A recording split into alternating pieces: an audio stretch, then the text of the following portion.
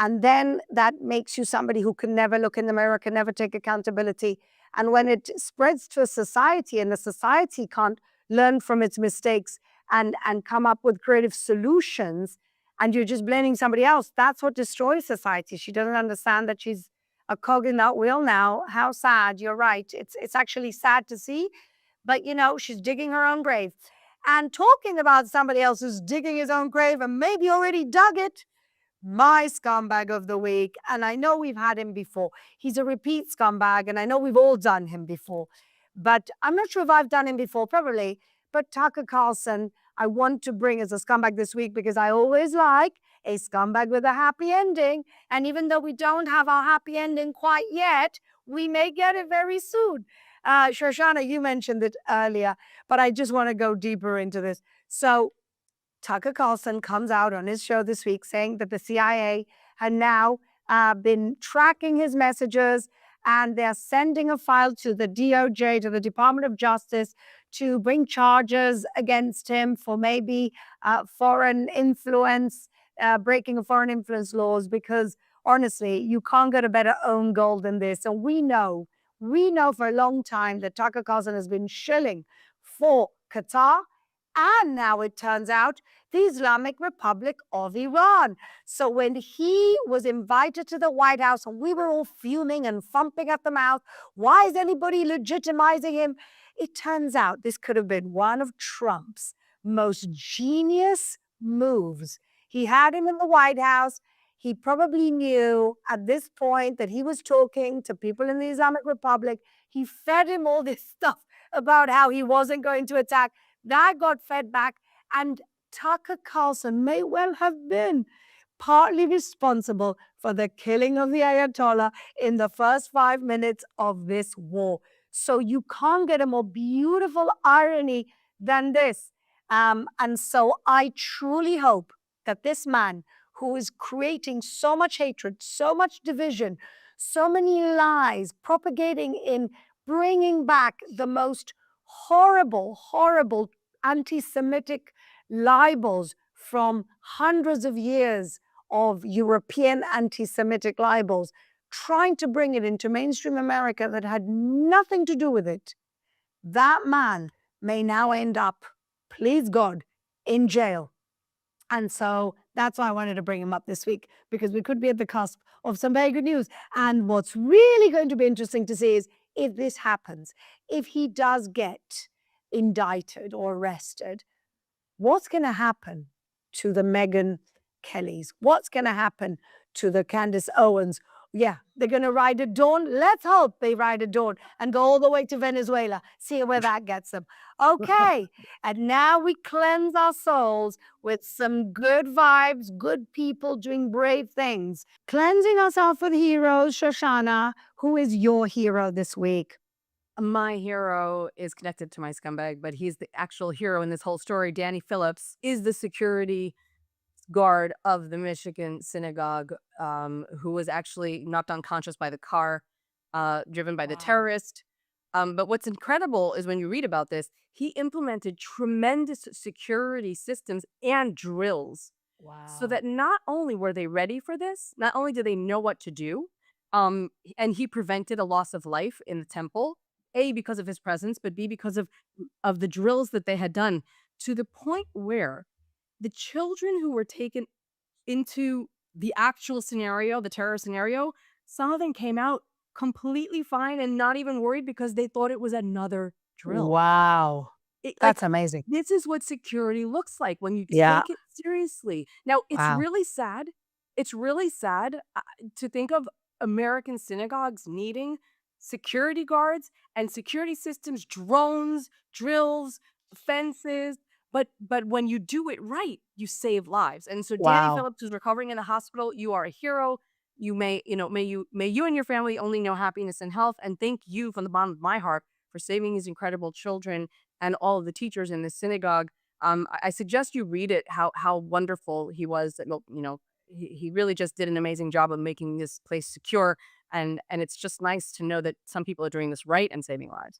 Wow, that's wonderful, Shoshana. Thank you. I hadn't read about him, so that's really wonderful. And you're right. It's sad we have to have these security protocols, but they do save lives. Thank you. Daniel, who's your hero this week?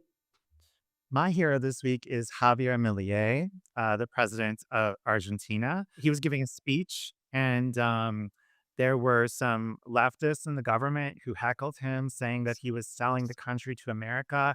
And he shot back and said, "Well, you sold us off to Venezuela and Iran, and they bombed us. And how dare you, you murderer and you thieves!" And everyone erupted in applause for him. No, claro, ustedes que se entregaban a Venezuela y que se entregaban a los terroristas de Irán que nos metieron 2 bombas. Dale. Donde la corrupta además firmó un memorándum y venía a explicarme qué pasó con Nisman. Dale. Manga de asesinos y chorros. And I just love him. He openly declares himself the most Zionist president in the world, and he really understands that our freedom and our free societies comes from the idea that we have inalienable rights that were given to us from God. And this is an ancient idea. This comes from the Persians. It comes from the Jews who, it comes from Christianity into the free world. And that is what capitalism is all about. So, to have a healthy, functioning, free society, you need to have freedom of religion. You need to have freedom of expression. A society is not going to flourish and function if people are obsessed with killing Jews and destroying the state of Israel and, these unhealthy, disgusting ideas that do nothing for anyone. And I spent Hanukkah in Argentina, Yeah. and there were menorahs everywhere, and the entire Mm, society is flourishing, and everyone is healthy and active and yeah, out in sports, and there's artisanal yeah, markets everywhere, and it is just spectacular. And so I love Argentina. I love yeah. Javier Milei. He's my hero of the week. Yeah, we love Javier Milei. He's such a supporter of Israel. But forget Israel for a second. The man has turned around his country from being on the verge of hyperinflation to being in positive numbers. He's turned around his country. His whole thing is he's an economist. Everything was corrupt, and he's just cleaned the place up. It's really amazing. I'm glad you got to spend some time in Argentina, Daniel, because to think that Argentina was the country where 2 Hezbollah attacks were basically allowed to take place, killing so many Jews. And now you have a president like that. I mean, honestly, you can't get a better turnaround. Emily, who's your hero this week? So, my heroes this week are the American soldiers who have died in Operation Epic Fury. There haven't been that many casualties thus far, thank God. But I do want to note them just because I know that for Israelis here, even Israelis that aren't dual citizens like me, it's something very, very, it's not obvious. It's very appreciated. We really do feel it.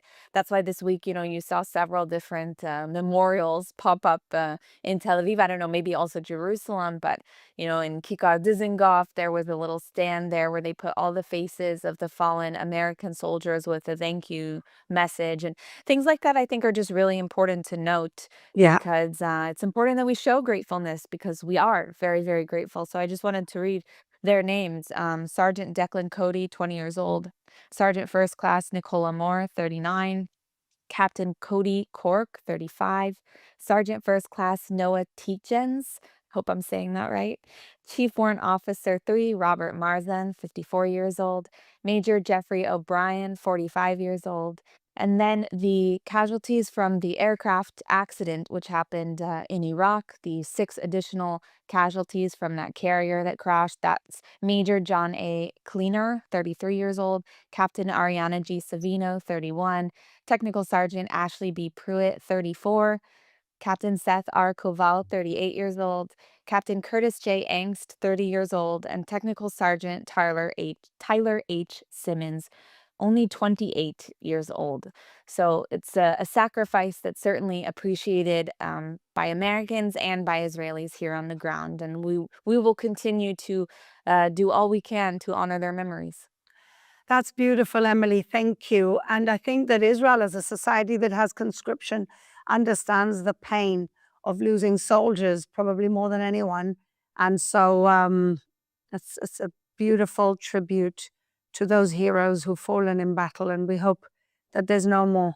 But this is the painful part of war. We know that all too well. Beautiful, beautiful. So I, in the last few weeks, have spent a lot of time criticizing major European leaders like Starmer and Macron and Pedro Sanchez. So today I actually want to pay homage and have as my hero the German Chancellor Friedrich Merz, because of all of those spineless European leaders and some evil ones, Merz has made himself very clear on which side of this conflict, on which side of history he stands on. Ich sage Ihnen eins, ich werde alles tun, was in meiner Macht steht, um Antisemitismus in dieser Bundesrepublik Deutschland da zu begegnen, wo er stattfindet. Und alles unternehmen, damit dieses Land hier ein Land bleibt, in dem Jüdinnen und Juden sich frei und offen bewegen können.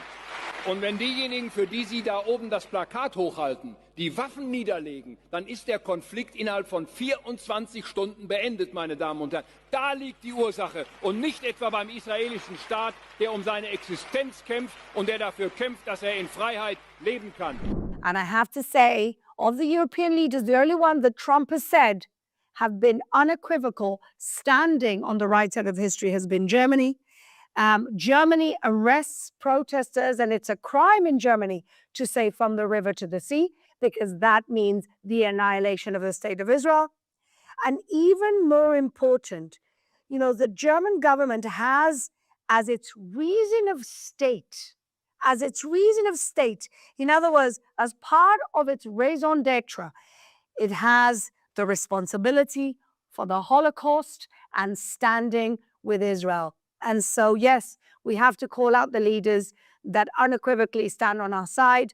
And this week, you know, he had a dodgy start with selling us arms a couple of years ago. But now Friedrich Merz has made himself very clear where he stands, and he stands with us on the right side of history. So my hero this week, German Chancellor Friedrich Merz. And on that note, we say goodbye for another week. And again, we pray, like we do every week, that peace is brought to our region, that the head of the snake, the very poisonous Islamic Republic, falls, that they don't cause any more deaths, that they see the writing on the wall and give themselves up. I know that that might be wishful thinking, but you just never know how things can happen. And so we will pray for that moment. We pray for the protection of our soldiers. We pray for the protection of American soldiers. And we hope to see you next week.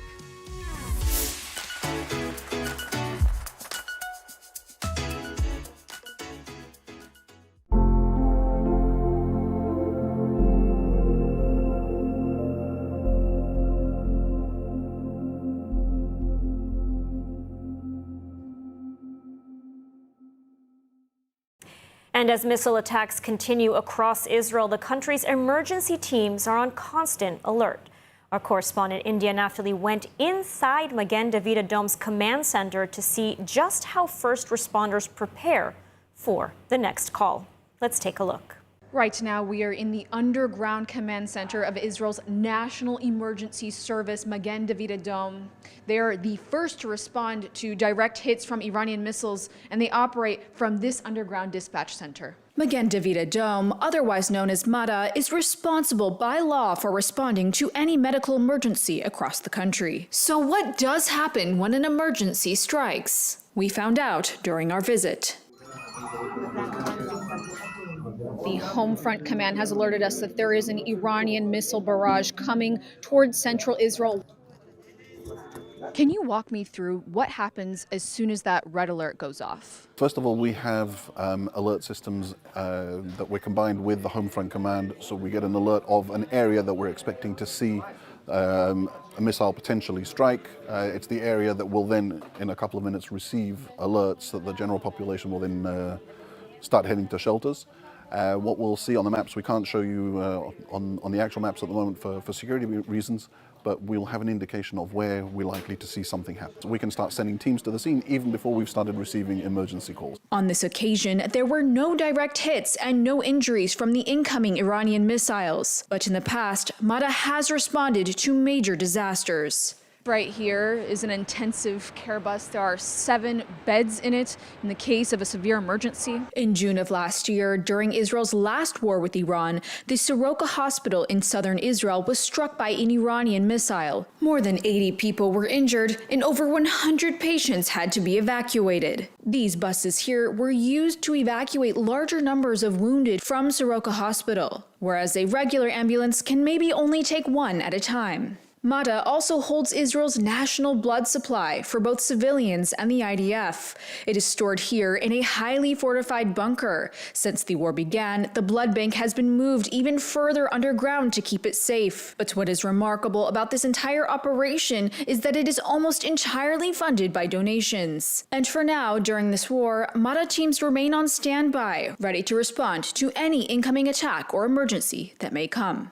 We've had all of our emergency vehicles have been manned since the first moments of Operation Roaring Lion. If on a regular shift we'll have between 300 and 400 ambulances on shift, what we've got at the moment is almost 2,000 ambulances out on the streets, ready to respond to whatever happens. And moving on now, with the home front guidelines changing to help maintain Israel's economy, a growing question remains. What does wartime do to Israel's economy, and how can we help? Joining us now is Dani Naveh, President and CEO of Israel Bonds. Under his leadership, Israel Bonds has raised more than $7.3 billion worldwide since October 7th, 2023, and 2025 marked the 3rd consecutive year in which global sales of Israel Bonds exceeded $2 billion.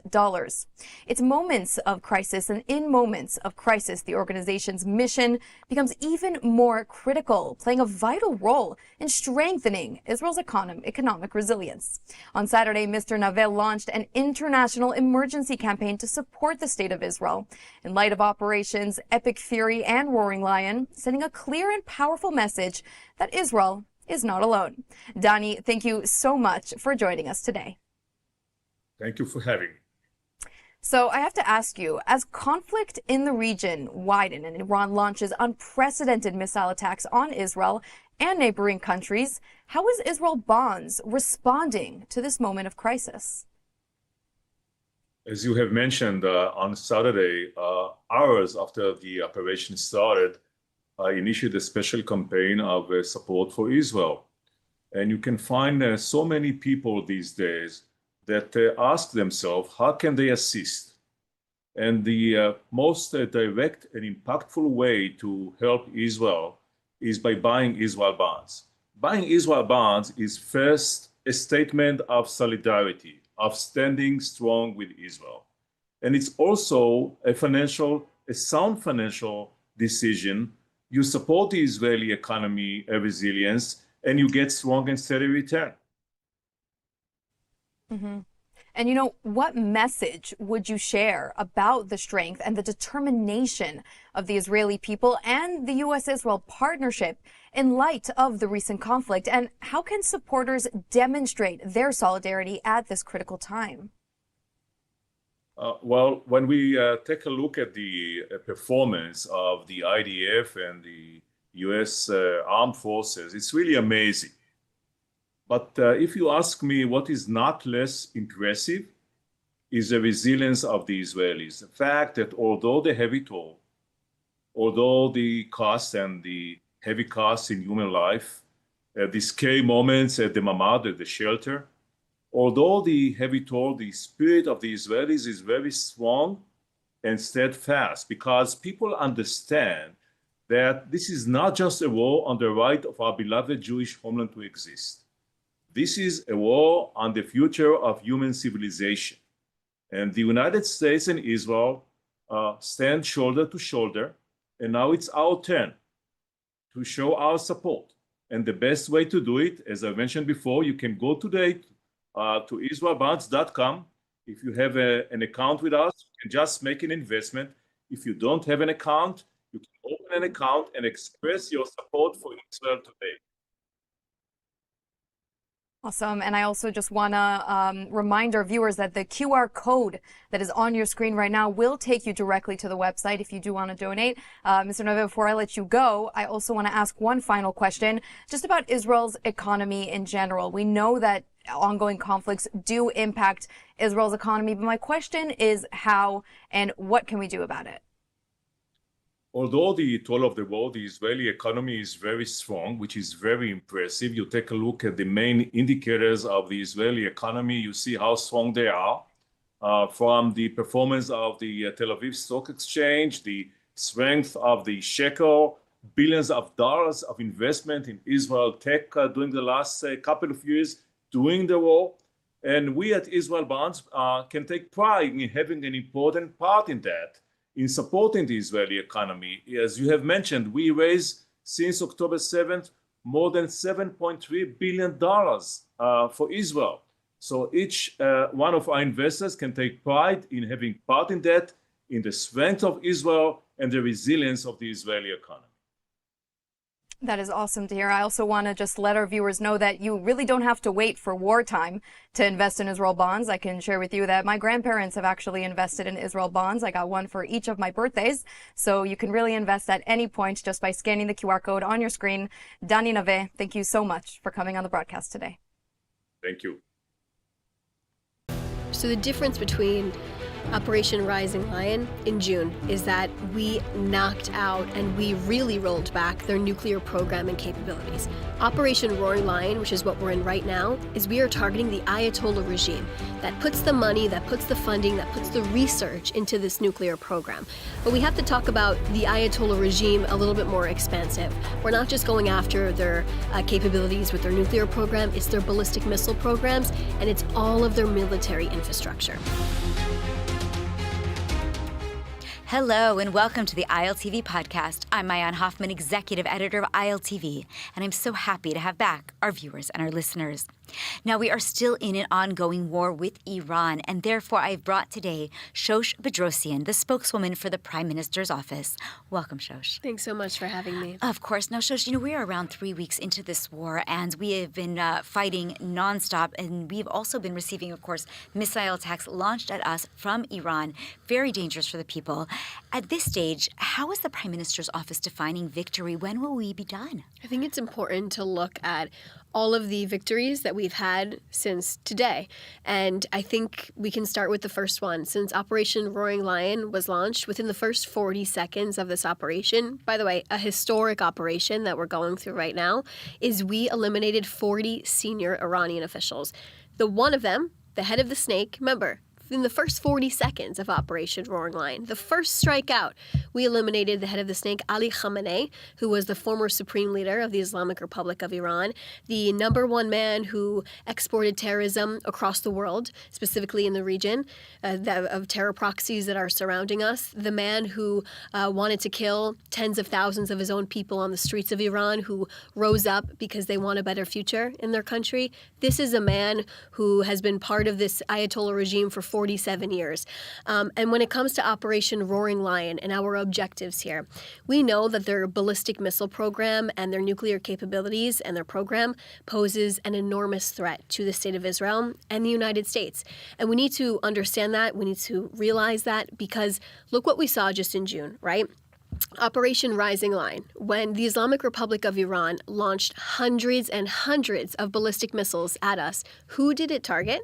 Civilians. Only civilians, right? Civilians is like their number one goal. They want to annihilate the state of Israel. And we saw that. I remember walking those sites all over central Israel. We know what they're capable of. We know what they say. They call death to America, death to Israel. They mean it. They build it. They say it. And they want it. And that's what they're working for.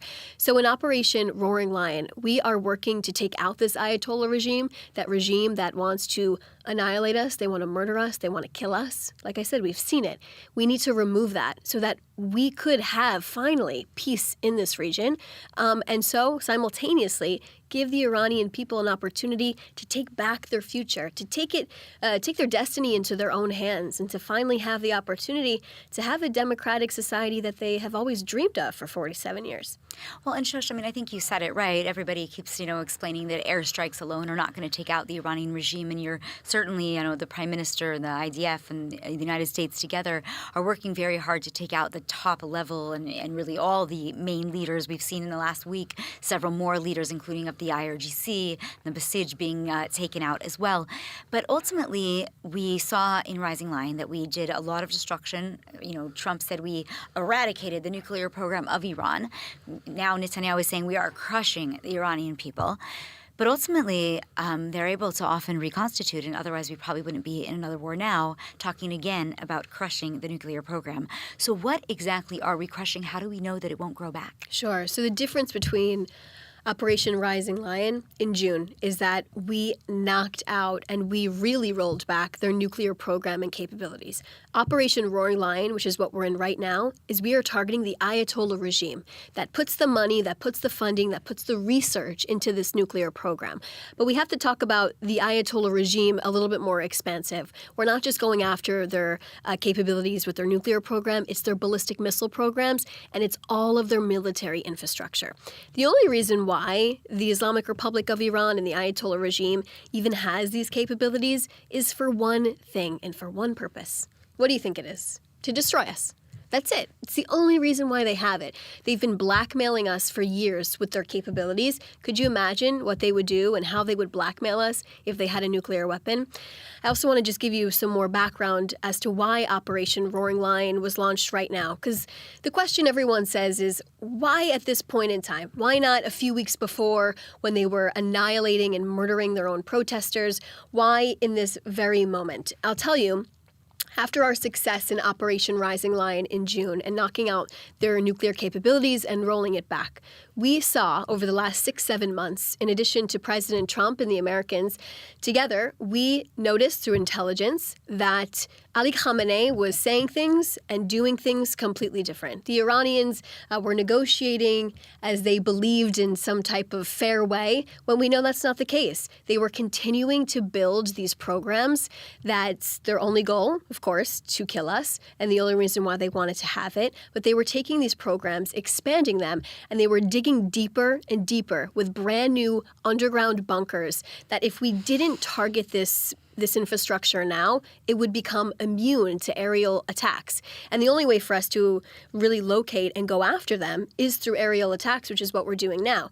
We needed to target this now because if we didn't, in 10 months, in 2 years, in 5 years, 10 years, what would happen? We would be dealing with an Ayatollah regime that had a nuclear weapon. We could not afford to allow that to happen. And I mentioned this before we even started talking. This is really an operation to protect the free world, to protect our values, our democratic values, and also just civilization, what we believe in. President Trump knows this. Prime Minister Netanyahu has said this. He has said this for decades, that we need to go after this regime that calls for this, that creates destruction. And these two forces together have made absolute history. I'll tell you, Operation Roaring Lion is so successful. It's actually more successful and quicker than what we ever thought. We are accomplishing more things than what we actually had intended earlier. And we're at an extremely good point. And like you said today, we have eliminated senior terrorists in the Ayatollah regime who have radiated terrorism throughout the world. Now, Shosh, when you think about it, though, we've killed senior terrorists many, many times. I look to Hezbollah in Lebanon, for example, where we took out the supreme leader of Hezbollah. We took out most of the leadership of the terrorist regime. And here we are in the midst of this war with Hezbollah launching more rockets than even I think they did in the beginning of the war with Gaza, when they joined the war with Gaza. And we're seeing the north, which had been evacuated back then, and the people were safer, even though they were not in their homes. They just returned a year ago. And here they are getting, rockets shot at them day in and day out, hour after hour. How is it possible that Hezbollah is able to operate the way it is if we did exactly what you described up there? I want to explain it this way. When you have an infection in your body And instead of getting the antibiotics, you decide to maybe do a Band-Aid fix. You decide to maybe just put a cream on it or maybe some type of other therapeutic way to deal with it. But if you don't take the antibiotics, you're never going to knock out this infection. Right. If we didn't take the head of the snake out, Ali Khamenei, we wouldn't have this opportunity of totally eradicating the Ayatollah regime. He is the head of the snake, and the Ayatollah regime, and now all of his, people that are following him and taking brand new leadership roles, they are all part of the problem. And we have to look at the terror proxies as just an arm of the body, right? We have the Ayatollah regime in Iran, that's the head, and one arm is absolutely, trying to swallow our northern border, which will never happen, of Hezbollah, sits in southern Lebanon, trying to attack our communities every day. The Islamic Republic's other arm is down in our southern area, which is Hamas. And then we have it all the way extended into Yemen, the Houthis, right? It's all one of the same. The Islamic Republic of Iran has created these terror organizations for one reason. There's no coincidence that these terror proxies just happen to surround the state of Israel all in one little area. It's for a reason. It's our destruction. They're committed to our destruction. So in your estimation, by taking out Khamenei, you're also taking out Hezbollah and Hamas, and that once this regime falls, you will no longer have these proxies operating effectively. I guess if you're brain dead, your arm doesn't function. That's a great way to look at it. We have to take out the Ayatollah regime to remove all of the other terrorism that surrounds us. The Ayatollah regime, not only do they financially support, they train, they prop up Hamas, Hezbollah, and the Houthis. They surround us. And I tell people there's no coincidence. You don't just happen to have terrorist organizations on your back doorstep up just because they formed there. No, they're formed there for a reason. And you spoke about Hezbollah. And Hezbollah, within the first few days of Operation Roaring Lion, they decided to join this campaign against us. You have to look at Hezbollah at it from a specific way. They are not defenders of Lebanon. They have nothing to do with the Lebanese people. They are working to defend the Islamic Republic of Iran. And that's what they chose to do here. And we need to get this terrorism away. We need to get it away from us. And we are attacking it. We are absolutely destroying it when it comes to Hezbollah and in Iran as well, in Tehran. So, Shosh, you serve as the spokeswoman, and it's been interesting watching the news in the last weeks. A lot of fake news that's been disseminating, a lot of disinformation, including involving the Prime Minister, where there was this video, that said that he had been killed. How seriously, when that video came out, did the government actually take it? And what does it tell you about the power of information or misinformation, the information war that is happening during the time of this physical war? Sure. There's been misinformation since October 7th took place. Online on a daily basis, we're seeing these social media activists and warriors who they call themselves that, absolutely just trying to dispute the facts of what our people went through on October 7th, what our women and female hostages endured, the sexual abuse, the torture, the starvation that our hostages had to endure for about 2 years. People are trying to fight that and fight the facts. We've seen that. I think we're used to it at this point, and we know how outrageous these claims are. Absolutely so bogus, so outrageous, they're actually offensive because we know what our people went through, and everyone will do what they can to try to discredit the Jewish people, and they have for years. But we know the truth. We are so strong. We have an army that protects us. We have people that protect us. We have leaders like the Prime Minister who stands up and makes extremely bold decisions and moves to protect our world that we have built here in the state of Israel. The incredible technological advancements and the beauty of our country. We stand up to that. In terms of misinformation, it happens. It happens all the time. I think at the end of the day, it's just pretty much, like I said, bogus. The Prime Minister is alive. There's also misinformation that there's some type of rift between Prime Minister Netanyahu and President Trump.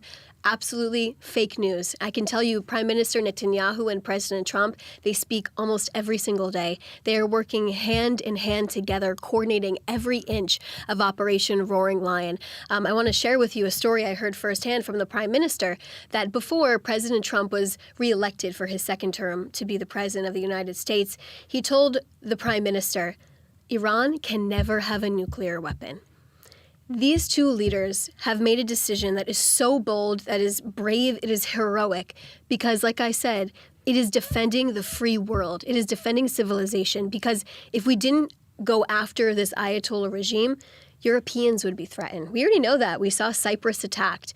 Other Arab countries are also being attacked. We have to go after this because they want to kill us. They want to kill you and me, Americans. They target bases in the Middle East and beyond. And exporting their terrorism has massacred our people, in addition to Americans too.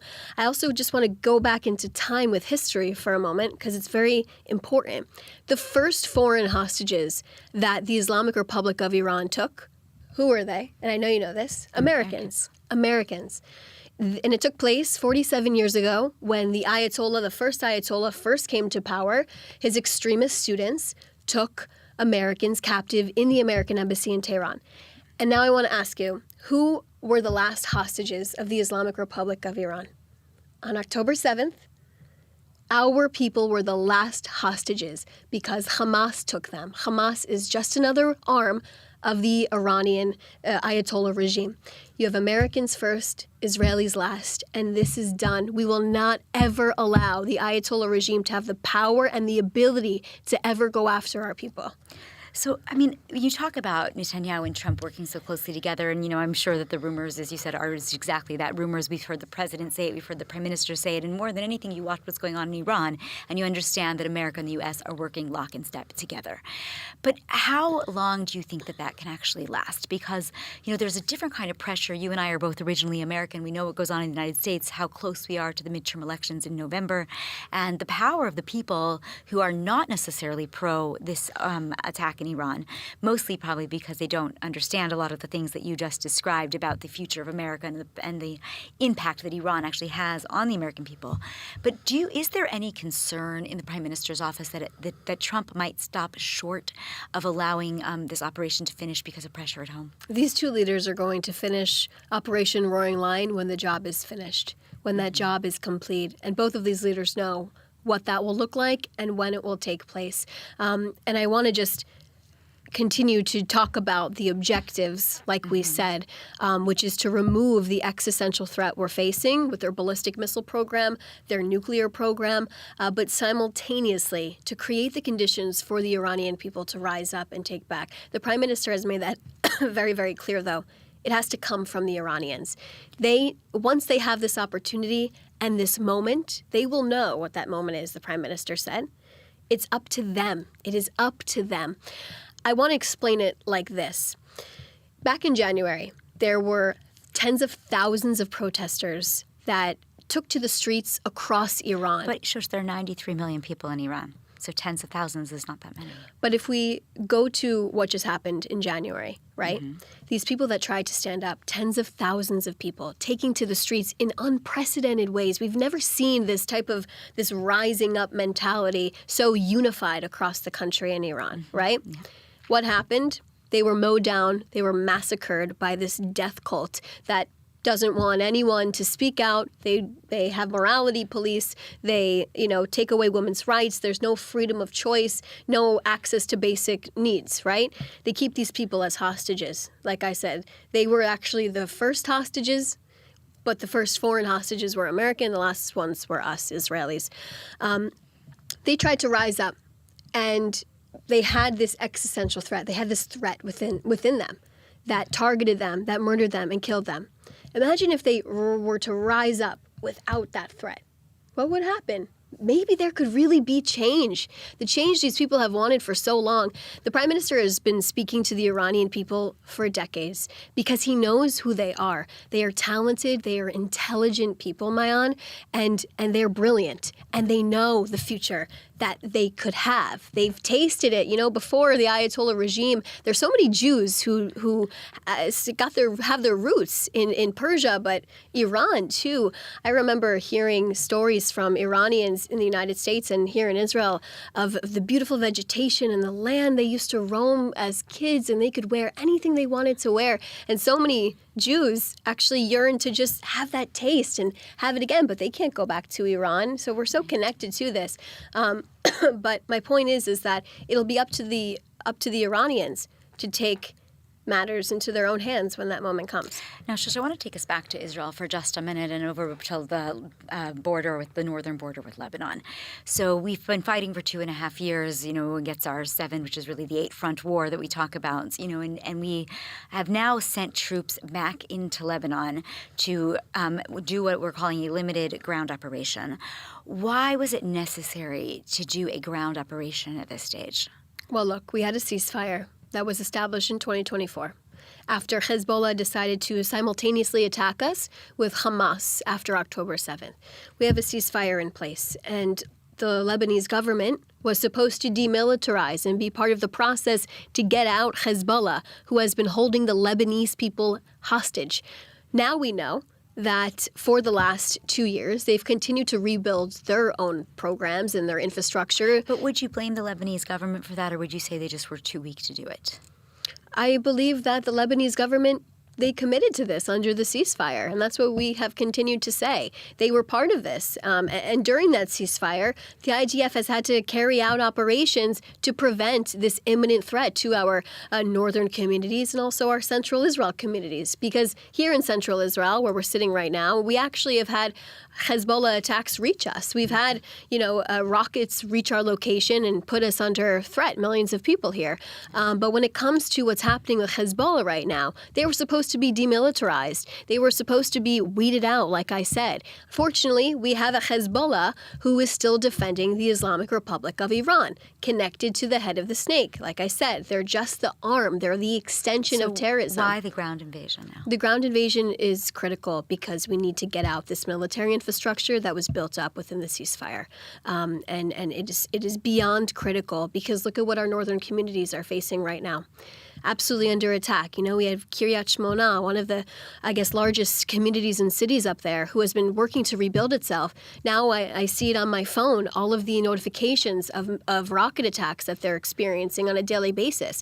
These are communities that we've been working to rebuild, have people come back and be in those communities all over again, those beautiful communities, those gorgeous farmland kibbutzim that are on our northern border, even near the Hermon Mountains, in Ramat Golan in the Golan Heights. And we need to get this terrorism out. And the IDF is doing that. We're targeting very specific headquarters, military infrastructures, rocket launchers that, of course, are what's putting us under direct threat on a daily basis here in the state of Israel. But it is critical. We have to get Hezbollah off of our northern border so it does not pose a threat to us. We can't have terrorism sitting on our doorstep. How long do you, the Prime Minister's office, project that this war in Lebanon is going to take? Will it be even longer than the Iran war? Well, like you said, it's a limited ground operation right now that needs to take place in order to take out this infrastructure that's critical to Hezbollah.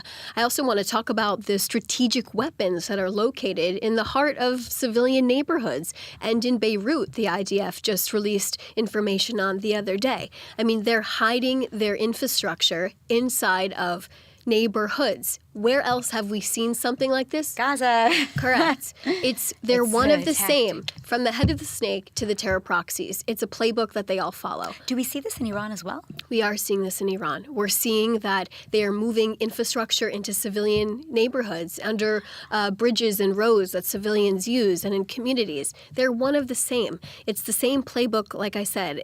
We have to root it out, and we are absolutely destroying this regime who is conducting all these operations against us and trying to attack us. We are crushing them. Now, when you talk about Iran and the nuclear weapons program, I think it was Steve Witkoff who said that they came to the first meeting touting the fact that they had enough enriched uranium to create 11 nuclear bombs in a very short period of time. Have we been able to verify that? And do we know where that where that uranium is right now, so that we're sure that if the government, the regime, feels pushed so far against the wall that that nuclear weapon won't just come out and attack us? Well, I'm not going to provide specific details on things like that. But what I can say is that the Iranian regime was saying things in negotiations that we also knew was the opposite was taking place in real life. Like I said, they were building underground bunkers that were even deeper, brand new sites to expand their ballistic missile and nuclear program. way beyond than what we But what might not have been about able to manage. enriched uranium? Because that was a big key. I remember in Rising Lion in June, the concern at the end of that with all the damage that the B-2 bombers did from the United States and destroying certain, nuclear infrastructures, the ones that they're apparently rebuilding even deeper underground, was that there was some lost uranium, and this was like maybe the same uranium that they were talking about that they still had access to and still had the ability to create a nuclear weapon. Have we found it, and do we know that we're getting rid of it? Because if they have enriched uranium to make nuclear weapons, will it matter if we destroy the rest of the infrastructure? Without an Ayatollah regime, would there even be an interest in potentially building a nuclear weapon? Remember, the reason why they're building these weapons is to hold it against us. The way that they're actually blackmailing the rest of the world economically, holding everyone hostage because of what they're doing with the Strait of Hormuz. Could you imagine if they had a nuclear weapon and were blackmailing us with that? They're willing to put the economy in a really serious state right now, which we know is temporary. But imagine what they could do if they actually could create something. So in terms of specifics with the enriched uranium, Steve Witkoff pretty much outlines that, what they were saying in negotiations. But what I can share with you is that we know they were saying things and doing completely different things.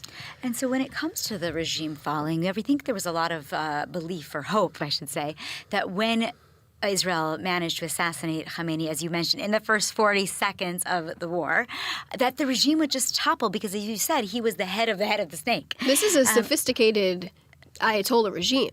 They've been creating themselves for 47 years. Right. You don't just take something out in one day. 100%. But how... You're saying it has to come from the people. You're saying where Israel and the United States are setting the playing field to ensure that this happens. But a lot of analysts are saying that it won't happen even when we pull out and we've weakened the regime, that it's not going to topple, that there's too many layers there, and that it will take much more time. What is your belief in that? Like, do you feel that the regime is going, because as you said, we can't make it fall. The people have to make it fall.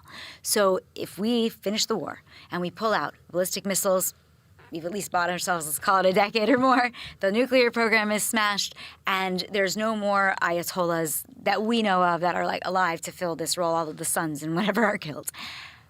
Are we guaranteed that the regime's going to topple? What's to tell you that for sure that's going to happen? Well, you mentioned layers.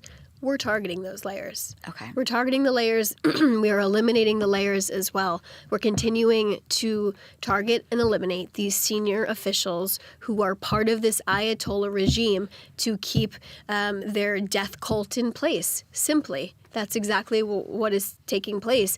And we are crushing and we are battering. Not only are we going after the Ayatollah regime, the figures and the terrorists within that society, we're also targeting their infrastructure, their military infrastructure, absolutely obliterating it. One of the Prime Minister's advisors actually said in an interview just this past week, he said that we are obliterating their infrastructure so hard, we're rolling it back to the Stone Age. We have to do this because it's not just the people, it's what they've built. I'll go back to what I said at the beginning. They say death to America, death to Israel. They've built that. They are that. This regime is that. And we have seen that. And they're working to execute that. We are working to absolutely X all of that out. We're destroying and battering them. I also want to say, I think it's very important, and the Prime Minister has said this over and over again, this is not an operation against the Iranian people. This is an operation against the Ayatollah regime. Because we want the Iranian people to know this could be an opportunity to liberate you. This could be your moment, and we are creating the conditions so you do have the opportunity to take the driver wheel and do what you want with it. But it is up to them, and it will be up to them, and that moment is yet to come. So let's talk about the day after. The war is over, the people rise up, the regime falls. What is the vision for the region, for the Middle East? Can you imagine if we had relations with Iran the way that we used to have in the state of Israel, even with trade and the goods and the rich society Iran used to be? They were poets, architects, builders. These were, and they still are, extremely intelligent, brave people. They're very, very talented. And we had relations with them before. We need to build that bridge back up because our societies are very similar. Two ancient civilizations, right? Persia and Judea, which is where we are right now. And our stories, right? Our last holiday for the Jewish people, Purim, takes place in Persia. What are the odds that that is how our story is built and designed, right? And ultimately, the story of Purim, such a story of the people rising up and being able to take back their country. Absolutely. So, Sosh, before we finish, you talk about Iran, but it also impacts the whole region. I think you mentioned how Iran is targeting many of our neighbors. Assuming, again, that this all goes well, we have relations with Iran, trade. What happens to Saudi Arabia, Qatar, and the others who have no longer joined the peace accords? Do they also come back in some kumbaya moment? Well, look, we have seen about 12 different Gulf states, Arab countries being attacked by Iran. The prime minister has actually said we're seeing a lot of these countries turning to us, wanting to cooperate with us because they see the threat that they are facing. Let's talk about how their civilian population is also being targeted. We've seen hotels on fire after direct missile hits from Iran. We've seen drones hit airports in Dubai. We've seen this. Look at what they're capable of, harming their neighbors that are so close to them. This could change the region. The prime minister said that Operation Roaring Lion could usher in an era of peace we have never, ever seen before. And with the help from President Trump, who has recognized this from day one since taking office, seeing Prime Minister Netanyahu's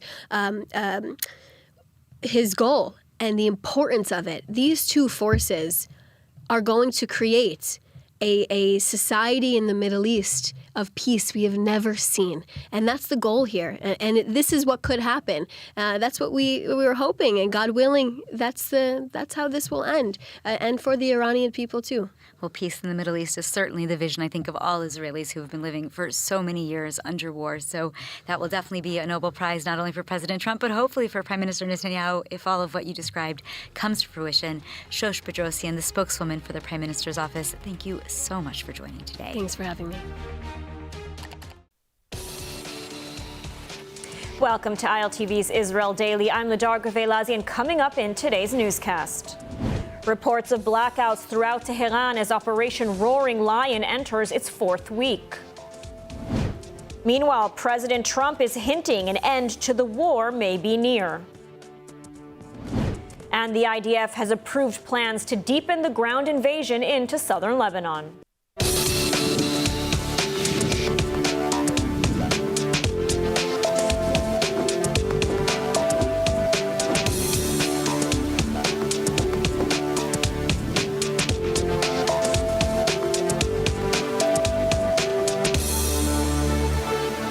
A dramatic shift tonight in the Iran war. After days of escalating threats, the United States and Iran may now be moving towards talks.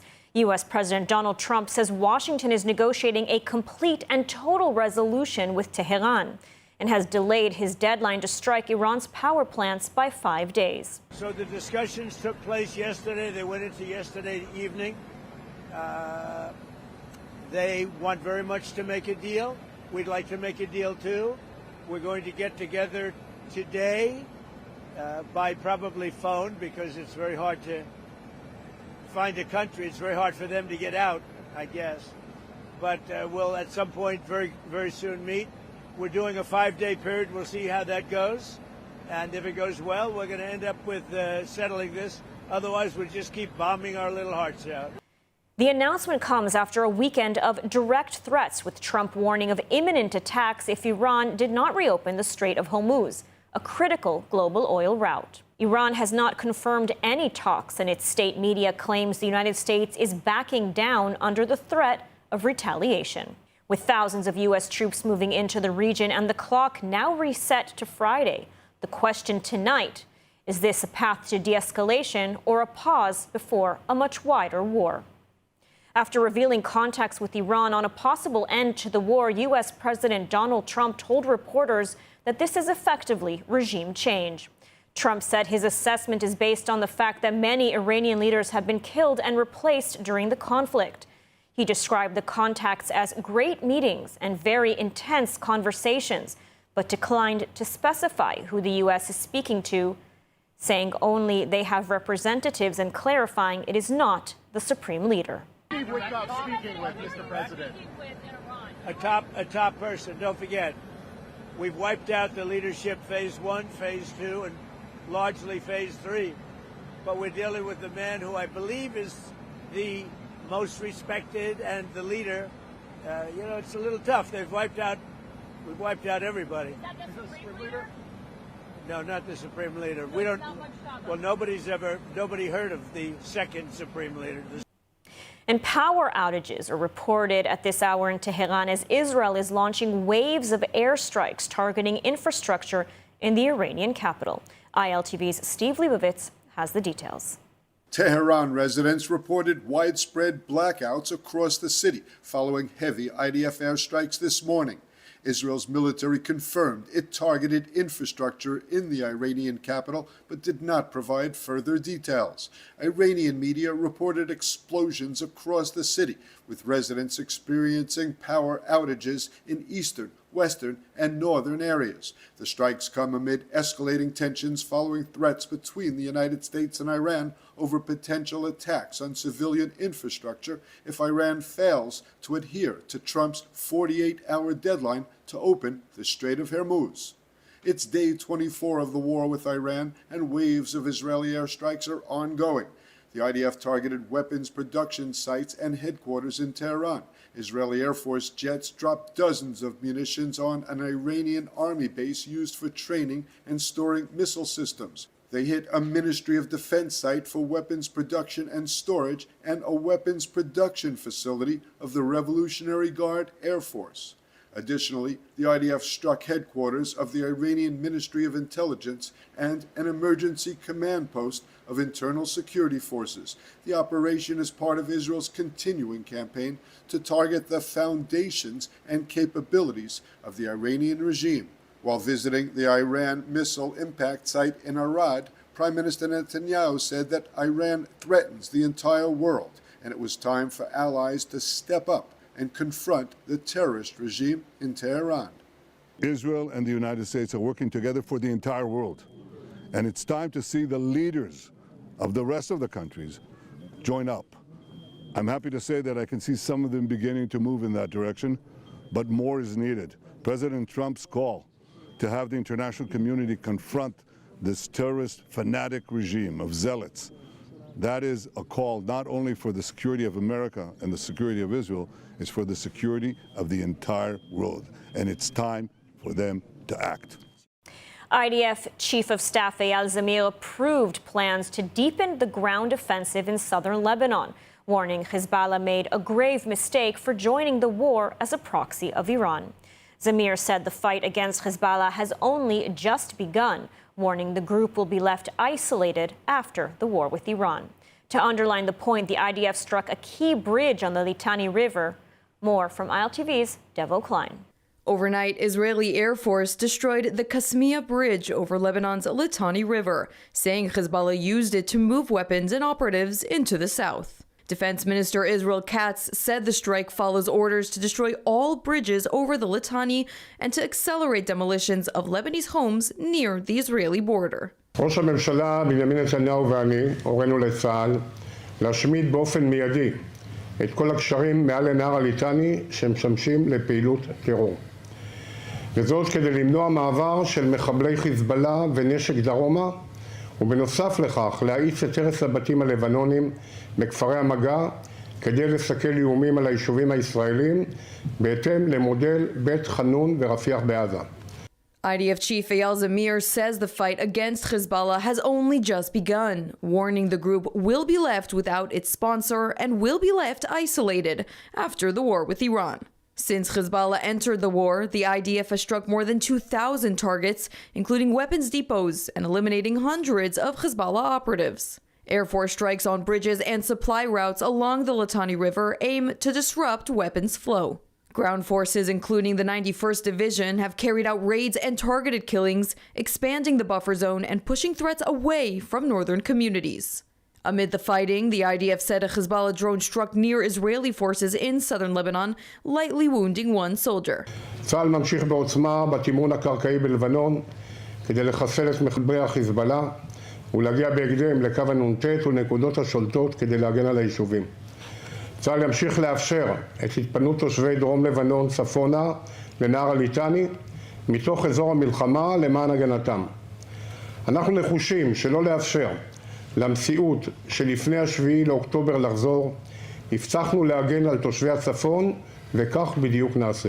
The IDF chief warns that the campaign will be prolonged and says Israel is ready to continue both offensive and defensive operations until long-term security is ensured. Lebanon's Prime Minister Nawaf Salam says his government will continue efforts to disarm Hezbollah, criticizing the group's rocket attacks on Israel for heavy damage and mass displacement in Lebanon. He condemned Israel's strikes on southern Lebanon bridges as a, quote, disaster, but stressed the war with Israel was imposed by Hezbollah. Salam noted Lebanon is enforcing a ban on Iran's Revolutionary Guard, who are using forged passports to remain in the country. And joining us now with more on the latest in the war against the Islamic Republic of Iran is Dr. Walid Fares, former foreign policy advisor to President Donald Trump. Thank you so much for joining us. Thank you for having me. So, first of all, we're hearing President Trump, hinting at negotiations, at a potential end to this war. What is your assessment of this latest announcement? Obviously, we need to hear more from the president, which I'm sure he will announce and clarify to the American public and to the international public opinion as well.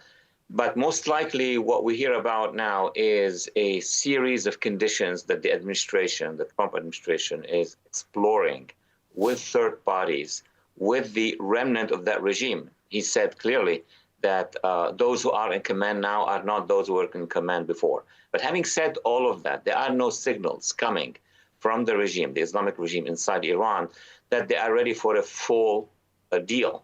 What they could be ready for is a ceasefire or a free passage at the Strait of Hormuz. We don't have those information that tell us that they have accepted to, and that's the main condition by President Trump, to surrender, to do the Venezuela model. Mm-hmm. And what is the status of the regime today? I mean, who is calling the shots over there? We heard President Trump say that they're speaking to someone inside Iran, but it's not the supreme leader. So who's calling the shots? Well, even the supreme leader is in the hands. If he's alive, if he's not an AI, if he's wounded, he's not appearing, we leave that matter to the intelligence community.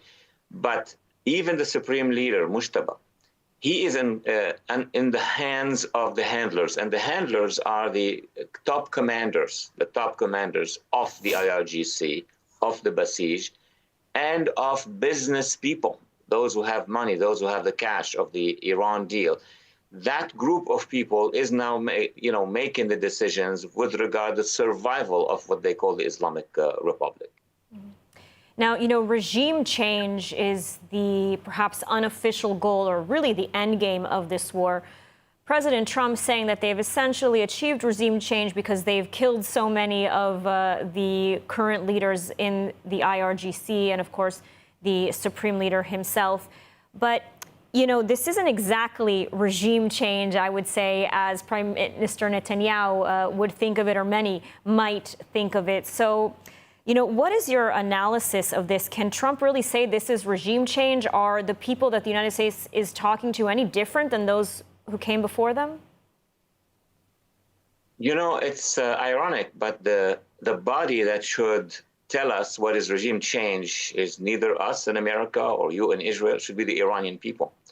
And the real regime change will happen when this regime, in any shape or form, will actually allow a transfer of power. I mean, if the president has a deal with this regime, I have no doubt that that solution, as it happened in many other countries around the world, when a regime cannot progress anymore, is a peaceful transfer, meaning the survivors of that regime should, in principle, I hope they're not lying, but should, in principle, inform President Trump of the way they're going to transfer that power to the opposition or to the minorities or to the civil society. That's the only regime change that we can see. And then after that, there's certainly going to be referendums, certainly going to be elections, and the real regime change will happen then. But I am not sure that we are even engaged in that process because we have no real answers from those who are in power in Tehran. And I do want to ask you what you're hearing from inside of Iran. I mean, we know that many Iranians initially very much supported this war. They were calling for Israel and for the United States to help them. What is the latest on that? I mean, are Iranians still supporting this war now that we're 4 weeks in? They are desperately supporting the war. They want a greater pressure, not just by the U.S. and Israel, but by the international community. They can see it happening. It's in front of their eyes. 3 layers of commanders and leaders and oppressors, one would say, are gone.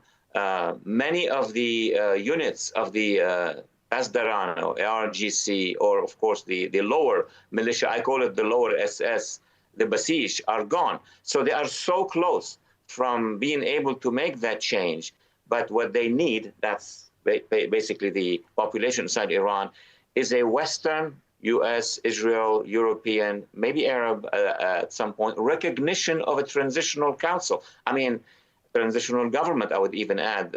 In many places, there was a transitional cabinet that moved the situation into a new reality. I give the historic example of, General de Gaulle, when he was supported by Great Britain and the United States during World War II, he was recognized before the liberation of France. So now many are asking us the question, will there be a recognition of an interim government that would help the U.S. and help Israel and help some Arab countries to really make the change inside Iran? And do you foresee any scenario that President Trump might declare an end to this war with the current regime, whoever may be leading it at the moment, still intact? I personally, as someone who studied not just the Middle East, but the situation with Iran, would not recommend a deal, any form or shape with this regime, short of the regime itself saying, I'm stopping, I'm changing, just guarantee my people. Anything short of that is not going to work, because we know in America we have 4 years for a presidency. Israel has also a limited number. In Iran, the regime, the Islamic regime, has no limitations. So if something happened, the majority changes in, let's say, the fall with the with the elections, or the midterm elections, or even till the end of the Trump administration, and another administration like the Obama administration will go and sign another deal, that's not a guarantee. So I am assuming that the president and his advisors are going to declare that they had a commitment by the regime to transfer, or they do not have, and then maybe the campaign will resume. We will see. It's a question of a few days. Absolutely. So these are very, very dramatic days, dramatic hours as negotiations continue between the United States and the Islamic regime. Dr. Walid Fares, thank you so much for joining us today. Thank you very much. And on the northern front, a dramatic strike in northern Israel today, with 2 direct hits reported in Kiryat Shmona. One of the impacts hit a bus, and a man in his 50s was moderately to seriously injured by shrapnel to his head when the rocket struck. The second hit landed on a street between 2 homes. Authorities are still working to gather updates from the area. We now turn to ILTV's Mayan Hoffman, who can tell us more about the rest of the country, which was much quieter throughout the morning and overnight. Thank you, Lidar. After a relatively quiet night across much of the country, sirens still sounded in several areas. The incoming fire was limited, but the threat remains. Let's take a look at where things stand. A relatively quiet day and night across Israel, but not without incident. Sirens sounded across central and southern Israel and in Jerusalem after Iranian missiles were launched. The missiles were intercepted, but debris fell in Bnei Brak, Petach Tikva, and Moshav Gat Rimon overnight, causing some damage, and in some areas in southern Israel mid-morning. No injuries were reported. Sirens were also triggered multiple times in northern Israel following additional launches, with 1 missile landing in Lebanese territory. The IDF says the threat is ongoing. Spokesperson Effie Defrin confirmed that missile fire from Iran and its proxies in Lebanon continues, even as Israel deepens its strikes. He acknowledged that the interceptor systems are not perfect, noting incidents in areas like Tel Aviv and Beit Shemesh in the first days of the war, and most recently in Dimona and Arad. Still, more than 95% of incoming missiles have been intercepted, and each failure is being investigated. This scrutiny follows a deadly deadly incident reported yesterday. The IDF confirmed that Ofer Moskowitz was killed near Misgav Am by Israeli artillery fire that missed its target. An initial investigation found shells were fired at the wrong angle and not according to procedure, striking near the community instead of enemy positions. Senior commanders described the incident as severe, citing multiple operational errors. A deeper investigation is underway. Meanwhile, the healthcare system continues to manage the toll. Since the start of the operation, more than 4,700 people have been evacuated to hospitals. As of this morning, 123 remained hospitalized, including 15 in serious condition. In the past 24 hours, 153 people were treated, most with light injuries, along with several cases of anxiety. Well, Lidar, officials are urging anyone in need of support to contact resilience centers as the situation continues. Back to you. Thank you to Mayan for the report. And as the war continues across Israel, thousands of children and adults with disabilities face a hidden crisis. 2-year-old Noah has cerebral palsy. She cannot walk and depends on constant care. When sirens sound, her parents carry her, her baby brother, and older sister down 3 flights to safety. Since the war started, therapy and daily support have disappeared. Hard-won skills are now slipping away. Adults with disabilities are isolated, families overwhelmed. For 35 years, Chimes Israel has provided care and protection. And today, even under missile fire, teams are going home to home, bringing therapy, food, and shelter to those in need. When the most vulnerable cannot protect themselves, we are called to protect them. Please help these invisible victims of war. You can scan the QR code to help today. And moving on, new security incidents are reported in Gaza. Amid the fragile U.S.-brokered ceasefire, the IDF continues to confront Hamas terror cells, as well as the terror group's efforts to assert authority in Gaza. The IDF says it killed a terror operative who was planning attacks on Israel. The military says the operative posed a real and immediate threat to Israeli citizens and was advancing terror plans within Israel. Measures were taken to minimize civilian harm during the precision airstrike. Palestinian media reports that 3 Hamas police officers were killed and 10 wounded in an Israeli airstrike on a Hamas police vehicle in central Gaza. No immediate comment has been made by the IDF on the incident. And Regavim has been sounding the alarm for 2 decades, warning about the strategic and security threats posed by illegal Arab construction and other forms of annexation posing as innocent civilian activity.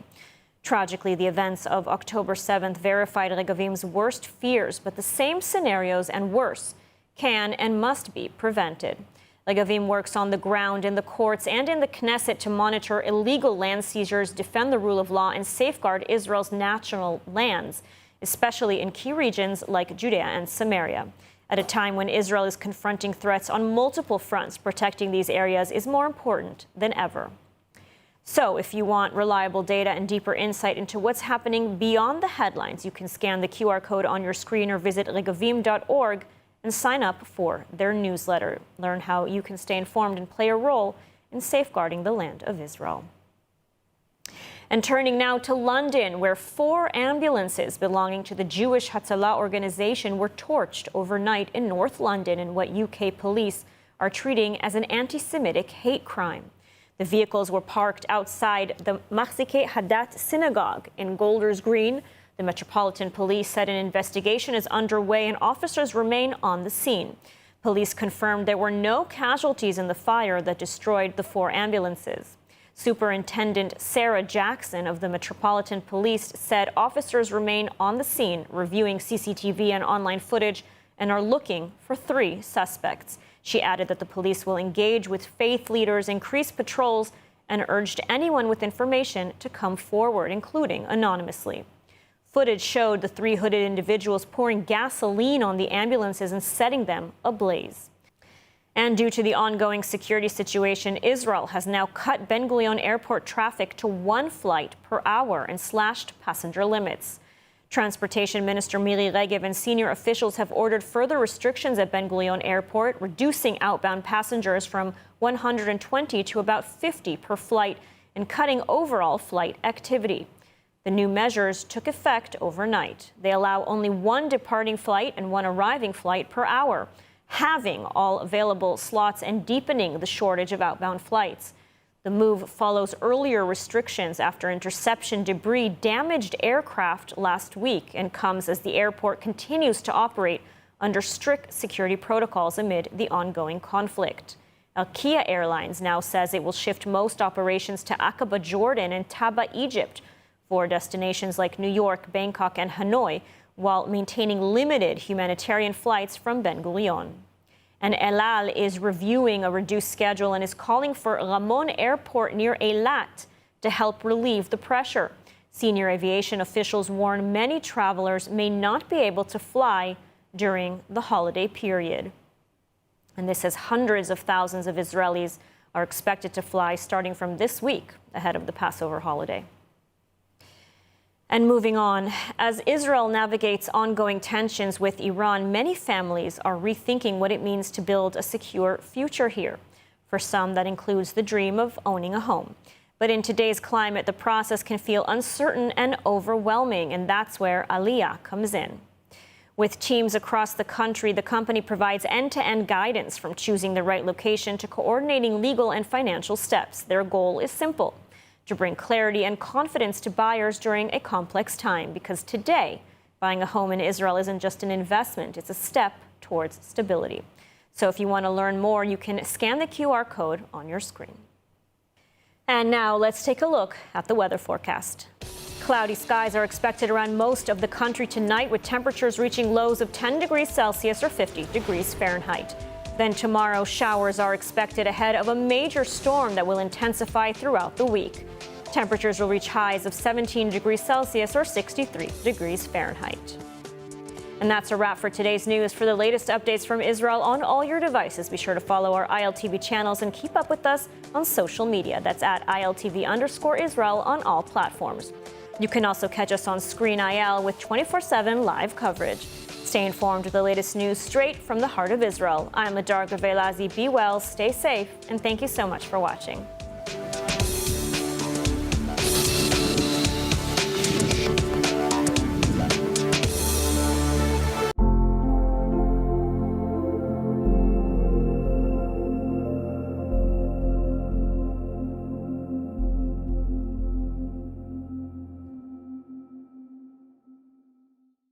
Well, as the conflict against the Islamic Republic continues, Israel and the United States remain united on the front lines in this fight for freedom.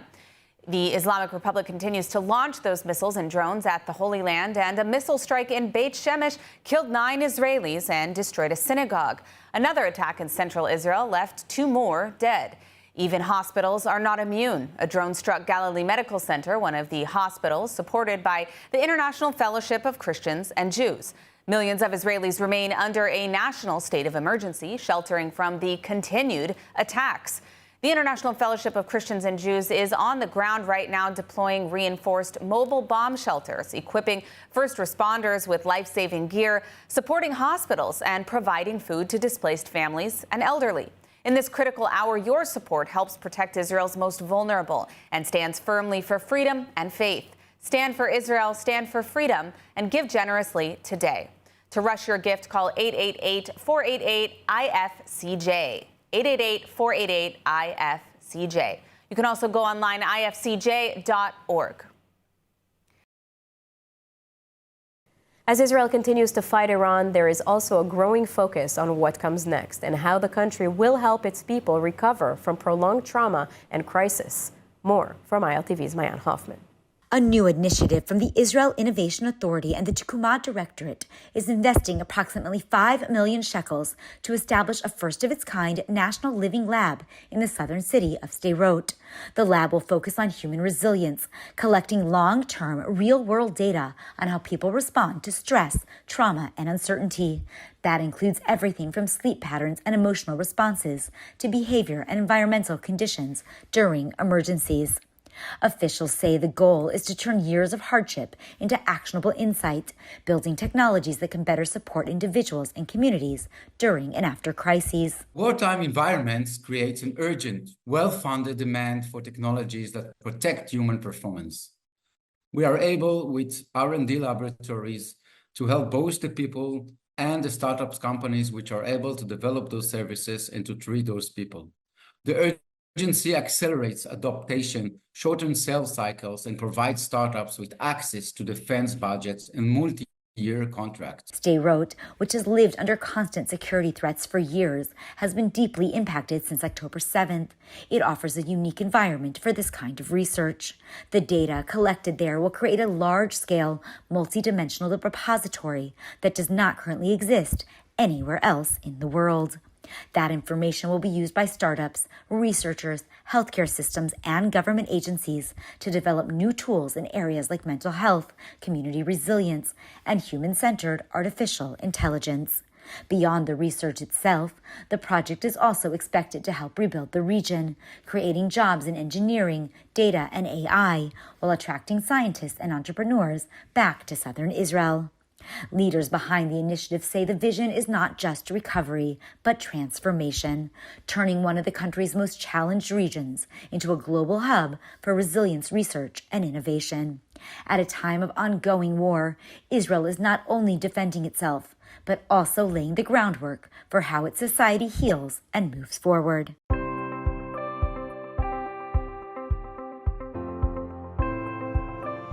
The story of the Jewish people has never been about standing still. It's a story of moving forward, of taking responsibility, of protecting what matters, no matter the challenge. That story is still being written today, not with swords, but with stewardship of the land, with the rule of law, and with the determination to secure Israel's future. And on the front lines of that mission stands Regavim. Regavim is a public movement dedicated to defending Israel's national lands and natural resources in the field, in the courts, and in the public square. Through research, on-the-ground action, and legal advocacy, Regavim works to uphold the rule of law and to ensure that Israel can grow, thrive, and remain rooted in its homeland.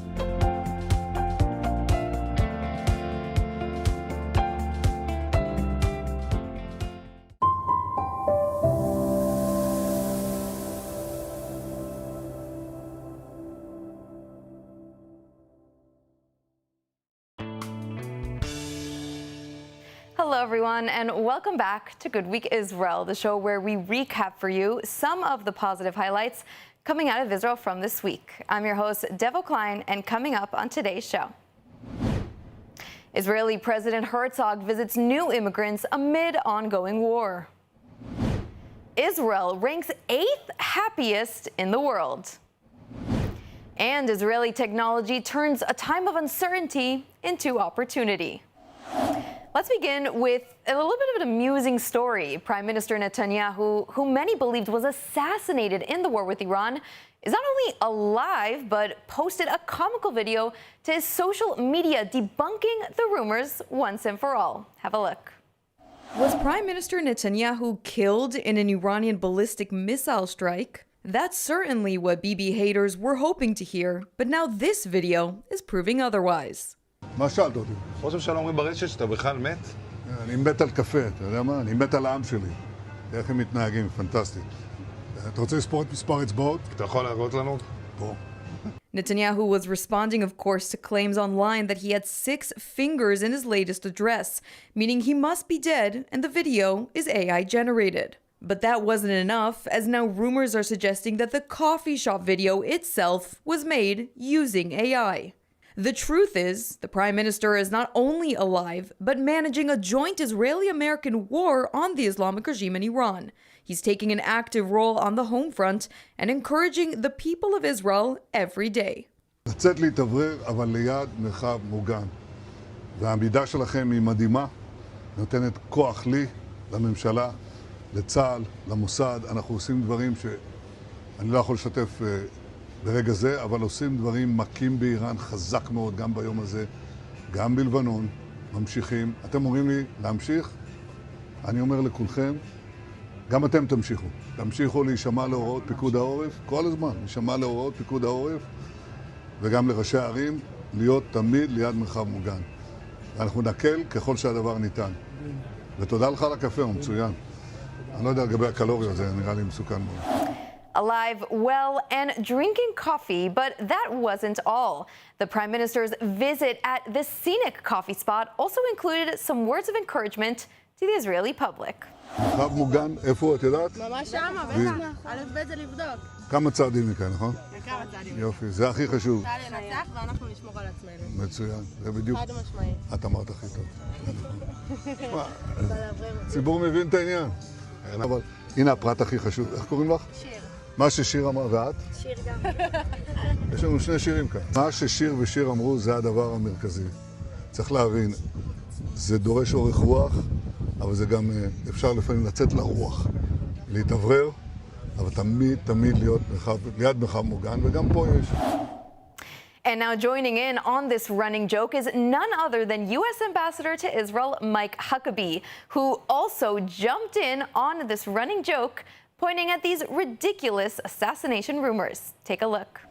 Prime Minister Benjamin Netanyahu is continuing to mock social media conspiracy theories about his death and did so in a video with U.S. Ambassador Mike Huckabee. Huckabee joked that U.S. President Donald Trump sent him to check on Netanyahu. The Prime Minister responded, "Yes, Mike, I'm alive," and referenced the recent killings of Iranian leaders Ali Larijani and Gholam Reza Soleimani. Mr. Prime Minister, I wanted you to know the President asked me to come and make sure you were okay. Yes, Mike. Yes, I'm alive. I checked that, and I'm happy to see that. But he wanted to make sure because, you know, you guys get along too well. I know, and we shake hands with 5 fingers in each hand, you know. But I have to tell you, I'm alive, but I have this card. Oh. And, yeah, don't read it. So it's a punch card. Mm-hmm. Today I erased 2 names on the punch cards. And you see how many more to go on this batch. You know what the good news is? My name is not on the punch card. Your name is on the list of the good guys.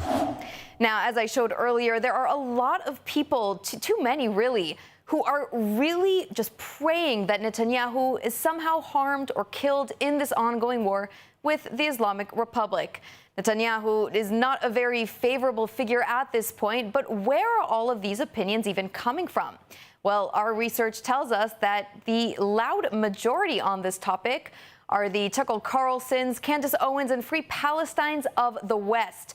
But we're here to set the record straight and show you the other perspective, that of the Iranian people who themselves were the victims of this brutal regime for decades. To them, Prime Minister Netanyahu is a leader and an ally who is helping in the liberation of their people. Have a listen to this interview with an Iranian dissident.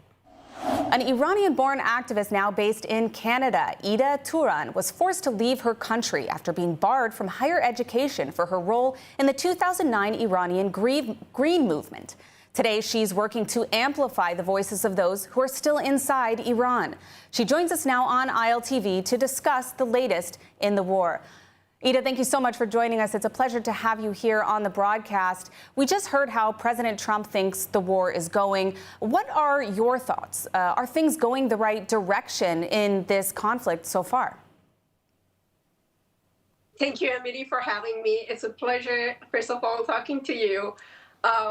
It's an honor to talking to you. I wanted to take this moment to first thank you for all your effort. There are very, very few voices that we can actually trust, the world can actually trust amid this disinformation war that also President Trump suggested. And I, from bottom of my heart, on behalf of all the people of Iranians, I want to say thank you for all your effort and being such a strong voice in defending the truth, actually. The way that I am seeing it from the war, how it is going, I don't call it a war anymore. It is a rescue mission, like literally a rescue mission. I don't know if you have received the videos that was coming out of Iran last night. It was really, really heartwarming. Last night it was Charshanbe Suri. It is a ancient ritual. Iranians for centuries, I don't know, thousands of years, they celebrate the last day of last Thursday of the year, of the solar year. So, and it is called like, they gather around the fire and they celebrate. They do it, the regime did everything in their power to ban it, but people were like, always, they were coming to the streets and they were celebrating it. And yesterday, I received, there was videos coming from Iran that people were in the streets, they were celebrating, they were dancing around the fire freely. And I remember there was one, they were chanting the slogans, and in one of the slogans, out of habit, they were saying, "Death to the Khamenei," and then everyone burst into laughter that there is no Khamenei anymore. So it is really, from what I am seeing, I'm not really worried. Everything is going according to the plan. I know that President Trump and Bibi Netanyahu and Prince Reza Pahlavi, they are coordinating together, and they were ready for this war. They were planning for this war, and they were anticipating all the reaction that you are seeing, because we have been through all of this before, after October 7th. Ida, So, I want to ask you. I just want to ask you. I know you have a lot of contacts that are inside of Iran that you've had contact with, despite this, day 19 of an internet blackout. What are you hearing from them? What are the people inside Iran saying? What are they feeling? As you know, the internet has been completely shut down, and it is not only the internet. Even the call to outside, I cannot call the landlines anymore. They have to call, and it is really breaking up. I received a phone call yesterday, the day before yesterday, from my friend that they feel completely, they trust that they are not being, the attacks are super precise, have the yeah. precision and precise, and people are not worried at all. There is like, this is kind of funny to say that my friend, I asked her, how is it going? And she said, like, I went to the shopkeepers, I went to the store to take some fireworks for the Charshamba Basuri, and there was none. And the shopkeeper told me that Israel is taking care of the fireworks this year for us. You just go and dance. And people are super relaxed. It is near holidays. Holidays in Iran is almost like 2 weeks. And it is a time that people usually like to slow down. And people are super hopeful. They are pretty sure that this is going to be the end. And everybody is super grateful to Bibi Netanyahu. I mean, this is something that maybe... I wanted to ask you about that, actually, because we saw that yesterday the IDF was targeting, and for several days now, besieged forces, specifically those checkpoints that are used to harass Iranians that take to the streets. What's the significance of this? And do you think it can make a difference for the Iranian people when it comes to getting them in the streets, to rising up and getting rid of this regime once and for all? This is an important point that's... beside from protecting the Iranians and ruining the mentality, the moral of the forces, they are experiencing the same horror that we Iranian protesters were experiencing 2 months ago. So but beside that, the reaction from people is finally, the great thing about this protest is that we have a leader that we can trust, and they are coordinating, and that's why I'm pretty sure that this time we will win, and we will liberate, we will take back our country. I want to ask you, just as a last question, we got about a minute left, but what is the significance of the assassination of Larijani? Are the Iranian people at all concerned that their political leaders are being taken out, as some in the U.S. media have insinuated? No, at all, not at all. The thing is, Iranians are feeling very, it is really heartwarming, reassuring that Israelis are involved. Because to me, the U.S., U.S. journalists, they know nothing about the regime and the system and how it works. Larijani was the #1 person in this. He was the political face. He wasn't just a random guy. And he was actually the mastermind behind all this system. And it was maybe, at least to many of people, it was the most important elimination that happened. And it is going to destroy the system, destroy the structure. Larijani was a very, very important figure, and we are super. And it shows that things are going to get serious, because people are somehow worried that maybe the regime survive, and maybe the plan is to let the regime survive. And now with Larijani being eliminated, we know that it is going to. The plan is more inclined toward regime change. Yeah, that this is really going to happen. Yeah. Makes sense. This is going to happen.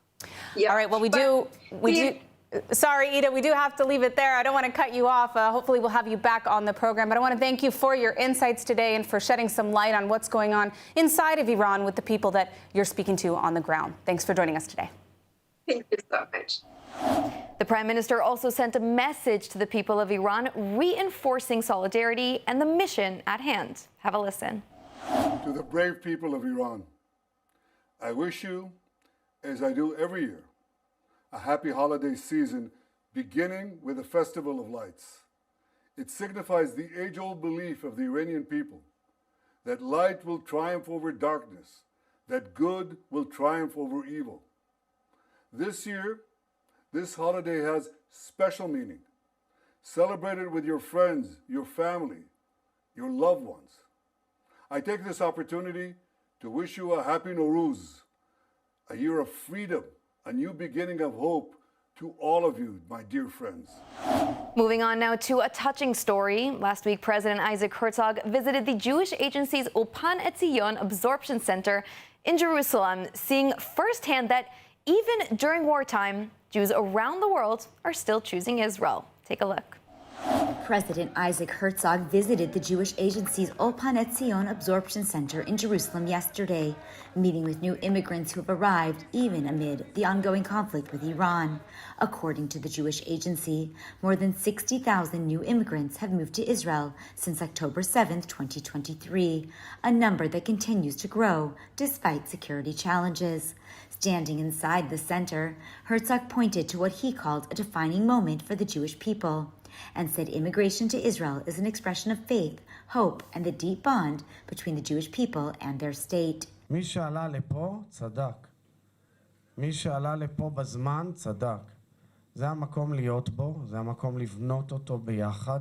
The visit included a briefing on absorption efforts, language programs, and support systems designed to help newcomers integrate quickly into Israeli society.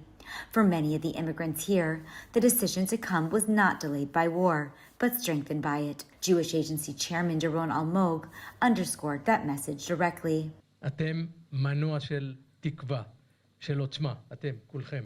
At a time when Israel remains under threat on multiple fronts, officials say Aliyah is continuing to serve as both a demographic and symbolic boost. Herzog called it a direct response to Israel's enemies. זה כוח אדיר, מטאפיזי, עצום, שמוביל עם שלם לחירות. And for the families arriving now, the message is clear. Even in wartime, Israel remains not just a refuge, but a home. And now let's take a quick look at the International Fellowship of Christians and Jews to hear about their upcoming projects.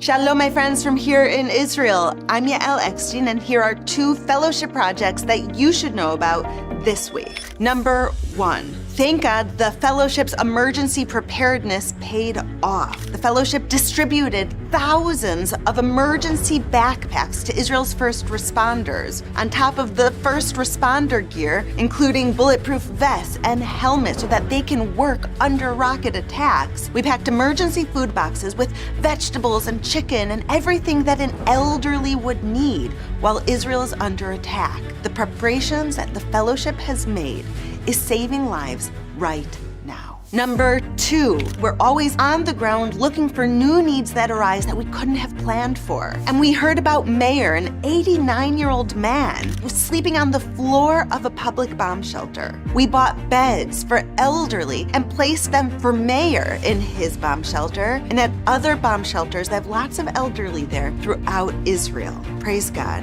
It's those simple things that make a very big difference. There are 2 projects that you now know about the Fellowship here in Israel.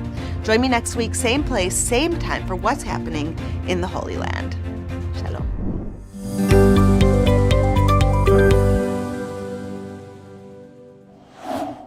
And now a truly incredible story amid the ongoing war.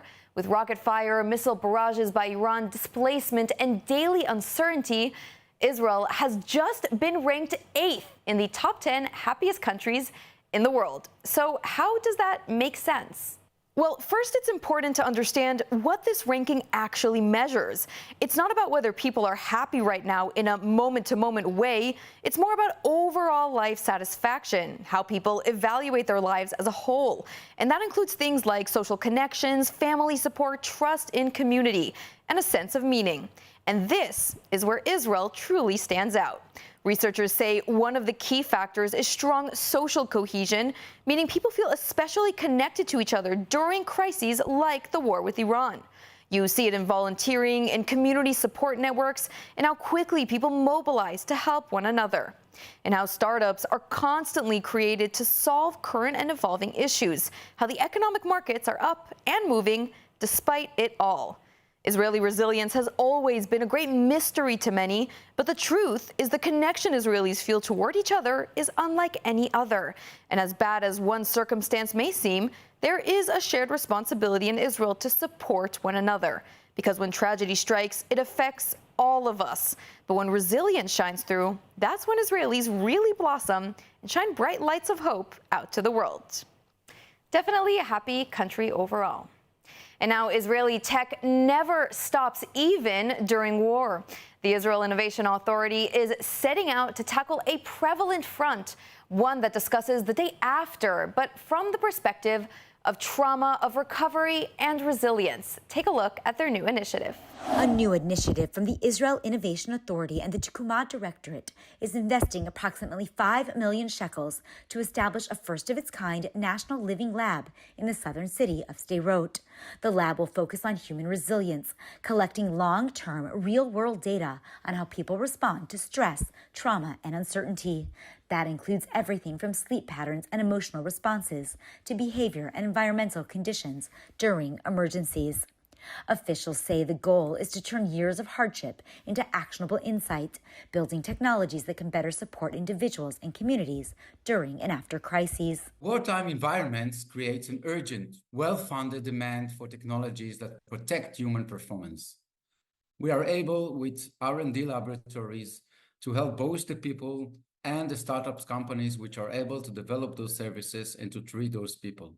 The urgency accelerates adaptation, shortens sales cycles, and provides startups with access to defense budgets and multi-year contracts. Sderot, which has lived under constant security threats for years, has been deeply impacted since October 7th. It offers a unique environment for this kind of research. The data collected there will create a large-scale, multi-dimensional repository that does not currently exist anywhere else in the world. That information will be used by startups, researchers, healthcare systems, and government agencies to develop new tools in areas like mental health, community resilience, and human-centered artificial intelligence. Beyond the research itself, the project is also expected to help rebuild the region, creating jobs in engineering, data, and AI, while attracting scientists and entrepreneurs back to southern Israel. Leaders behind the initiative say the vision is not just recovery, but transformation, turning one of the country's most challenged regions into a global hub for resilience research and innovation. At a time of ongoing war, Israel is not only defending itself, but also laying the groundwork for how its society heals and moves forward. And that's all for today's Good Week Israel. I hope we've helped to deliver some positive news that you get to now take with you into this week ahead. As always, I'm Devo Klein. I hope that all of our viewers are staying safe, and I want to thank you so much for watching.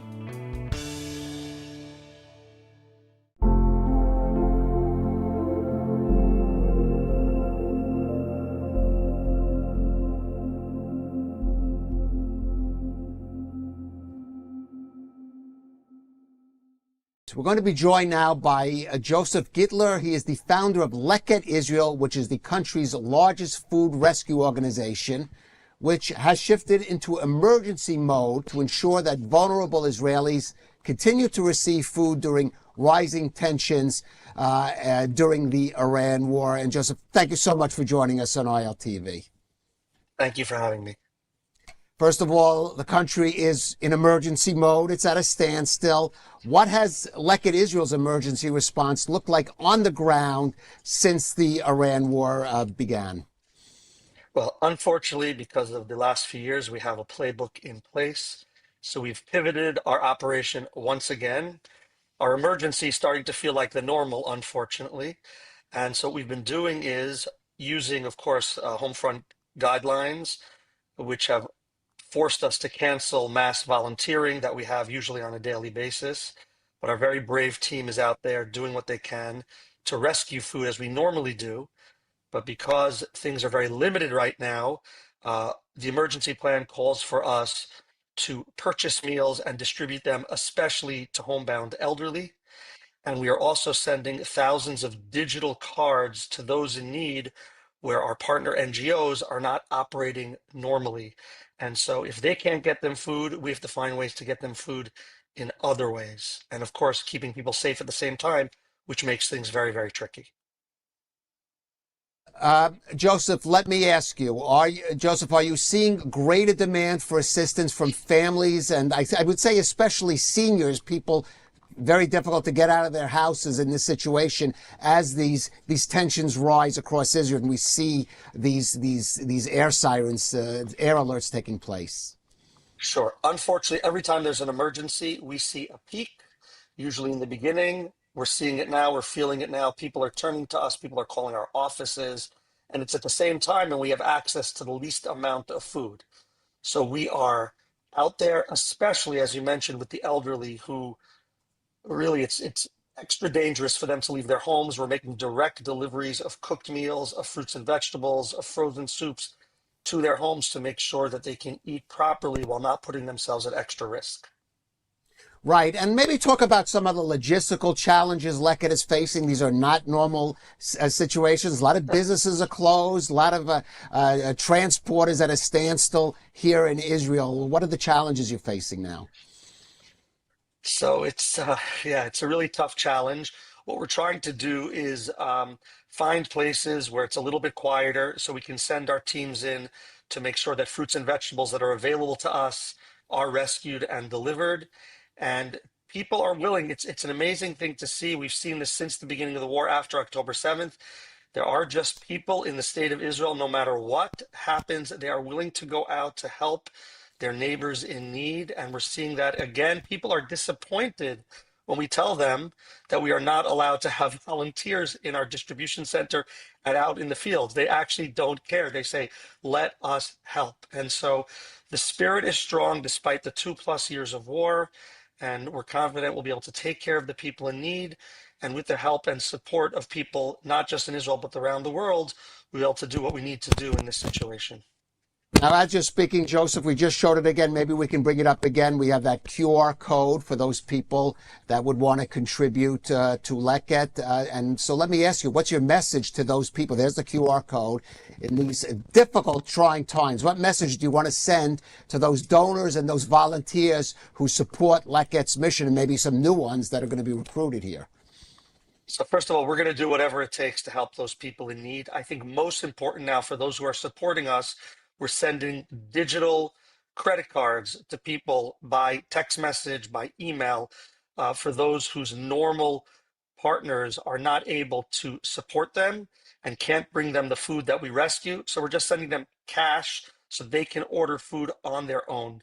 And so this is a large project in the millions of dollars, and whatever support people can provide for this would be very extra helpful in this dangerous time. Worthy cause, and especially in these very difficult times. It's the Purim holiday, so I want to, Joseph, wish you a Purim Sameach, a happy Purim, and of course to all those wonderful people who donate and volunteer for Leket Israel in this special time. You know, Mishloach Manot, maybe that's a very special kind of food package. Maybe Leket can give on this holiday. Thank you for joining us, Joseph Gidler. Thank you again. Happy Purim to all. As missiles rain down across Israel, reaching safety and managing daily life during war is far harder for people with disabilities. Now, during this war, mobility challenges leave some families living almost entirely inside their bomb shelters, unable to reach food, medicine, and essential care.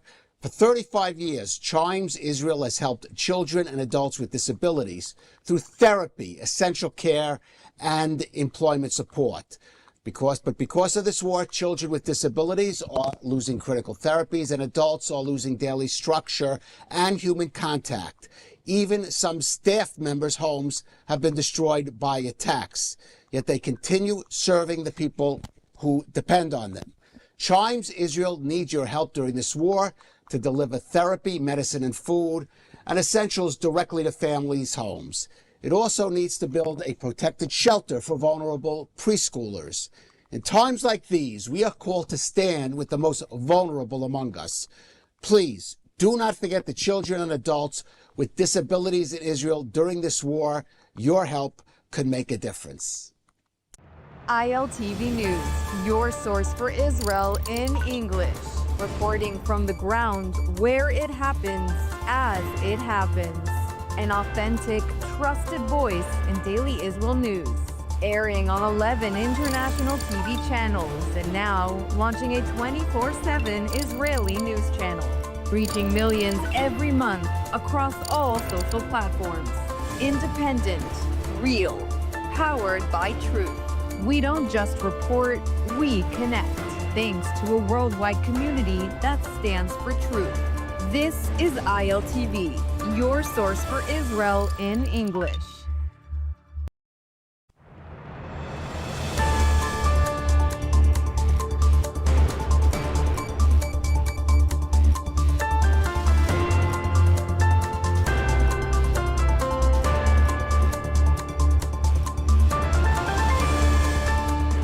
Welcome back to ILTV On the Hour. I'm Caleb Ben David, coming to you live from Israel, bringing you all of the biggest headlines from across the region. Well, it's 2 p.m. in Israel, it's 8 a.m. in New York City, and this is day 24 of the Iran war. And let's take a look at the latest developments. In a breaking news development and still developing story, U.S. President Donald Trump has announced that the United States and Iran are now engaged in talks to end the war, and he has ordered a delay in planned attacks on Iran's power infrastructure. Trump tweeted on his Truth Social account just in the past hour, "I am pleased to report that the United States of America and the country of Iran have had over the last 2 days very good and productive conversations regarding a complete and total resolution of our hostilities in the Middle East. Based on the tenor and tone of these in-depth, detailed, and constructive conversations, which will continue throughout the week, I have instructed the Department of War to postpone any and all military strikes against Iranian power plants and energy infrastructure for a 5-day period, subject to the success of the ongoing meetings and discussions." However, sources in Iran immediately replied, denying President Trump's claims, saying, in fact, there are no such talks being conducted. Now, this news comes after power cuts were reported in Tehran earlier today, as Israel launches waves of airstrikes targeting infrastructure in the Iranian capital. Residents reported widespread blackouts across Tehran following those heavy airstrikes this morning. Israel's military confirmed it had targeted infrastructure in the capital, but did not provide further details. Iranian media reported explosions across the city, followed by power outages across Tehran. Now, those strikes come amid escalating tensions following threats between the U.S. and Iran over potential attacks on civilian infrastructure. Now, while visiting the site of this weekend's missile impact site in the southern city of Arad, Israeli Prime Minister Benjamin Netanyahu said that Iran threatens the entire world, and it was time for the allies to step up and confront the terrorist regime in Tehran. They fired an intercontinental ballistic missile on Diego Garcia. That's 4,000 kilometers. I've been warning all the time. They have now the capacity to reach deep into Europe. They already have fired on a European country, Cyprus. They are putting everyone in their sights. And fourth, they're stopping a maritime international route, energy route, and trying to blackmail the entire world. What more proof do you need that this regime that threatens the entire world has to be stopped? Israel and the United States are working together for the entire world. And it's time to see the leaders of the rest of the countries join up. I'm happy to say that I can see some of them beginning to move in that direction, but more is needed. President Trump's call to have the international community confront this terrorist fanatic regime of zealots, that is a call not only for the security of America and the security of Israel, it's for the security of the entire world. And it's time for them to act. Well, for more, let's go to our Mayan Hoffman, who is out in the Tel Aviv area. And Mayan, some dramatic news just in the last hour. We have seen a kind of drop in the rocket attacks. It does seem over the past 24 hours. And I think people are going to start to wonder if this is connected to those developments. What's the latest? Well, as you mentioned, Kalev, it's good news for Israel and bad news at the same time, right? We're hearing from Trump that he is in negotiations with Iran, and that could lead to a ceasefire at some point, the end of hostilities. He's saying they're not going to attack the energy infrastructure for 5 days. Of course, Iran is saying that that is incorrect, that no negotiations are going on. Well, here on the home front, it has been relatively quiet for the last 24 hours. Certainly, there were some sirens overnight in the north, in the south, and central Israel, and even this morning in Jerusalem as well. But those rockets were all intercepted. There were no injuries reported, and very small amounts of shrapnel that dropped down into the country. This obviously makes people start to feel a little bit safe. Whether or not it's tied to the news or not, it's probably too early to tell. But I can tell you this, that here on the home front, after having going through now into our 4th week of the war, people are getting tired of running back to and forth to shelters. Most of the schools are still closed, and people celebrated Purim under rocket fire and in shelters. Certainly there's a hope with Passover starting the night of April 1st that potentially, if the Trump information is correct, and that we'll be able to have a period of quiet at least, that perhaps Pesach will be able to be celebrated with a little bit more festivities. Yes, well, a lot we have to still learn about this situation, Mayan. Let me just follow up on those terrible strikes on Dimona and Arad over the week, the past few days. Several people, many dozens of people injured. Do we have latest on the condition of those people? Yeah, we do. We have known now from the health ministry that around 4,700 people have already been hospitalized since the start of this war. And as you mentioned, from Dimona and Arad, there were more than 100. At this point, there are 15 people still in hospital in serious condition from the series of attacks. But the majority of the Israelis have left the hospital. There's about 80 in total that are still being hospitalized, other ones in moderate or light condition. In reality, those 2 strikes, and it's important to mention this, that happened in Dimona and Arad, there were only 4 strikes that actually struck down directly in the state of Israel, meaning that the interception rate is around 95%. If you recall, the first night in Tel Aviv, the second day in Beit Shemesh, that Beit Shemesh one, the first night we lost 1 person. Beit Shemesh was quite deadly with 9 people killed. And in Arad and Dimona, we didn't see people killed, but we certainly saw quite a number of serious injuries, including some children in that attack. But it's important to remember to go to the shelters. And one of the things that happens in these periods of what we call relative quiet, right, where we only have some sirens, we're not seeing a lot of damage, as people get lackadaisical and forget to go to the shelters. So it's a message from the Home Front Command to please follow the directives. This morning when the siren went off in Jerusalem, I was actually in the Jerusalem Mall, I've now mentioned, in the center, and many people chose not to go down to the shelter. It's not a smart move. Shrapnel from these cluster bombs can fall at any time, not as deadly, but certainly very likely to damage and injure. So shelters are still important, even in periods of relative quiet. Right, and people should not let their guard down no matter what they're hearing in the news, that's for sure. Mayan Hoffman out there in the field in the Tel Aviv area, thank you for that. Thank you. Now, if a deal with Iran should not materialize in the coming days, reports say the U.S. is preparing a weeks-long military operation to force Iran to reopen the Strait of Hormuz. President Trump, of course, had given Iran 48 hours to reopen the strait or face strikes on its energy infrastructure. That now has been delayed. Iran says it will retaliate to any attack on its electricity sector by targeting Israel's power plants, as well as infrastructure supplying U.S. bases with electricity in the region. Now, the Strait of Hormuz carries about 20% of the world's oil and gas. Its closure has already pushed Brent crude to over $110 a barrel, though that price has now dropped in the last hour on this latest news by Trump. U.S. officials have told Israel that any operation to reopen the strait could take weeks and that the war may be extended to allow time for that campaign. Washington saying it will not allow Iran to hold a critical global shipping route hostage, with pressure aimed at weakening the regime from within. Sources also say the U.S. considering a possible ground operation to seize Iran's Karg Island, which is the country's main oil export hub, handling about 90% of Iran's crude shipments. Thousands of U.S. Marines and Navy personnel are deploying to the region, including the U.S. Boxer Amphibious Group. Officials warn military action may be required to ensure freedom of navigation. The Secretary General of NATO, Mark Rutte, says that the allies are organizing an effort to ensure the Strait of Hormuz is opened, but he stopped short of backing any direct military action to reopen the waterway.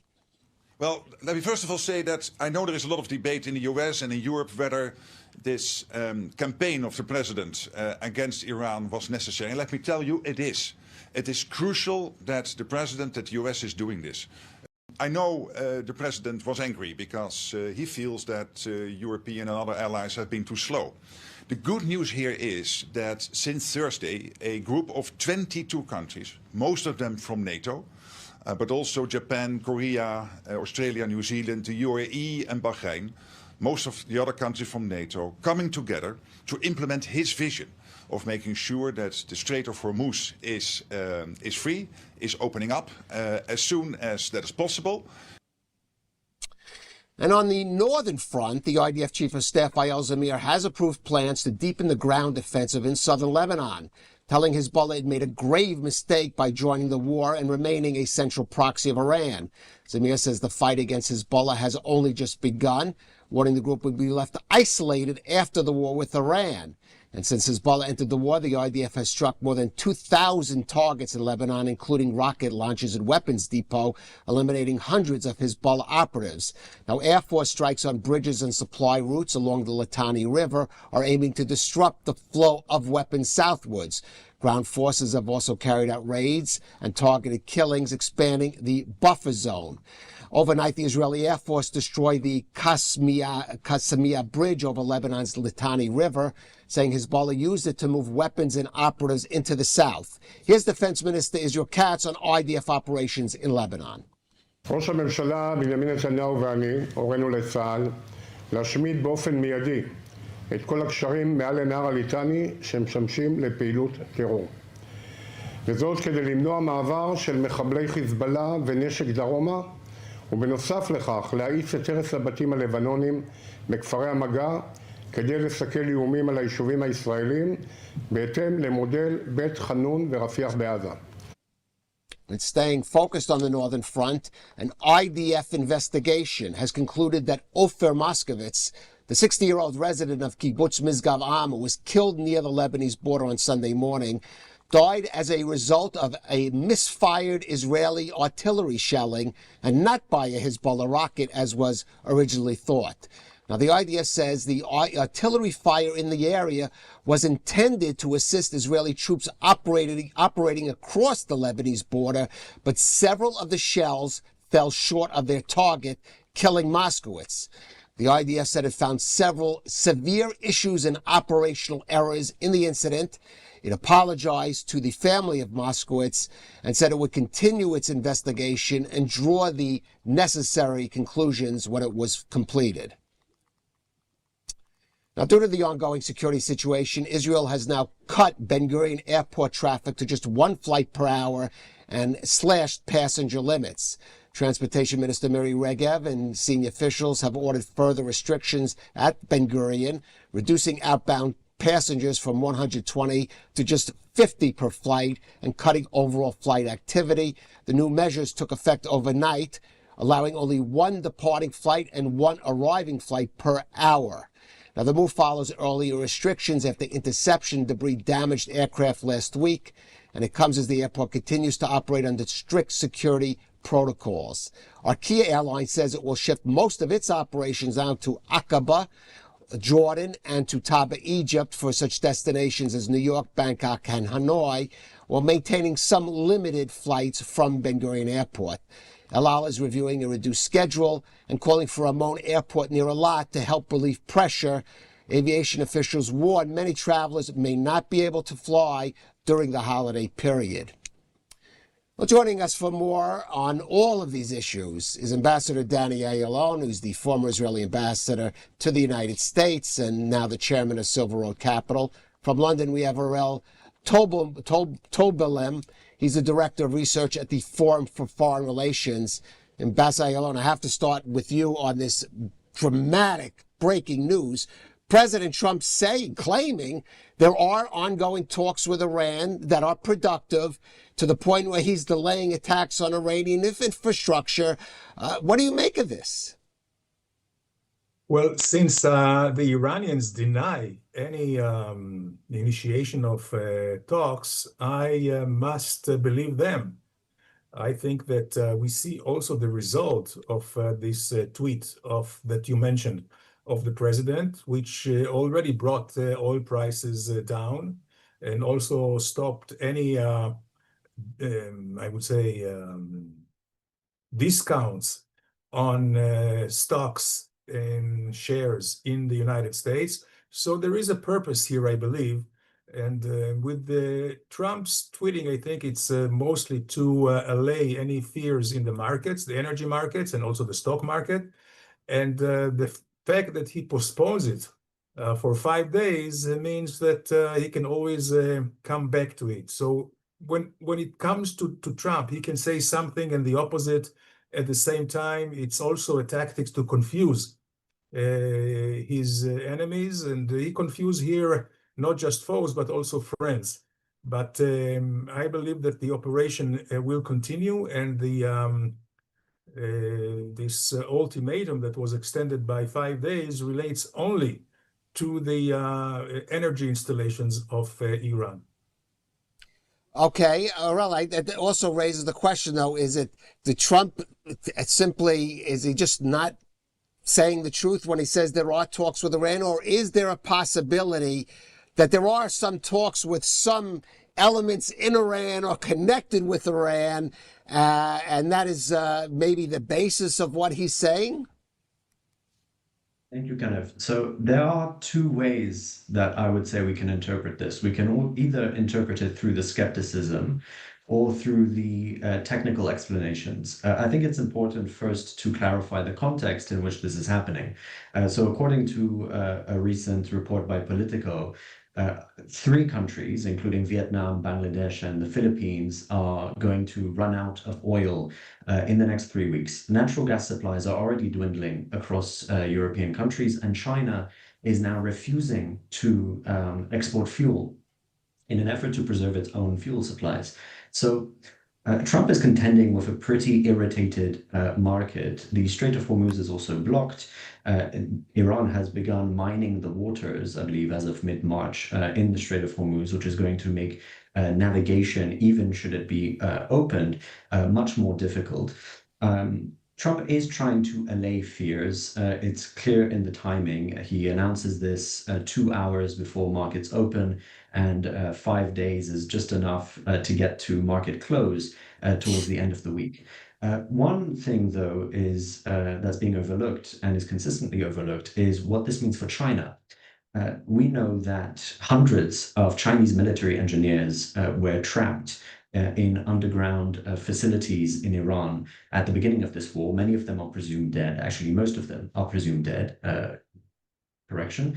And China is going to have very little incentive to continue to provide technical and military expertise and weaponry to Iran, especially anything resembling a resupply, which it facilitated for the Iranians following the deterioration of their military installations and other facilities in June of 2025. So that Iran has lost the financial and military cushion that it is being provided and has been provided by China may be providing additional motive for Trump to establish talks.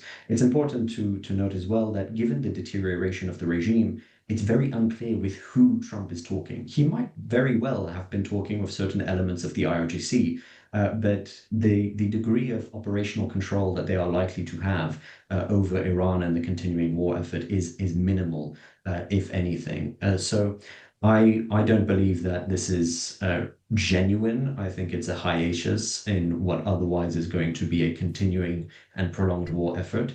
And the Iranians have clearly refuted any agreement to negotiations with Trump, and I believe that they will continue to do so.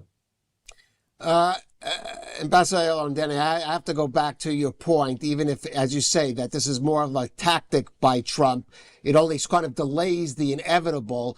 Or is there more to it? Is President Trump signaling to the Iranians that he's now more willing to talk, maybe even more in their terms than he was in the past, or to get mediators a chance to talk in order to bring around some end, some off-ramp for the conflict that he wasn't willing to take perhaps earlier in the war?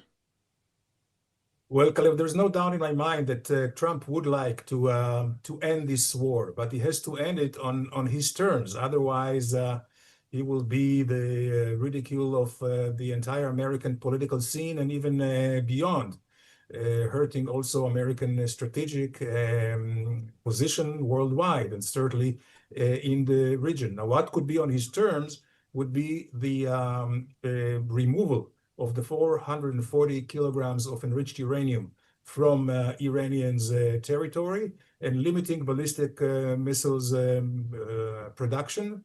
And the third thing, which is on a lesser, I would say, urgency, is stopping the support of Iran that is giving Iran to the proxies, especially the Hezbollah.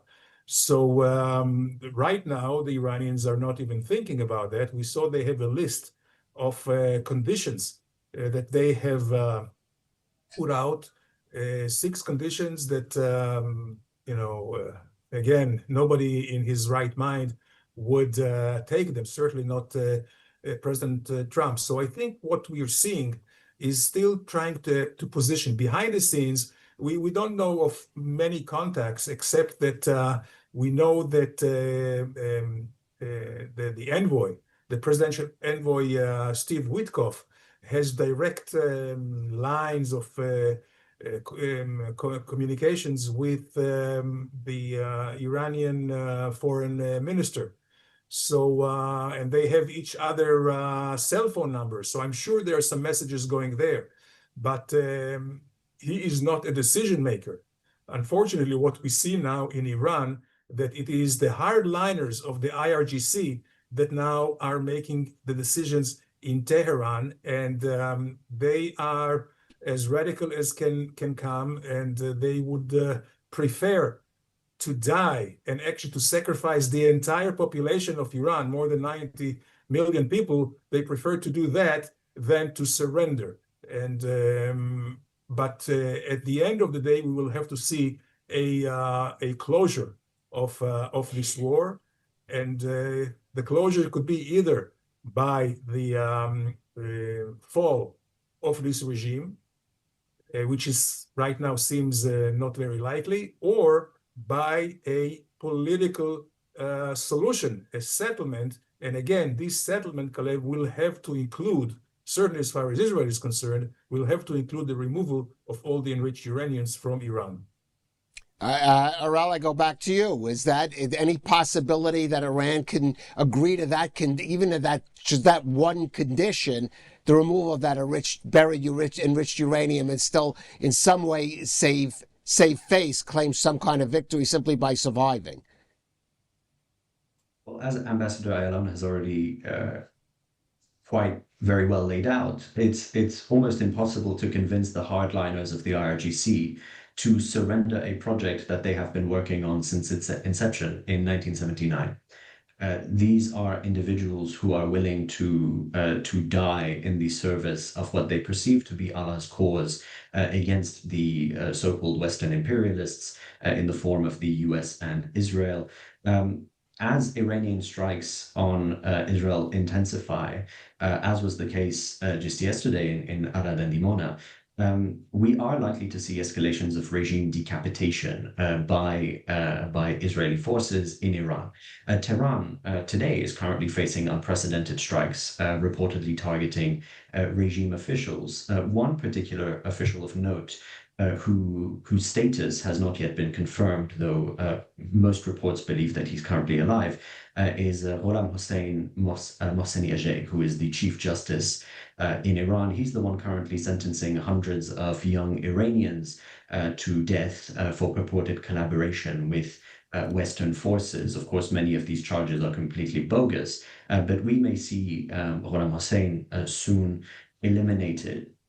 Part of what is necessary at this stage in the regime, or in the war, sorry, is for Israel to identify which are the hardliners who are most likely to push back against the surrendering of uranium and other missile stockpiles to Western coalition forces, if any agreement should be reached.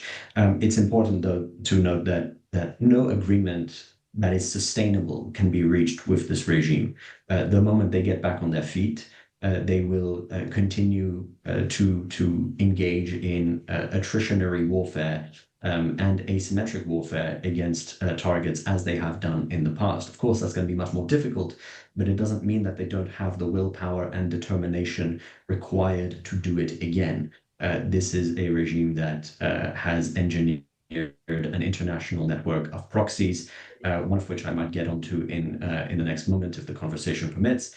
But it's not looking good for the regime either. There are concerns that they might persist. I don't believe that these concerns are particularly credible.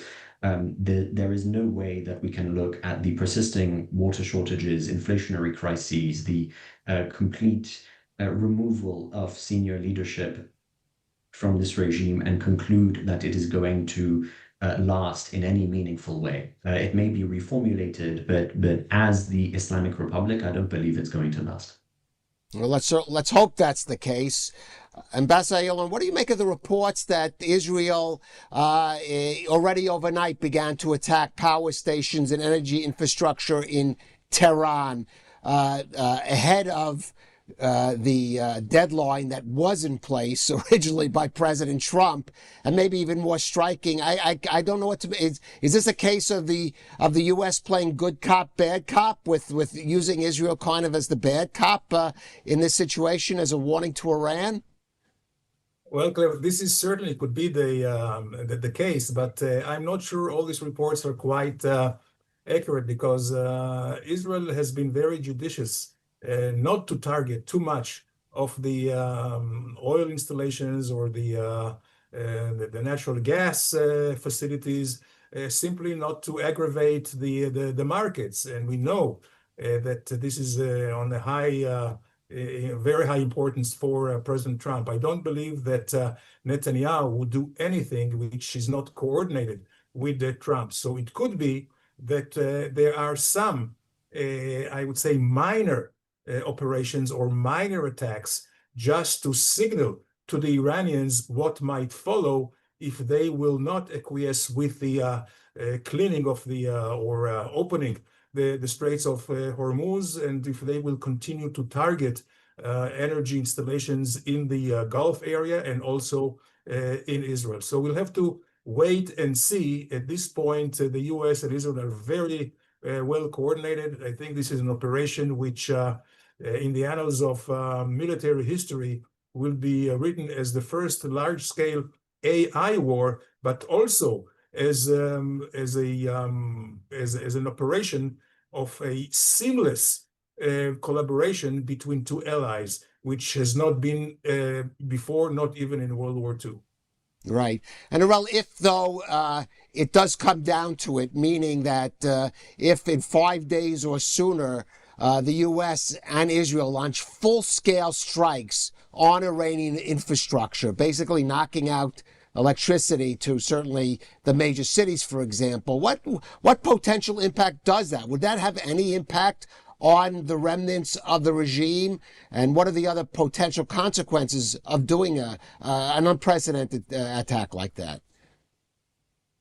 Well, first off, the motive for any kind of unprecedented attack like that would have to be with Trump's motives for the region.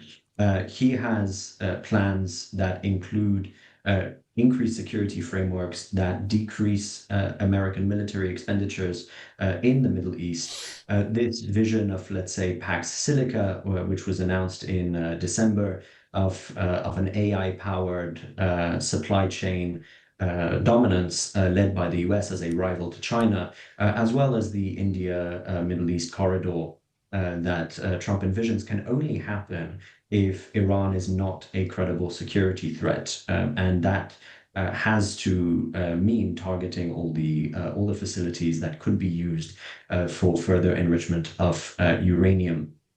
Now, let's say unprecedented strikes do take place. The first thing that is going to happen is that Iranian people on the ground will not only pay the price, but they might also be emboldened to take to the streets in greater numbers, like the ones that we saw at the beginning of this year.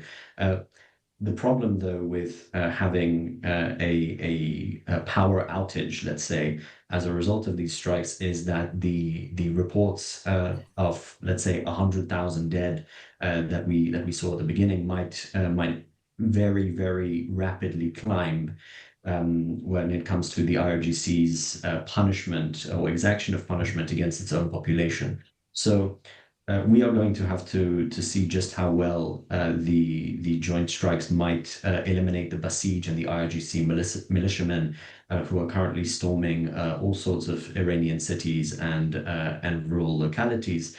But it is going to be quite a difficulty. There's nearly 900,000 individuals who are currently working and employed by the regime.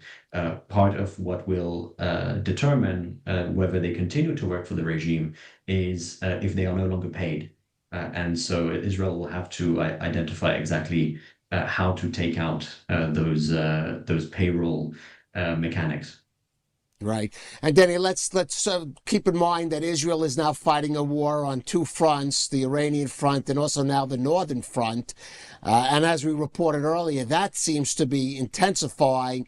Certainly the expanding of Israeli operations on the ground in South Lebanon, the bombing of key bridges across the Litani River. But now, if there is some substance to President Trump's tweet, or we know that he's trying to seek an off-ramp, what would happen if the U.S. and Iran reach some kind of agreement to end that part of the conflict? Could Israel continue its operations in Lebanon against Hezbollah in that eventuality? Well, the short answer, Kalev, is yes. If the war with Iran is very, let's say, complex, and there is sensitivity about the oil markets and also politically for Trump in the United States, even within his own party, the Lebanon, the Hezbollah, is certainly, there is no ramification, international ones or global ones, or even political ones for Trump, a continuation of the war with the Hezbollah, and certainly Israel will not cease the attacks on Hezbollah, because this is a moment in time of rare opportunity where we can really bring Hezbollah down to a obsolete as a military force, and maybe keep it only as a political party, as it should be by all former agreements and all the UN resolutions in the Security Council, including 1701, where all militias in Lebanon should actually demilitarize, should lay down their arms. So there will be only one body with arms and the authority, which is the Lebanese army. Right. And Arel, no matter how the war ends, certainly Iran's capacity, its financial capacity, its military capacity will have been severely diminished. Will it have been so to the point that it can no longer support proxies such as Hezbollah, some of the others, I would imagine, the Houthis, the Iraqi militias, to the point where, for example, there can be agreements reached to diminish their military role of a group like Hezbollah and force it into a position where it would accept only a political role that wouldn't threaten Israel? First, convincing Hezbollah to accept a political and non-military role, I mean, good luck. But I'm not concerned so much about the network of proxies inside the Middle East. Those have been deteriorating and subject to senior leadership decapitation for quite a while now. I'm more concerned about proxies beyond the Middle East. One of these is a new arrival to the scene in Europe in particular, called Harakat Ashab al-Yamin al-Islamiyya, which is the Islamic movement of the Companions of the Right. This is a reference to Surah Al-Waqiyah 56:38. I believe it was inaccurately reported by the Jerusalem Post that it was a reference to another excerpt of the Quran. But this is a doomsday chapter which refers to or promises, abundant shade and boundless fruits and virgin maidens to the warriors of Islam, who are known as the companions of the right in Islamic eschatology. It is known or narrated by Jafar al-Sadiq, who was a medieval Islamic commentator, that people who recited Surah Al-Waqiyah would be rewarded by being spiritually closer to Ali ibn Abi Talib, who is the first Imam in Twelver Shi'ism, to which the Islamic Republic adheres. Now, Waqiyah, which is a word that has been ignored by many analysts, actually means the inevitable. And the inevitable in Islamic eschatology refers to resurrection. What we are looking at is an IRGC-backed sleeper cell that has been dormant for years, possibly decades, and has been activated in the wake of the elimination of Ali Khamenei. They have already been active so far with no casualties, but quite a lot of trauma. They claimed responsibility for more than 4 attacks, I believe, so far. One of them was an explosion near a synagogue in Liège. Another was a Molotov cocktail thrown at the entrance of a synagogue in Rotterdam, the Netherlands. Yet another Molotov cocktail thrown at the entrance of a Jewish school in Amsterdam. And now we're also seeing reports as of yesterday that there was an arson attack against 4 United Hatzalah ambulances in Golders Green here in London, where I live. And Ashab al-Yamin also has claimed responsibility for this attack. So what we are looking at is a new Shiite militant transnational collective, which may be operating independently of the regime for now. And they are very, very dangerous, and they definitely should be on our radar. All right. And I want to go, Danny, just a last word to you about the Israeli home front. We've had it seems like a few hours of precious hours of relative quiet. We're heading into the Passover, the Pesach holiday. Just want to get a sense from you of how you think the home front is coping. It's stressing out a lot of people. Everyone's seeing there's general support, of course, in Israel for the Iran and Lebanon front. But for how long can this go on? Well, as far as Israeli, let's say, resilience can go, I think very long time. And we unfortunately, but we are used to crisis, we're used to stress, we're used to actually being on the edge for so long. I think this is actually since our independence back in 1948, and this is partly what makes us so internally strong, so we can go on for a long time. And certainly, if there is a matter of stamina or a matter of a battle of wills, we will outlive both Hezbollah and Iran. All right. Let's certainly hope that's the case. And the Passover holiday is a lot about Jewish resilience, overcoming difficult circumstances. And let's hope that that's going to be the case in this Passover, Pesach holiday. Arel Tobelman, Ambassador Danny Ayalon, thank you for joining us on ILTV. Thank you.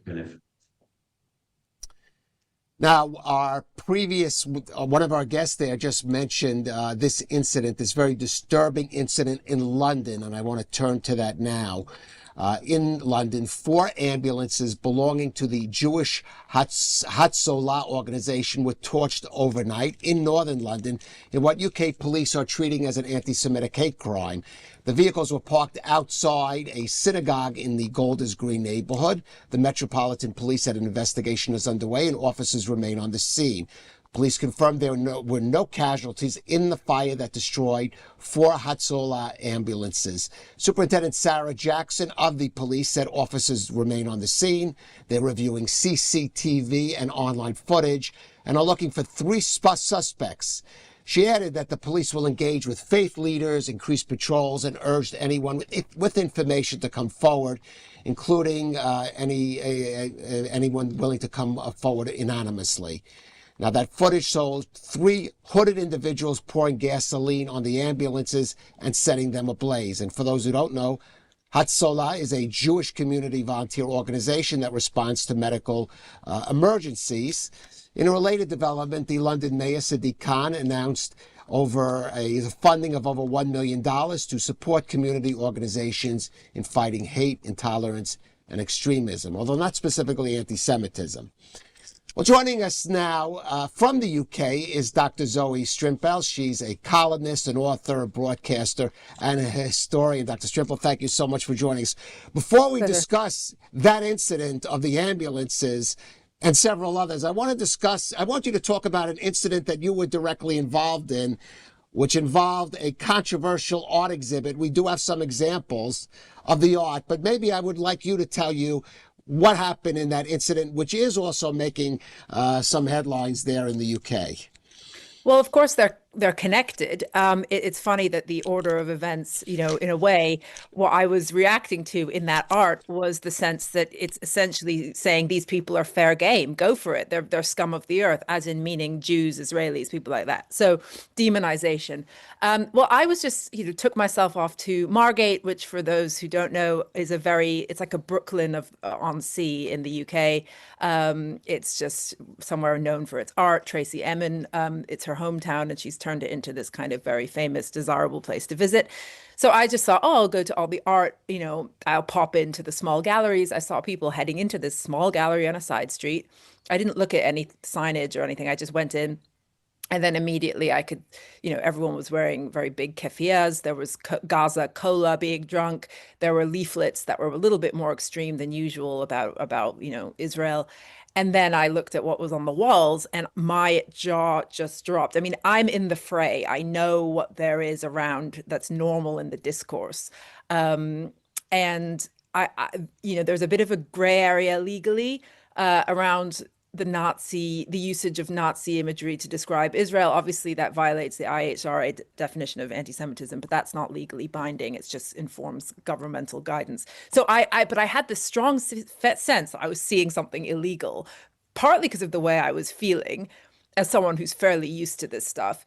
And partly just because of what I was seeing. So this was like a fever dream of an obsessive. I mean, this guy thinks of nothing else day and night but of Israel, and how demonic it is, and how its tentacles have reached throughout society, and how politicians from our chancellor to other left-wing politicians are Zionist dupes, and he had pictures of them up. There was very blatant rape denial of October 7th. He just writes it all out. There's this kind of scroll that goes with all these pictures. But it was just the kind of, the Star of David, the swastikas, and then this picture you're showing now was one of the ones that upset me the most, because you see that kind of pointedly circumcised penis, which actually I didn't even notice that detail until a man pointed it out to me later. But oh, this is just legitimate criticism of Israel. That's what the police told me, because they're not pursuing this. They told me, but this to me evokes Auschwitz. Okay, you've got a naked, bony, caricaturized Jew with tattoos all over him. And the words Israel scrawled across. I mean, it was just next level. And I think looking at it, it made me feel like this is incitement. I mean, if you look at dehumanized people associated with Israel to that extent, Israelis and Jerry Seinfeld, Simon Schama, other people are in this exhibition. I'm sure I will be too, because it's kind of like a running commentary. Then you think, well, these people, that what he's saying to people is they are fair game, they're scum of the earth, they're not even humans. So I confronted him. I don't actually even like these kinds of confrontations, but I just thought I have to, because maybe they've never met a normal Jew before. I say normal because there are some self-hate. It's not even self-hating, it's group hating, of which one was actually in the exhibition, and he yelled at me that I was an idiot on the way out. But I just thought maybe they don't know, I'll just say the words and see what happens. And of course, immediately he was barking at me, telling me I was just using Hasbara talking points. It was, that I just was nothing I said I meant. It was all just because I wanted to defend a genocide. I began to say, yeah, but imagine if I was a black person. Didn't get any further. You're not black, are you? But the craziest thing was how proud he was of the Nazi imagery. I thought he'd at least try to say it wasn't Nazi imagery. When I said, look, this is Nazi imagery, I am shocked. I don't even know if this is legal. And he said, yeah, what do you expect? Israel are Nazis, and so on and so forth. And then said I should leave. And then the whole crowd kind of closed in on me. And the optics of it just killed me. So I said, yeah, that's right. Get the Jew out. This whole exhibition is attacking Jews in the most vicious and visceral way.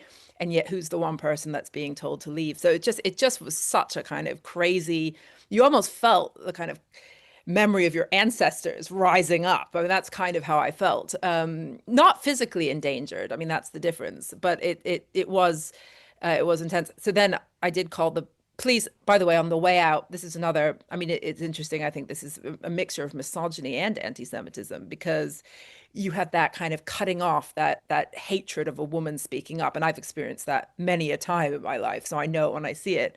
And, call the police, like the jeering about the idea of calling the police, and the Community Security Trust, which is the body in the UK that monitors anti-Semitic hate crimes. So to make a mockery of that, the CST also features in his exhibition. It was real, like every ground I may wish to stand on was kind of disgustingly turned into a kind of thing to jeer at. But the police, interestingly, and I'm giving you a long spiel. I'll just quickly wrap up by saying, and this needs to be looked into. This is the nub of the whole thing. Right. This is why we have the Iran thing. I mean, the ambulances. The police went and had a look, and their conclusion was, this is all just legitimate criticism of the Israeli state. There's no difference between the Israeli state, any other state, Jewish state, whatever, it doesn't matter.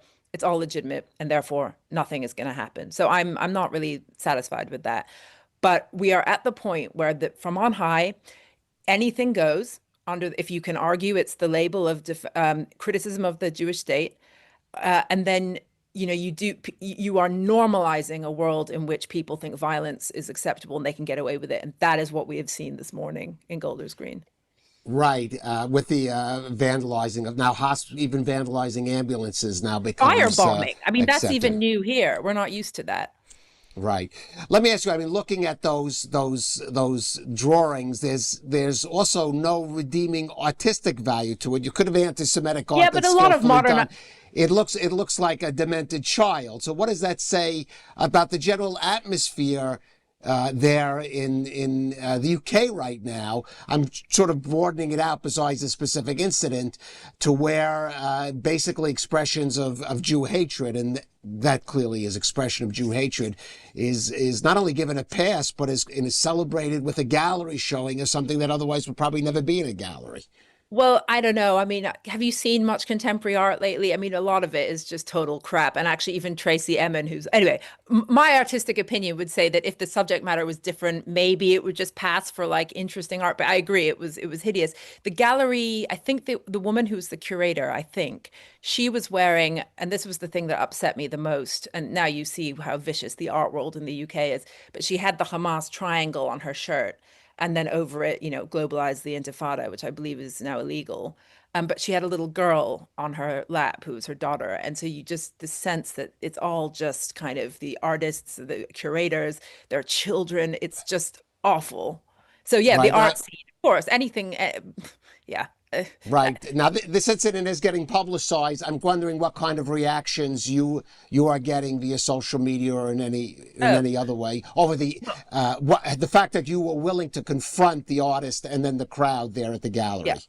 Well, I mean, okay, you can imagine a Zionist woman who's just published a book called Good Slut, How Money, Sex, and Power Set Women Free. I am literally the embodiment of a nightmare for a lot of these people. So I'm getting a lot of predictable like fusion of the kind of, misogynistic, anti-Semitic. Yeah, I mean, so this artist, actually, it's quite concerning. I've had several people get in touch with me to say that he's ruined their lives. They've called him out for anti-Semitism. Two people have been quaking, getting in touch saying they can't go out anymore, that he's ruined their lives. I don't know, I haven't looked in more deeply to this, but yeah, I'm prepared. I'm already getting some of his, a fair trickle of abuse. Right. Certain stuff has to be passed on to the police, but this is absolutely standard. But this guy does seem to be scary, and he has a history, and he's clearly bullying and has emotionally damaged several people who have called him out for his anti-Semitism. The artist, he used to be he's done documentaries for the BBC. Right. He's been an establishment figure to some degree. So it just shows, I mean, there's people. This is no longer, when I started writing about this stuff, there was still a respectability, a fig leaf that was kept up to defend the anti-Semitism. But now I think we're just seeing how far gone that is. It's to be proud of Nazi imagery is a different level. And there's another, there's this open thing now where you can mock Jews for crying anti-Semitism. So Jeremy Corbyn's, the woman he's now has this party with, Zara Sultana, she wrote on Twitter recently, the smears of anti-Semitism aren't going to work anymore. I'm saying it loud and proud, I'm an anti-Zionist. And that's kind of the vibe. It is violent. It's violent figuratively, discursively, and in reality as well. Although, if this is the work of Iran, then even more of a different level. Right. Well, we don't know yet, but certainly we see that violence take many forms, some of it organized and some of it, unfortunately, coming even from individuals. Dr. Zoe Strimple, thank you so much for joining us on ILTV. Pleasure. Well, after hearing that, it does seem that much of the world has turned against Israel in recent weeks, but the picture is not that simple. In fact, some nations have stood firmly behind the Jewish state in these troubled times. Among those is Argentina. That's in large part to the pro-Israel stance of President Javier Milei. But it appears that Argentina could be leading a trend of sorts in South and Central America. Joining us for more on that is Ilan Libeskind, Coordinator of International Relations with Latin America of the Likud party. Ilan, thank you for joining us. First of all, let's talk about Argentina and how it has been responding to what the events in Israel in the last few weeks. Yeah, so since President Milei was elected president of Argentina, also from before he was elected, he was very proud and very loud on his campaign with his personal support to Israel and to the Jewish people. And now that he's president, we can see very clear his close relationship with Prime Minister Netanyahu. and also he shows a lot of support to the Israel also now during the war. Elon, let's talk about some of the other countries in South America, because we do see some nations, some recent elections in some of the countries in South America whose previous governments were either indifferent or outright hostile to Israel. Do we see a trend emerging elsewhere on the continent, in Central America as well? And what are some of the specific examples of that? Yeah, Latin America is becoming increasingly important for Israel, not only diplomatically, also strategically. Many countries are looking for reliable relationships, and Israel, it's a proof for that on security, on economic and agriculture and technology. We can see it in Argentina, as you said before. We can see it with Ecuador, with Daniel Noboa, with President Daniel Noboa. We can see it also with Honduras, and now with Chile, with the elected President Cast, that he said also he wants to improve the relationship with Israel. We also can see in the last few years that Chile is a very clear support of the Palestine cause. And now, yeah, there is kind of a revolution with the right movements and political parties that they are getting elected in Latin America, and Israel, it's very happy with that.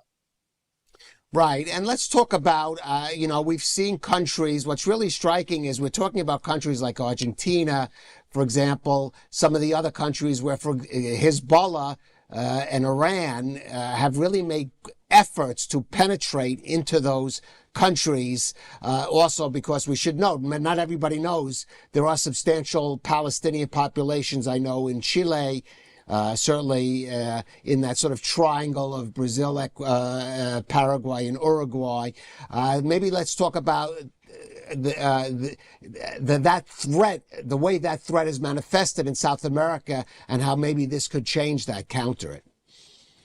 Yeah, so there's a couple of important points on what is the presence of Hezbollah and Hamas in that countries. For example, as you said, in the triple borders of Paraguay and Brazil, the presence of these terrorist groups in South America, it's not active terrorism as we can see in the Middle East. It's basically economic operations that they make them bring that money in with illegal procedures, and then they send it to the terrorists in Lebanon, for example, in the case of Hezbollah. And in Latin America, it has been very easy for them to do that. Also, some of the countries, I will not say which ones, but they kind of protect that kind of activities, illegal activities of these terrorist groups. We can see it also with hiding of a couple of leaders of Hamas and Hezbollah in Venezuela. And yeah, it's very clear, and Israel know it, and also the US know it very well. Right. Another, I think, force to be mentioned, or trend to be mentioned, is the increasing role that sort of Christian churches and groups in South and Central America, especially from the evangelical community, have played key roles. I know, for example, I believe in Honduras. Again, that's something maybe we should address, because it's not just governments. We are seeing some grassroots movement by a lot of citizens or residents there in Central and South America, especially among the Christian community or evangelical communities. Is enough outreach being done to really capitalize on that trend? Yeah, we know that for example, in Argentina, we know it. President Milei, he's not a Jewish, but this trend of the evangelical and Catholic people who are support of Israel, and most of them for the Jewish people, yeah, it's a very trend. We know that Latin American countries are very Catholic, and yeah, that of course makes a very impact, not only with the government, also with the society. You can feel it also in the streets. You can see it. All right, and hopefully that's something we'll be able to see manifested itself in the policies of these countries as well. Ilan Liebskin, Coordinator of International Relations with Latin America for the Likud Party. Thank you for joining us on ILTV. Thank you very much. And now let's listen to a message from one of our partners here at ILTV.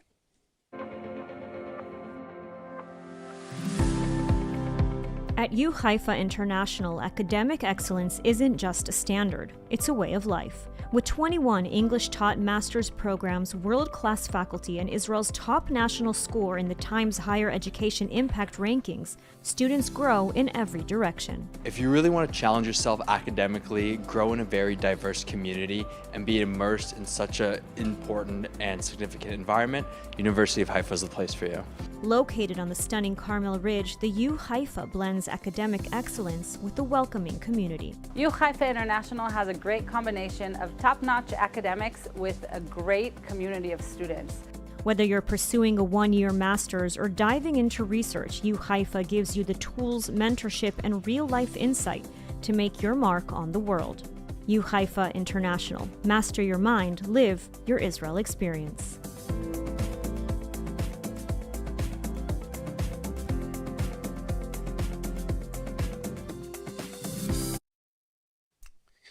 Now, we do have an update on the major story of this hour, that dramatic breaking news. President Trump tweeting just a couple hours ago that the U.S. and Iran are currently in peace talks, good and productive conversations regarding a complete and total resolution of hostilities in the Middle East.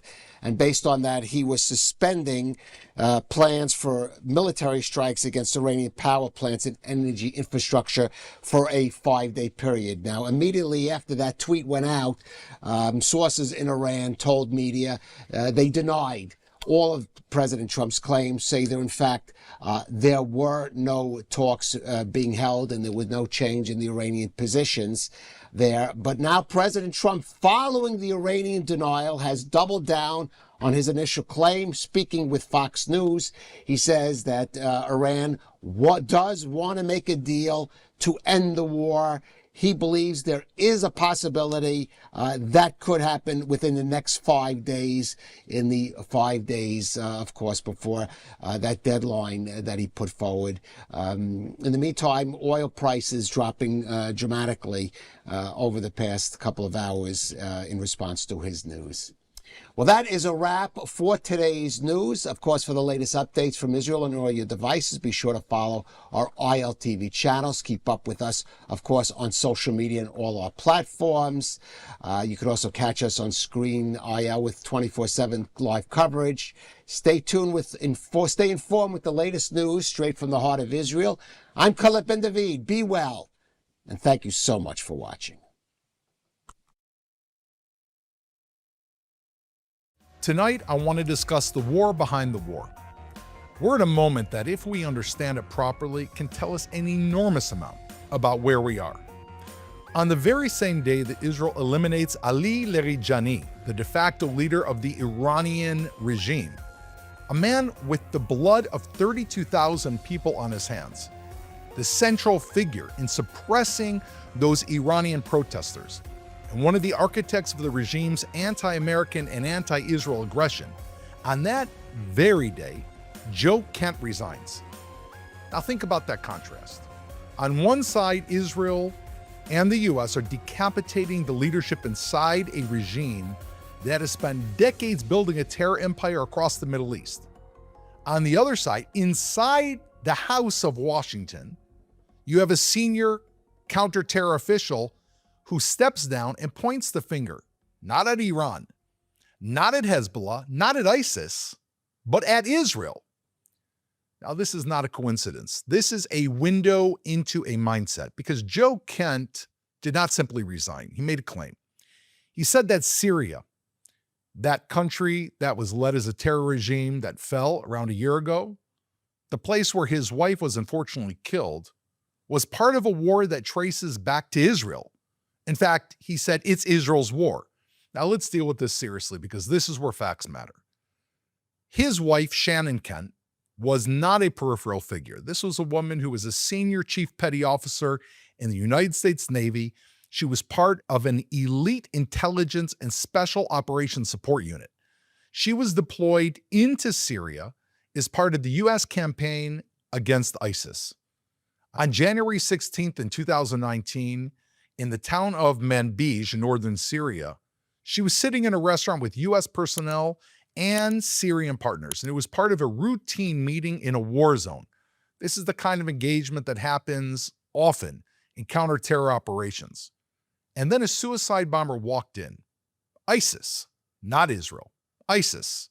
The bomber detonated himself inside that restaurant. 4 Americans were killed, and Shannon Kent was one of them. This was one of the deadliest attacks on U.S. forces in Syria during that entire campaign. Now understand what that means. Shannon was killed by ISIS in the middle of a mission to defeat ISIS in a region that was a battlefield controlled by jihadist groups, signaling the collapse of the Syrian corrupt state, and by years of Iranian and Hezbollah intervention. To now take that reality and fold it into an anti-Israel narrative that somehow blames Israel, now that's not analysis. This is a rewriting of the battlefield, because in order to make that argument, you have to erase everything else. You have to erase ISIS. You have to erase Bashar al-Assad, who turned Syria into a slaughterhouse. You have to erase Hezbollah, which poured fighters into Syria to prop up the regime. You have to erase Iran, which used Syria as a forward operating base. You have to erase decades of history, including Syria's attack against Israel in 1948, in 1967, and in 1973. If you erase all of this, then yeah, you know what, you might be able to construct a story where Israel somehow sits at the center of everything. But that's not reality. That's just the story.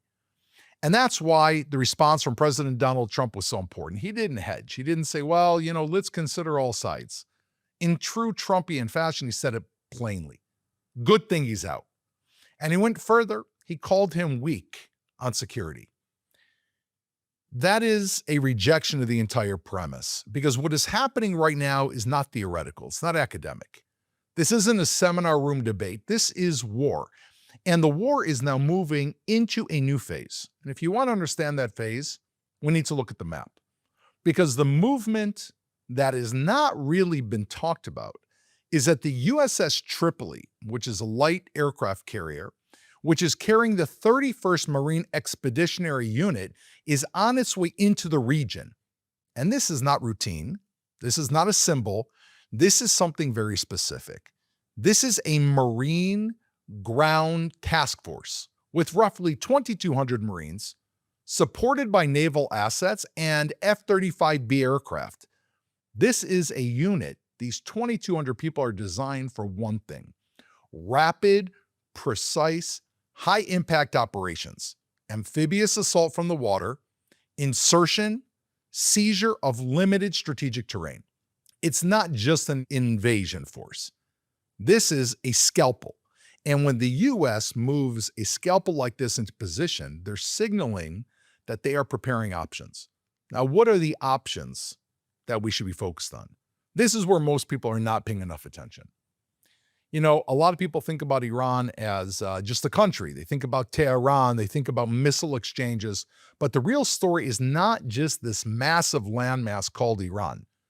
The real story about this war, it's not about taking down an area that's the size of South America. It's about the choke points.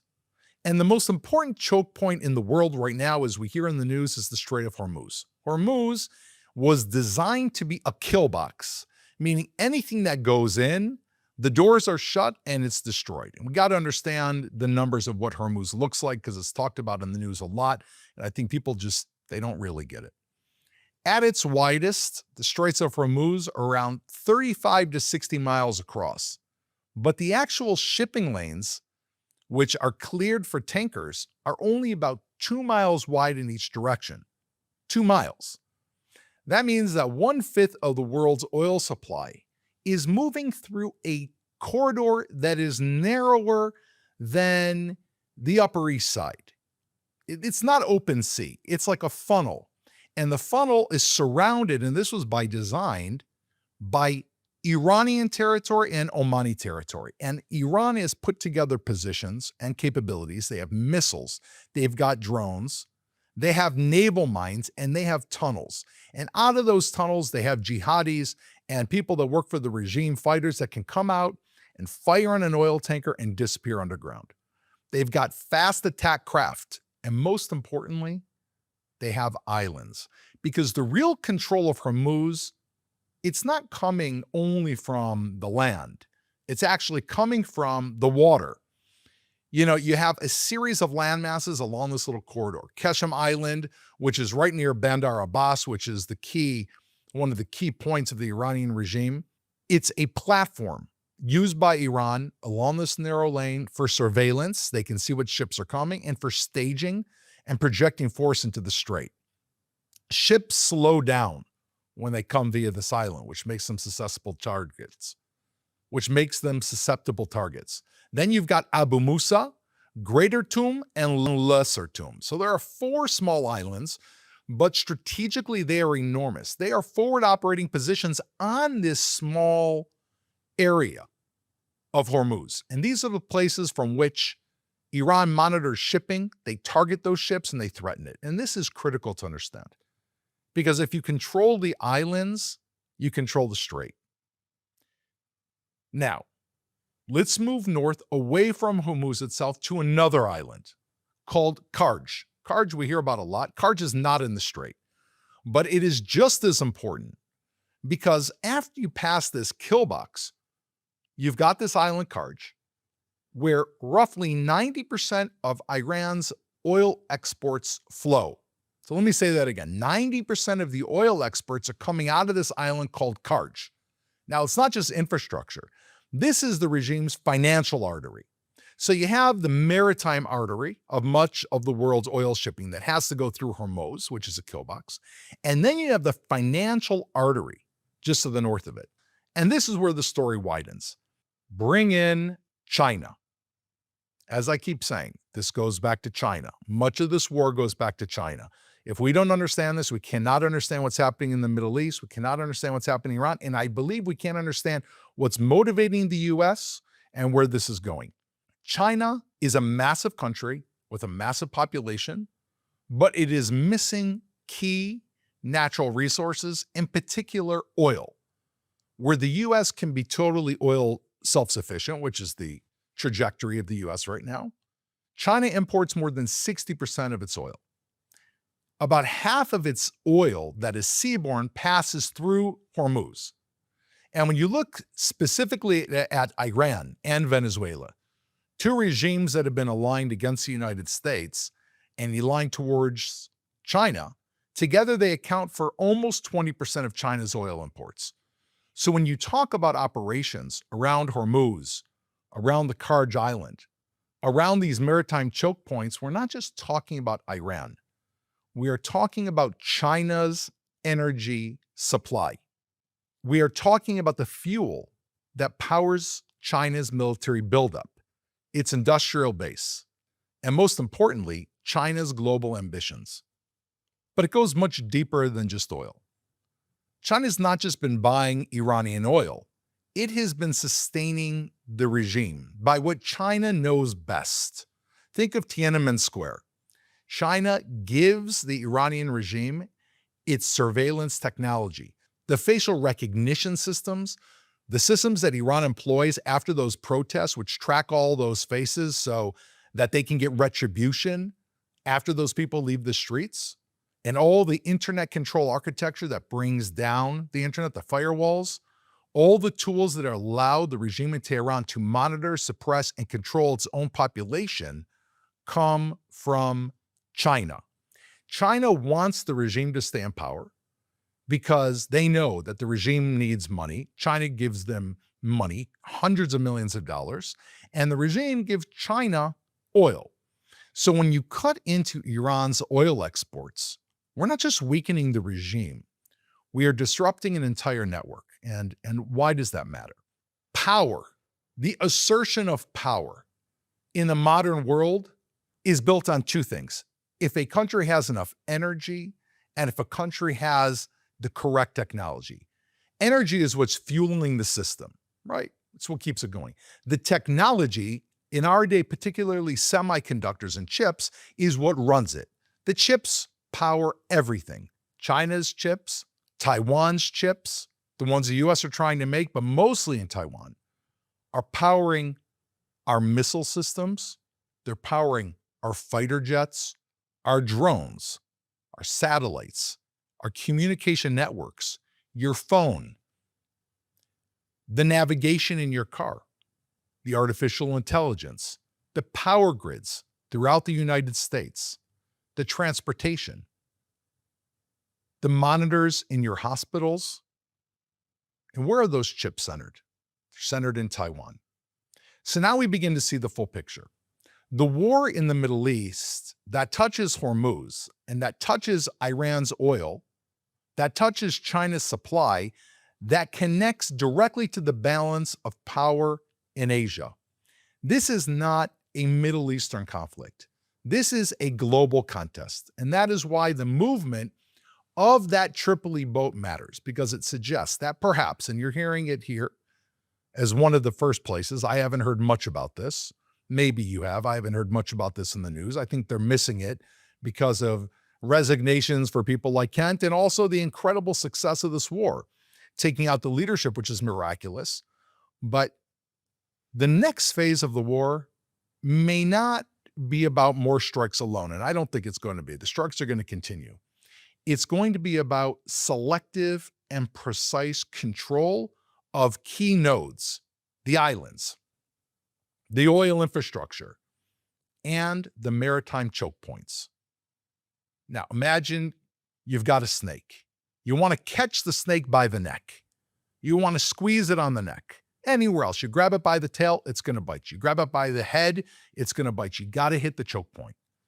The choke point of Iran and China are these islands. They control the gas flow and they control the disruption to shipping.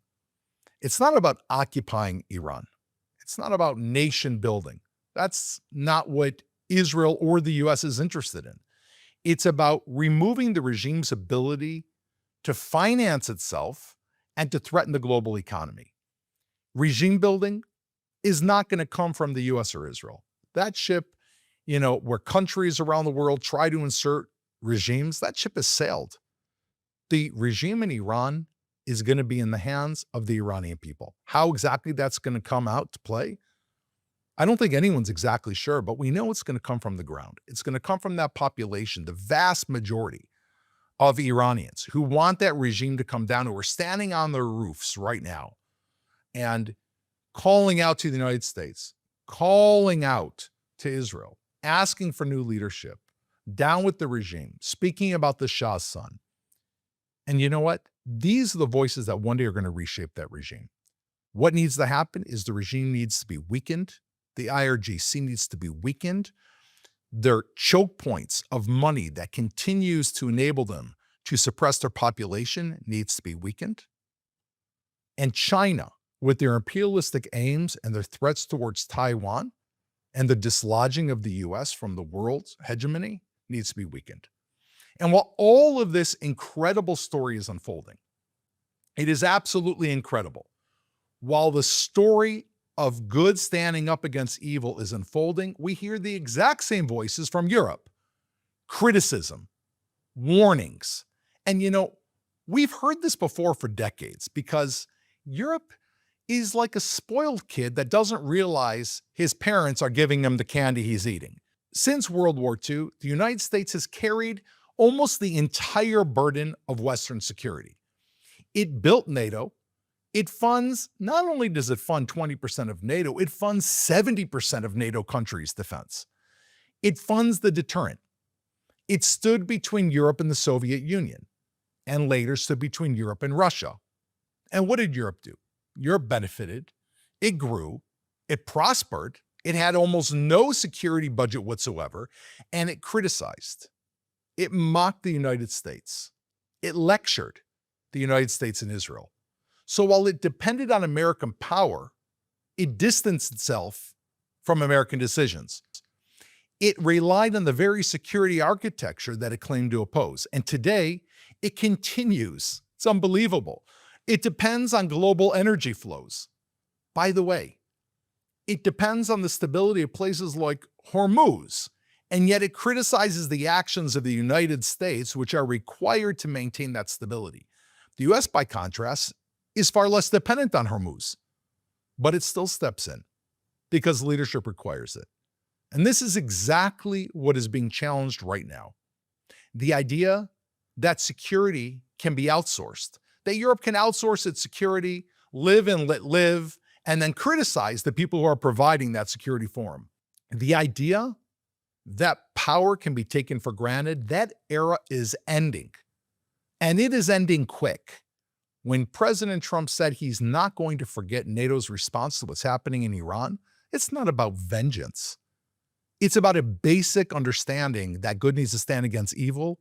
And it seems that Europe is cashing its chips and it's heading out of the global sphere into an isolationist sphere where it's going to be left alone, says it's not going to worry about global events while it's being eaten inside by the immigration it is allowed into its country. Now, I'm not against immigration. My own relatives immigrated. So did probably many of yours, but they didn't immigrate to a country that they publicly say they want to destroy. While the global map is shifting and all these major events are taking place, and the US and Israel are standing up against Iran and against Chinese hegemony throughout the world, Israel is dealing with something very immediate. Its northern border. Just 2 days ago, I had the privilege of sitting with Israel's defense minister, Israel Katz, and he said something very simple. Very direct. He said the Shiites will not return to southern Lebanon until Israeli residents in the north of our country can live in security. Now, this isn't just a slogan. This is a doctrine that is being backed up by military assets, and it forces us to confront another illusion. The so-called blue line. The blue line has been the de facto border, the declared border between Israel and Lebanon. Now, this was made during the Sykes-Picot Treaty going back close to 100 years ago by people in Europe who didn't understand the topography or were drawing lines on a map in marker, not even in pen. And they drew a border between Israel and Lebanon. However, it's not a natural barrier. It is literally a line drawn on a map. Imagine an open field where someone places a line right in the middle of the field between two countries. There's nothing stopping them from going from side to side. That's exactly what it looks like between Israel and Lebanon. It is completely indefensible terrain. The only real natural barrier in southern Lebanon is the Litani River. The Litani River is a river located somewhere between 20 kilometers, depending where you're standing, north of Israel, to 5 kilometers north of Israel, in the finger of Israel, which is called the Upper Galilee. It is a geographic boundary. And that is where a defensible line exists. And that is why when you talk about security, you cannot talk about lines on paper. You have to talk about terrain. Yes, we are back to terrain. Not everything is decided, based on airplanes. Things are decided like we saw on October 7th, like we saw based on what Hezbollah was planning, like we see in other areas like Ukraine and Russia throughout the world. Wars are still based on terrain. Because if you have flat terrain that's indefensible, ground forces can find a way to get under that, and all it takes is for them to take hostages, for them to send in a few thousand fighters to carry out a massive casualty attack. I look towards Pete Hegseth, the American Secretary of War, and he said it exactly right. He said, these are not politically correct wars. They are war. And war is not about pleasing observers. It's about securing reality. It may not be politically correct to talk about Israel reestablishing the border inside of Lebanon along the Litani River, but I think after 20 plus years fighting Hezbollah, cross-border attacks, thousands of rockets being fired, the reinfiltration of Hezbollah into southern Lebanon, mixing with that population inside tunnels, inside of olive groves, which I've walked through, and many of you have followed me into online. That is impossible to stop if you don't have a natural boundary that you can set up in which you can know exactly everyone who's operating and living in southern Lebanon. And that is called reality. We have got to put politically correct wars away and deal with correct wars. And that's what this is.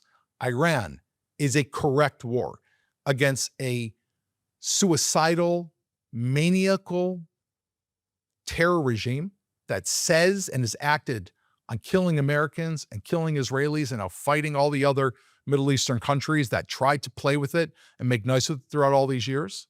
It's about stopping that. It's about stopping Lebanon. And let there be no mistake. Hezbollah equals Iran.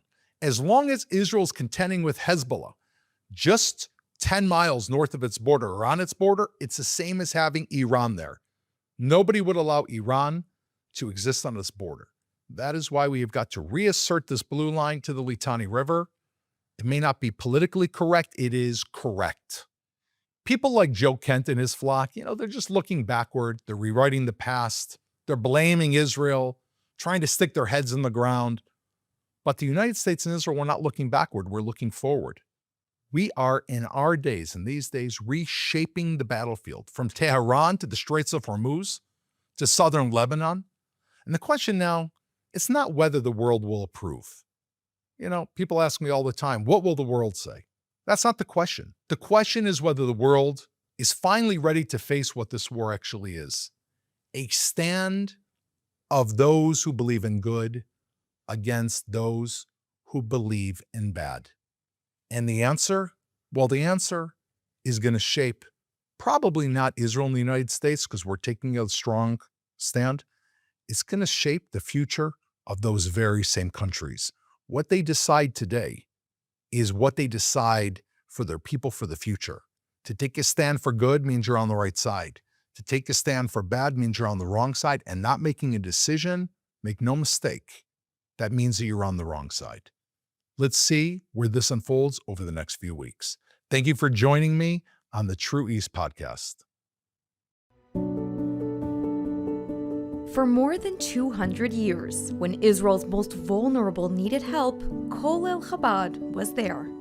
When families can't afford food, when seniors are alone, when children are struggling to survive, Kol El Chabad steps in with meals, essentials, and dignity. Right now, thousands of families across Israel are counting on that help. And you can make sure it reaches them. Your donation doesn't just give charity, it gives hope, it gives strength, it saves lives. Kol El Chabad, helping Israel one life at a time. Scan the QR code on your screen and give now.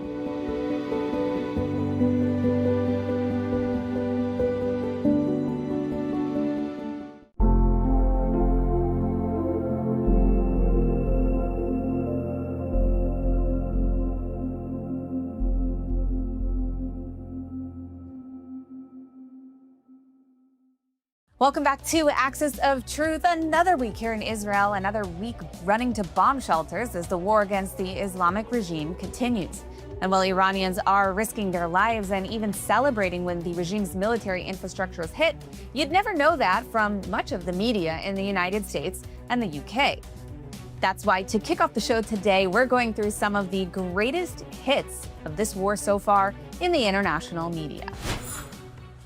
This is a parade of some of the most distorted, morally confused, and absurd media coverage that we've seen in years. And that's saying a lot given we just survived October 7th a few years ago. Let's start with CNN. Now, this week, CNN aired 4 minutes straight of Mojtaba Khamenei speaking directly from Islamic Republic State Television, a regime media network that's currently under sanctions by the United States. No pushback or context was given, just straight propaganda from a government that spent decades funding terrorism and killing Americans.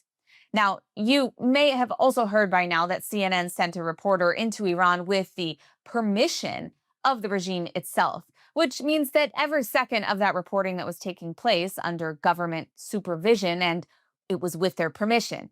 But the absurdity didn't stop there for CNN. Christiane Amanpour ran a segment about the Iran-Iraq war in which the Islamic regime sent children across minefields as human shields. Now, thousands of children were given plastic keys and sent to walk across landmines so that soldiers wouldn't have to. This is one of the most horrific crimes in the regime's history, and there's a lot of crimes. But instead of presenting this as a war crime against children, the segment framed it as a symbol of national devotion and love for the regime. Children being sent to their deaths was presented as a heartwarming story. Check this out. President Trump called for Iran's military to lay down its arms or face certain death. But he and his war planners had failed to understand or remember the strong religious fervor that commits millions to face death in the name of their faith and guarding their Islamic revolution. So we dug into the archives to find In the Name of God, the incredible series based on exclusive footage acquired by CNN in the 80s at the height of the Iran-Iraq war. In this piece, we see a boy, Mohammed, at the very most 17 years old, probably younger, who was recruited for the front by Iran's paramilitary, the Basij. His family bid him a fond farewell, knowing that he would likely be martyred, for one of these children's missions would be acting as human minesweepers. These kids just received 2 weeks training and just how to shoot with the guns, and they send them to battlefield using them for the minefield to destroy it. Landmines have been the focus of much outcry in this war, specifically the use of human minesweepers, waves of young volunteers going to their deaths, paving the way for tanks that are in short supply. And if that wasn't enough, Amanpour then hosted Reza Aslan, who confidently declared that Iranians are now rallying around the flag in support of the regime. Take a look. When death starts raining down from the skies, what tends to happen is that people rally to their government regardless of how much they hate their government. Really? That same old tired and disproven trope? Because the images we actually see coming from Iranians in the streets of Iran and across the diaspora show something very, very different. The flag the Iranians are waving isn't the flag of the Islamic Republic. It's the lion and sun flag, the flag of Iran before the 1979 revolution, the symbol of Iran, the Iran they hope to rebuild after the regime is gone. But if you watched that segment, you would never know that. And CNN wasn't the only outlet having a bad week. Over at Haaretz, the paper ran a profile of Ali Larijani with the remarkable headline, "Ruthless Leader, Brilliant Philosopher Ali Larijani, Iran's Most Powerful Man." Brilliant philosopher? This is the same regime official who has been sanctioned and plays a central role in the regime's oppression of Iranians as well as terror activities. Instead of presenting him as one of the architects of that repression, the article portrayed him as some sort of intellectual statesman to humanize his image. Over in the UK, Channel 4 continued the embarrassing war reporting by claiming that Israel had shut down access to Al-Aqsa Mosque during Ramadan for Muslims. Except that's not at all what happened. The restrictions in question were Home Front Command civil defense guidelines that apply to everyone in Israel during periods of heavy ballistic missile fire. They require people to remain within a certain distance of a bomb shelter, and they prohibit large gatherings, to prevent mass casualties in war. And yet somehow the report framed it as a religious persecution. But perhaps the most morally disturbing example this week came after the attempted terror attack on a Jewish school in Michigan. On March 12th, the Lebanese-American man rammed a vehicle packed with explosives into Temple Israel in West Bloomfield, Michigan. Now, the building contained a preschool with more than 140 children inside at the time. 140 children were in that building. Now, in somewhat of a miracle, the attacker was killed after security responded and prevented what could have been a terrible mass casualty terror attack. But instead of universal condemnation, what we're seeing in response from some parts of the media is something else entirely. On GV News, for example, commentator Angelina McCahey suggested that the synagogue may have been targeted because it aligns with Israel and because Israel is in its name. Check this out. Have these attacks been predominantly against Jewish targets? Well, I can't really speak on that directly. I can say that this situation, this was an Israeli temple. It was aligned with Israel. I will say that. A Jewish temple? A Jewish temple. A Jewish synagogue is not an Israeli temple. It's called the Real Israel Temple. They're Jewish. Okay. They're the people of Israel. How do you? So I'll just finish my point. So It was wrong from the premise. They're not Israeli. They're Jewish. So they're called the real Israeli temple, yes, and they do align with Israel and their beliefs. So this attack. Also, what we found out from the guy who attacked them was that he did have family in Lebanon that was killed from strikes, and that was confirmed. We don't know whether or not who those family members were, but it was posted on social media, his social media, the night prior to the attack, that it was actually his family and his kids that were killed. I'm almost speechless in response to the level of stupidity here. Think about how insane that argument is. First off, to be so insanely ignorant that you don't understand a synagogue called Temple Israel has nothing to do with the modern day state of Israel. And second, to bring that up as if it's somehow relevant or mitigating when someone drives a truck full of explosives into a children's school in America because they are Jews. What year are we living in? Also, bringing up the fact that he has relatives who died in Lebanon is completely irrelevant, but even more so when you understand that his family are in Hezbollah, and his brother was actually a Hezbollah commander. So it's not at all surprising since Hezbollah has been attacking Israelis nonstop since joining the war.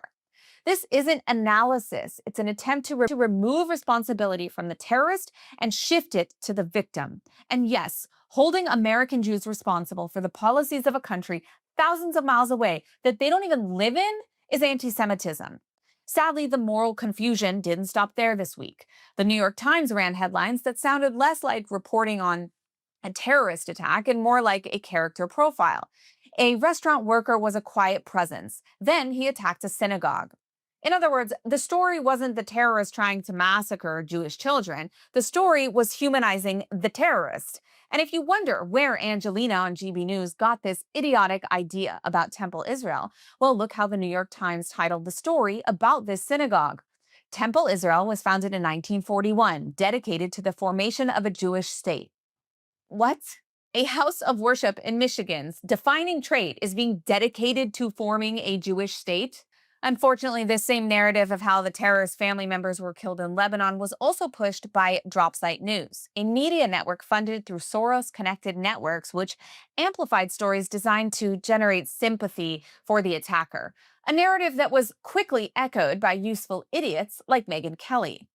Now, the most insane part about all of this, though, is that even if the synagogue was owned by the Israeli government and was full of IDF soldiers, so what? You still don't have a right to drive a truck full of explosives into a house of worship. Why are we even debating this? Only when it comes to anti-Semitic attacks, we hear this endless excuse-making and posturing, oh, Israel, shut up already. This is how extremism gets normalized, not through open support of terrorism, but through the slow introduction of excuses. And this problem doesn't stop with mainstream media. A recent analysis found that many of the most viral posts from this war pushing anti-American and anti-Israel narratives are not even coming from American accounts. They're coming from networks of accounts operating outside the United States that are coordinating to push these narratives into Western audiences. In other words, while Iranians are risking their lives to fight the regime, the information environment in the West is being flooded with completely distorted narratives that serve the regime's interests. And when you step back and look at this entire week of coverage, whether social media or media, the most extraordinary thing is not what's happening in Iran. The most extraordinary thing is how badly much of the Western media is failing to cover it.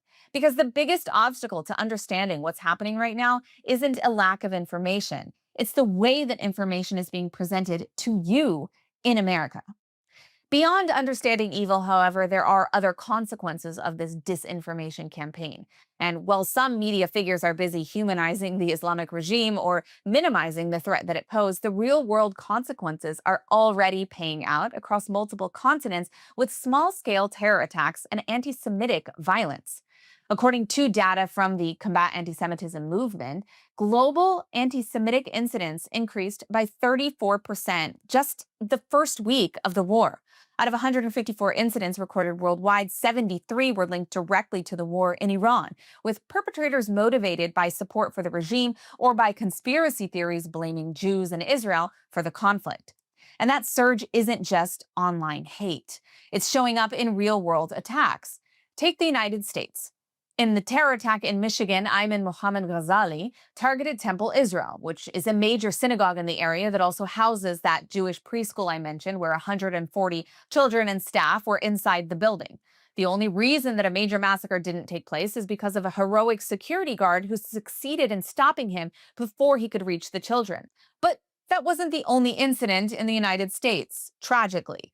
In Austin, Texas, a gunman opened fire in a mass shooting that killed 2 people and wounded 14 others. Investigators found he was wearing a shirt reading "Property of Allah" and an undershirt with the flag of the Islamic Republic. Authorities also found Iranian symbols in his possession. In New York City, 2 men named Amir Balat and Ibrahim Qayoumi were arrested after throwing an IED into a crowd during a protest near Gracie Mansion, the residence of the mayor of New York. Now, federal investigators say the men were inspired by ISIS and even discussed carrying out what they called an attack even larger than the Boston Marathon bombing. Now in San Jose, California, 2 Jewish men speaking Hebrew were violently assaulted at a restaurant, with the attacker shouting, "Don't mess with Iran," and other anti-Semitic slurs as he beat them. So in 1 week, you have a Hezbollah-connected attack on a synagogue in Michigan, a mass shooting in Texas with Iranian symbolism, an ISIS-inspired IED attack attempt in New York, and a violent anti-Semitic assault in California. In Canada, the situation is even worse. Not only has Canada become a front line in the regime's campaign of anti-Semitic attacks, with 3 different synagogues being fired at last week, but there's also been intimidation and violence against Iranian dissidents abroad, to the point that Canada really cannot protect them. Earlier this month, Canadian police arrested 2 suspects who are now being charged with first-degree murder in the killing of an Iranian dissident, Masoud Masjoudi, a former instructor at Simon Fraser University, who had been reported missing in Burnaby, British Columbia. Now, investigators said that Masjoudi's disappearance wasn't random and treated it as a targeted homicide from the start.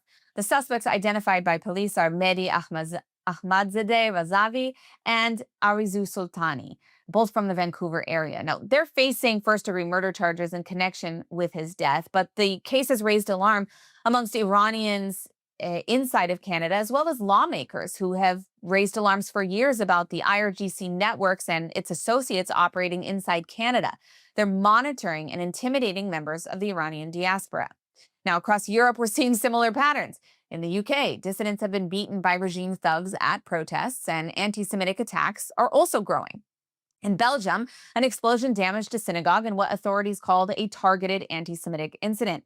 In Rotterdam, a synagogue was targeted in an arson attack. In Amsterdam, an explosive device was detonated outside a Jewish school, which the officials described after the fact as a deliberate attack against the Jewish community. Security services are also investigating incidents around synagogues in Oslo and Trondheim, both in Norway, where suspicious individuals were arrested near Jewish institutions. And these attacks are not random. A new extremist group calling itself Ashab al-Yamin, or the Companions of the Right, has claimed responsibility for some of these attacks, including the incidents in Belgium and the most recent one in the Netherlands just a few days ago. The group appeared suddenly this week and released videos calling for attacks against Jewish targets. Now, what's particularly concerning is that these videos were distributed through Telegram channels that are associated with the Shiite Axis network of groups that are linked to Hezbollah and the IRGC, raising obvious questions about whether this new organization is connected to the Islamic Republic's proxy network. And that's exactly what security services have been warning about for years. The IRGC has built a global network of proxies, militias, ideological supporters that can operate far beyond Iran's borders. They're networks that target Jewish communities and Iranian dissidents, and ultimately anyone who challenges the regime. So when people claim that this war is just a regional conflict that has nothing to do with the West, that it's not our war, the events of this week tell a very different story. The synagogue attack in Michigan, the mass shooting in Texas, an IED attack in New York, gunshots at 3 separate synagogues in Canada, a murdered Iranian dissident, a violent anti-Semitic assault in California, a synagogue bombing in Belgium, an arson attack in Rotterdam, an explosive device targeting a Jewish school in Amsterdam, and suspicious activity around 2 more synagogues in Norway. It's not random. It's the global shadow of a regime that has spent 47 years building proxy cells and other terror networks across multiple continents.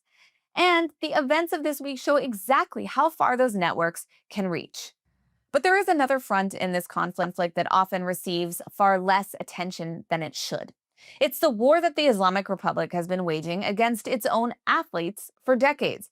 And this week, we saw another example of that system in action.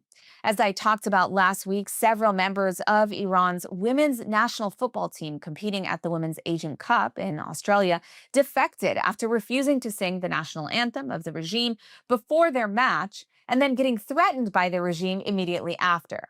Now, in the days since then, some of the players who initially sought protection in Australia have reversed course and are now returning to Iran after reports of intense pressure on them, their families, and threats from the regime.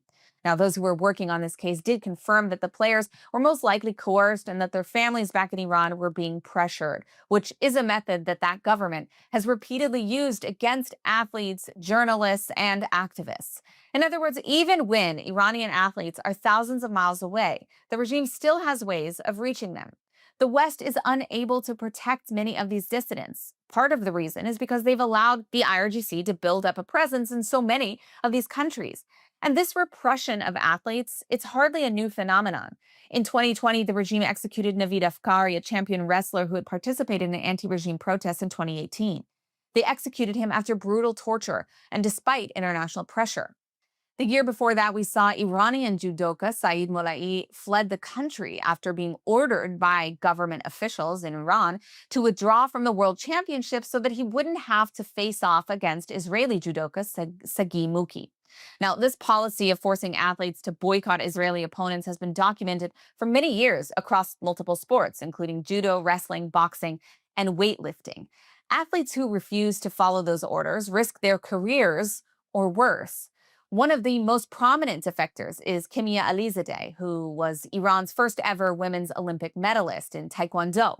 Alizadeh later left the country and announced that she couldn't represent a system that used athletes as political propaganda while denying women basic rights. She competed for the Olympic refugee team instead in 2020. Now, this history of repression against athletes in Iran actually goes back much further. In 1988, Forzun Abdi, the captain of the women's national volleyball team, was executed after spending years in prison for opposing the regime. That same year, Mashid Varzagi, a member of the Olympic soccer team, was executed for distributing anti-government newspapers. And in 1981, Olympic wrestler for the country of Iran was executed alongside 29 other political prisoners. The list goes on and on. This history, is not just about individual cases. It's about a system where the Islamic Republic uses sport as a tool of political propaganda and ideological control. They've even used international sporting events to normalize and sanitize their security apparatus. At the Tokyo Olympics, Iranian gold medal winning shooter Javad Foroughi won a gold medal while also being a member of the IRGC who served the regime in Syria. But the truth is that the entire structure of sports organizations in Iran is closely tied to the regime itself. The current head of the Iranian Olympic Committee, Mahmoud Khosrovi Vafa, has served in the IRGC and was even a former bodyguard of Supreme Leader Ali Khamenei. In other words, the institution that's supposed to represent Iranian athletes in the Olympic movement is directly connected to the same power structure that controls the country politically. And this is one of the reasons why a growing group of Iranian athletes and human rights advocates have launched a campaign calling for the dissolution of the Iranian Olympic Committee. In open letters sent to the International Olympic Committee, athletes document how the Iranian sports system operates under government control. They describe a structure in which athletes are monitored, threatened, and forced to follow state ideology, including the policy of boycotting competing against Israeli athletes. Now, this system violates the core principles of the Olympic Charter, which require sport to be free from political discrimination as well as government interference. As long as the current structure remains in place, Iranian athletes are going to continue to face intimidation and political pressure. And this issue is not limited to athletes because the regime even polices its own fans. Inside Iran, women are still forbidden from attending football matches, and there have been multiple incidents in which women were even assaulted, beaten, or pepper sprayed by security forces for trying to enter stadiums. Sport in Iran isn't just sport, it's a political system. And given the history, there's an increasingly strong argument that Iranian athletes should not be forced to compete under the flag of the regime that controls that system. The international community has already taken a similar approach in other cases. Russian athletes, for example, were allowed to compete, but only as neutral athletes under a blank flag rather than representing the Russian state. The same principle can and should apply here. Because if sport is supposed to represent fair competition and human dignity, then Iranian athletes themselves need to be protected from the political system that controls them. And now it's time for this week's Good, Bad, and Ugly, which we're doing in reverse order so we can end on a positive note. So this week, the ugly story goes to the regime's foreign minister, Abbas Araghchi, who sat down with CBS host Margaret Brennan and declared that the reason he has internet is because he's the voice of the Iranian people. Can't make this up. Take a look. I just do want to point out, you're speaking to us via Zoom. The Iranian people don't have open internet access, but you do. Why? Well, because I'm the voice of Iranians, and I have to defend their right. So this is why I have access to internet to just have our voice being heard by the international community. But internet is closed because of the security reasons, because we are under attack, we are under aggression, and we have to do everything to protect our people. In any country, there are urgent measures taken for the sake of war. Protect your people? Are you kidding me? You just murdered 40,000 of them. But according to Araghchi, he, being the regime, speaks for the Iranian people. Now, in ordinary circumstances, that claim might be more laughable than anything else, but right now it's particularly absurd because at the very moment that Araghchi was making that claim on American television, the Islamic Republic has shut down the internet access across Iran for nearly 2 weeks. 92 million people completely cut off from the world. Iranians inside the country have been desperately trying to connect through Starlink, also punishable by death, or through other internet filtering workarounds and VPNs, simply to communicate with family members abroad. So the government, cutting off an entire country from the internet, now wants the American public to believe that it's the voice of the people? Are you serious? If the regime actually represented the Iranian people, it wouldn't need to shut down the internet every time there's a crisis. It wouldn't need to silence the public or control information. But the internet blackout actually tells you and the entire world everything we need to know. The Islamic Republic isn't afraid of foreign governments. It's afraid of its own people. And Abbas Araghchi certainly doesn't speak for them. And now let's move on to the bad story of the week, and this one goes to Tucker Carlson, which could be for many reasons, even this week. But I want to hone in on one. This week, Carlson pushed another ridiculous claim about the Middle East that was shot down by none other than his favorite country, Qatar. Carlson bluntly told his audience that Saudi Arabia and Qatar had arrested Mossad agents who were supposedly plotting bombings inside those countries. He presented this claim as evidence that Israel was secretly destabilizing the region, like everything else he claims. Check it out. It really, really hurts these countries. And Israel wanted to hurt these countries. That's the point. Wanted to hurt these countries. Wanted to sow chaos and disorder because they are rivals of Israel. So it's probably hasn't been reported, but it's a fact that last night in Qatar and Saudi Arabia, authorities arrested Mossad agents planning on committing bombings in those countries. Now, that's weird. That doesn't make any sense. Why would the Israelis be committing bombings in 2 Gulf countries, which are also being attacked by Iran? Aren't they on the same side? No. Israel wants to hurt Iran and Qatar and UAE, and Saudi, and Bahrain, and Oman, and Kuwait. There's just one problem. The governments involved say that didn't happen. Qatar's foreign ministry publicly rejected the claim and said it had no information about any Mossad operatives being arrested in the country. And what Qatar did announce was something very, very different. Authorities said they detained 10 individuals connected to a network linked to the IRGC. Now, according to reports, the cell was suspected of conducting surveillance and sabotage operations connected to Iranian security services. In other words, the actual story was about Iranian operatives, not Mossad. And this matters because the IRGC, as we've spoken about, has spent decades building proxy networks across the region. Gulf states like Bahrain, Saudi Arabia, and the UAE have all accused the Islamic Republic of running militant cells and espionage networks inside their borders. Instead of pointing this out, Carlson is again scapegoating Israel with zero evidence and inventing the entire story. That's not just a small error. It fits a pattern that we've seen since before this war even began from Tucker Carlson. Whether it's commentators, activists, or social media personalities, there's a constant effort to shift focus away from the regime in Tehran and towards some supposed Western or Israeli conspiracy. But when you actually look at the facts, the threat networks keep leading back to the same place, the Islamic Republic. This entire week was just another example of that. Now, with that said, I want to move to the final story of this week, the good. This one comes from inside Iran because while the regime continues to try to project strength, what we're actually seeing on the ground is something different.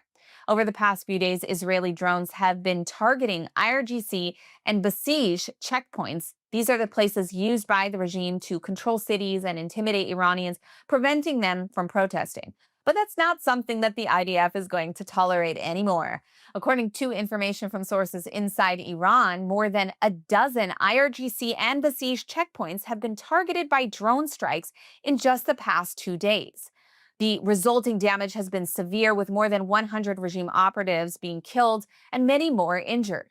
But the military damage is only part of the story here.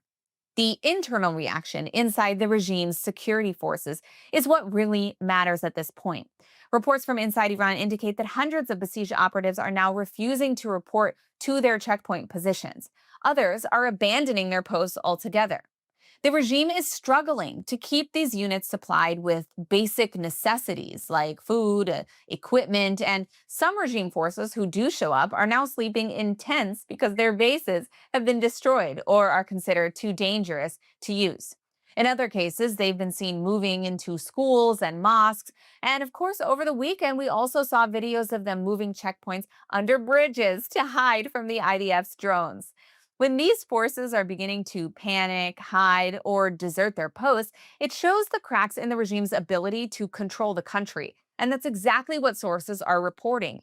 At this point, the fall of the regime is really only a matter of time. Well, that's all for this week. We'll be back next week with more updates from across the region and all the latest from the war in Iran. If you have a story that you think I should cover, feel free to reach out to me on social media, Emily K. Schrader, or on Instagram at Emily in Tel Aviv. Until next time, see you right here on Axis of Truth on JNS.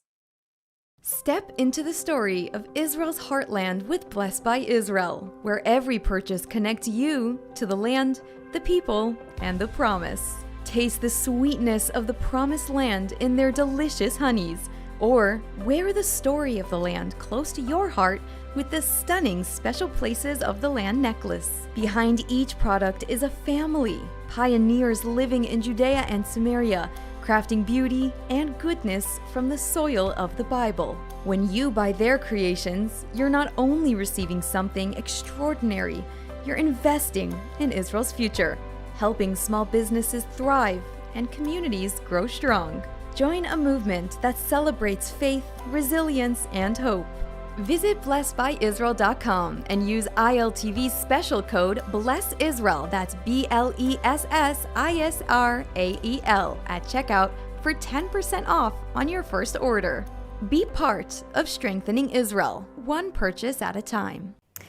And as Israelis continue living with missile sirens during the ongoing war with Iran, many children are still coping with the trauma of October 7th and years of terror attacks. For more than 2 decades, the Shiloh Israel Children's Fund has been providing specialized therapy and support to help young victims heal. Joining us now is Chava Kleinman, Vice President of the organization, to share a little bit more. Chava, thank you so much for joining us. Thank you for having me. So first of us, can you tell us how the Children's Fund was established? I mean, what led to the creation of this organization? Sure. So about over 2 decades ago, the founder and president, David Rubin, was driving from Jerusalem to his home in Shiloh and was ambushed by terrorists on the road. And he and his 3-year-old son were shot. He was shot in the leg and his 3-year-old son was shot in the head. And miraculously, they survived the attack and they're okay today. But the trauma that he saw on his son and the other children around him made him decide that we needed to do something to help the children in Israel. And, you know, since the October 7th attacks and now, of course, with the ongoing war with Iran and the missile sirens and, you know, sounding really throughout the day and throughout the night, how has the level of trauma amongst Israeli children, you know, how has that changed? So we've seen an incredible increase in trauma amongst children all over Israel, because this is not something that's only affecting children in a certain place, but all over the country. And we see children that don't even have time to try to heal from the trauma, because what's happening now is that it's continuous trauma. And one of the things we know about trauma is that, you know, we try to heal trauma when there's a break in trauma, but that's not happening. So it's a completely different scene that we're seeing in children all over the country. And can you maybe talk about some of the main projects or the therapeutic treatments that the Shiloh Israel Children's Fund provides, sort of to help children cope with these, you know, trauma, with these changes, and help sort of rebuild their sense of safety? So because we're working with children, we need to work in very creative ways, right? You can't just sit down with a child and say, what's wrong? So we work with a number of trained therapists in very different creative therapies: music, drama, arts, small animal therapy, horseback riding therapy. So we do a lot of that kind of work. We also do group work with children in schools or in different centers or after-school activities. We try to get to whoever we can, and especially now, we have mobile therapy teams that are going out to people who can't make it to centers, whether it's evacuated families in the hotels or people who just can't leave their homes for whatever reason. So we work in those kind of ways, and also a lot of resilience programming, because also that's very important at this time. And can you tell us a little bit about the resilience programming? Sure. So, you know, something I always like to say is that, yes, Israelis are resilient and children are resilient, but if we don't give them the tools to help them and the support that they need, you know, they're human beings in the end. So we do a lot of, like I said, you know, group work or individual therapy, but also family therapy and also support for parents, because when you're working with children, you also need to help their parents. Absolutely. And, you know, you spent many years working in other community roles before joining the organization. What led you to personally take on this mission? I think over years of really working with families and children and dealing with trauma, I realized that if we don't help the future generation in not only emergency crisis healing, but long-term healing, resilience care, what is the future of our generation going to look like? What are our children going to look like? And that really just made me want to get involved and keep doing the important work that we're doing. Well, it really is crucial and important work, especially during these times. Chava Kleinman, thank you so much for joining us. Thank you for having me. And so to help our children overcome the trauma of war, you can scan the QR code on your screens or visit israelchildren.org now. And tonight in Israel, children are going to sleep with the sound of sirens, rockets, and uncertainty. Schools are closed, families have been evacuated from their homes, and many parents have been called away for reserve duty. For thousands of children, the trauma of war has become part of everyday life. But in the middle of this crisis, help is reaching them. For over 20 years, Shiloh Israel Children's Fund has been on the front lines of the emotional battle, bringing urgent trauma care to the children who need it most. Through its mobile therapy unit, trained trauma therapists travel directly to children in their homes and to hotels housing evacuated families. Instead of waiting for help, the help comes to them, providing immediate emotional support, stabilization, and care for children struggling with fear and trauma. These moments of care can mean the difference between lasting trauma and the beginning of healing. But this critical work depends on people who are willing to help. So if you want to stand with Israel's children during this time of crisis, please donate today. You can visit israelchildren.org/now, because every child deserves the chance to heal.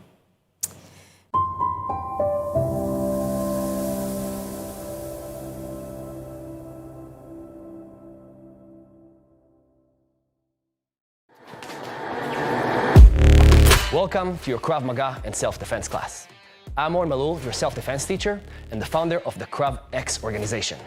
By the end of this class, we're going to teach you basic and practical moves of self-defense that can save your life.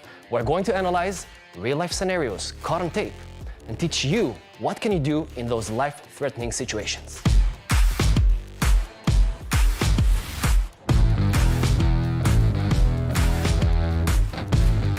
So we're going to jump in and start to watch our first scenario, where you have a couple here simply sitting on a bench, and you see this guy on the black simply walking.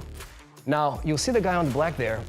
He's gonna start kicking scooters, trash cans, getting aggressive. The couple is walking towards the direction, and the guy's starting to get close to this guy. His name is Ryan Kersen. Ryan is trying to protect himself. Here you see the first attack. It was a slap. Ryan is trying to move back. Then the guy pulls a knife. Ryan's tried to run away. He trips on the bench, and unfortunately, this situation is ending with a stab and a murder. His girlfriend is terrified, trying to call for help. This situation, fraction of a second. You see how it escalates quick just because he was looking towards the direction of the attacker. You never know what can happen. So we're gonna call Eden in Ilala to join me in order to learn 3 self-defense lessons that are extremely important from this incident. Number 1, you simply see the couple that is standing up and start walking towards the direction. But lesson number 1, we call it situational awareness. Simply being aware of your surrounding. Now, obviously, they didn't understand that this is going to happen, but they saw the guy that is raising his voice, kicking the scooter, getting aggressive, and they still walk towards the direction. Now, guys, this is obvious because I don't have to teach you guys that running away is the first instinct of any human being, but still important to understand. Now, running away is also not always the solution, because you saw Ryan tried to run away and unfortunately tripped. So Eden, our attacker, and what you want to do when you're understanding there's something going on, okay? Even before a slap, we're still talking about situational awareness, you want to start moving back, okay? Obviously, if Eden is getting closer here, what do you feel here? Start to get a little bit uncomfortable, right? Now, in self-defense, remember this rule. When someone is close to you and can reach you with a hand only, this is extremely dangerous, okay? So when Eden is getting close, you want to keep the distance that he has to do a step in order to reach you. The hand motion is extremely quick. It could be a punch, a slap, or as we saw in this video, a knife stab are extremely quick. But when you take a step back, he's gonna have to do an extra step, and you're gonna see his body motion, and you're gonna be able maybe to do something, okay? So, distance. This is our second step after being aware. Now, if it's still getting more and more and it's escalating, you're gonna have to start lifting your hands up and be what we call in a fighting stance. But a fighting stance is not something as such, guys, okay? Actually, this is gonna be the biggest mistake you can ever do in a street fight. So don't do anything as that, this, or even this, because what you do is you're actually, what are you telling him psychologically? Let's fight. I'm welcoming him to fight, okay? And on top of that, I'm losing the element of surprise. And this is the exact opposite of what you want to do. But you don't want to do just here. You want to have a ready mindset in order for this to happen. Look at the little difference between this to this. Okay, so after you walk back, I want you to start lifting your hands little by little. Keep walking back. Elbows are tight to your body here. And you're looking like the victim, but you're protecting your vulnerable points. So if he's attacking you, right? If you're attacking, your hands are pretty much here to protect your face, to protect all those areas that he can knock you out. Now, the fighting stance, do it with me, guys. I'm lifting those hands, elbows tight, chin down, okay? And I'm protecting myself, moving back. Do it one more time. Move back, chin down. And what I want you to do is look towards here so you have more peripheral vision. If you're looking towards his eyes cannot attack you, but his hands can attack you, can maybe pull something from his pocket, as we saw exactly in this video. And when you're looking towards the central chest, you have more peripheral vision. Now, I want to move on about what happened after, because the guy first slapped him, okay? Ryan was trying to kind of push him, okay? and then you got the slap. And I want to talk about what to do if someone slaps you, punches you. Now first, remember guys, if you don't have to touch the attacker first, do not do that. Don't push him, don't touch him, because for every action, there is a reaction. So we're gonna move to lesson number 2 here. When someone is slapping you, okay? Now I can teach you all kind of moves, but you saw what I did? This is simply instinctive reaction. We can learn about a lot of techniques, but when you're walking in the street and you're surprised, and something is surprising you, whoa! What happens is all the lessons you learn, all the techniques you learn, you can throw them to the trash. You're gonna have to rely on your instincts. Just like someone who is walking on the street and suddenly trips and falls, what happens? He puts his hands on the floor. Exactly when something comes, you react with your instincts. When you get slapped and you're surprised, whoa, this is the only thing you can do. And after you get slapped, and this is your reaction, maybe you can do something as a pump strike, as a kick, and maybe then run away. Because running away is important, but on the right opportunity. Now, when someone is attacking you and you're surprised, I want you to block with your hand solid, not just here, so his attack can cross the barrier, create a strong barrier, and you want to defend more or less with the wrist area to the wrist area. Because if I'm going to defend here, okay, if it's a slap, if it's a punch, it's gonna get in. And pay attention, this move that happened, it started with a slap, and later on was a stab. It could be a punch. This move represents the most common attack in a street fight ever. After watching hundreds of security camera footage, this is the most common attack. Now, Eden is going to try to reach you. Remember, you're in your fighting stance, you walk back, so you have some time, and when he's attacking you, there you go. Okay, more solid, let's do it again. Excellent. You can also move back. This is natural. Now, Eden, I want you to attack her a couple of times and let your mind react, try to follow those principles of 90 degrees, wrist to wrist and solid defend. Let's go. Nice. Excellent. So I got a question for you. Did you think when we were performing all those moves? Not at all. So you gotta trust your mind, because this is simply gonna happen. And obviously, once again, you gotta practice it. You gotta learn it. And I recommend you guys go to a certified instructor and learn it step by step. Practice it, get it into your muscle memory. Lesson number 3. What happens if someone actually pulls a knife and stabs you? Dealing with a knife is extremely hard. Extremely hard. And be prepared. You're gonna get cut. Okay, be prepared, you can get injured. But we're gonna teach you principles that if you will be able to implement, it can save your life. If he pulls a knife now, and I'm gonna simply react with my instincts, which can happen, and I'm gonna keep reacting with my instinct and I'm gonna get cut, I'm gonna get stabbed, he's motivated, he's going for this knife attack, and this is not gonna solve it. So when I see the knife, yes, I could react maybe once with my instincts because I don't have a choice, because I'm surprised. But here we're gonna teach you a technique, what we call the dive in, to control and neutralize the attacker.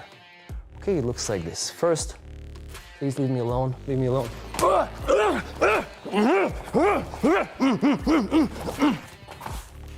I just followed the step. Step number 1, I went back, the distance, the hands, right?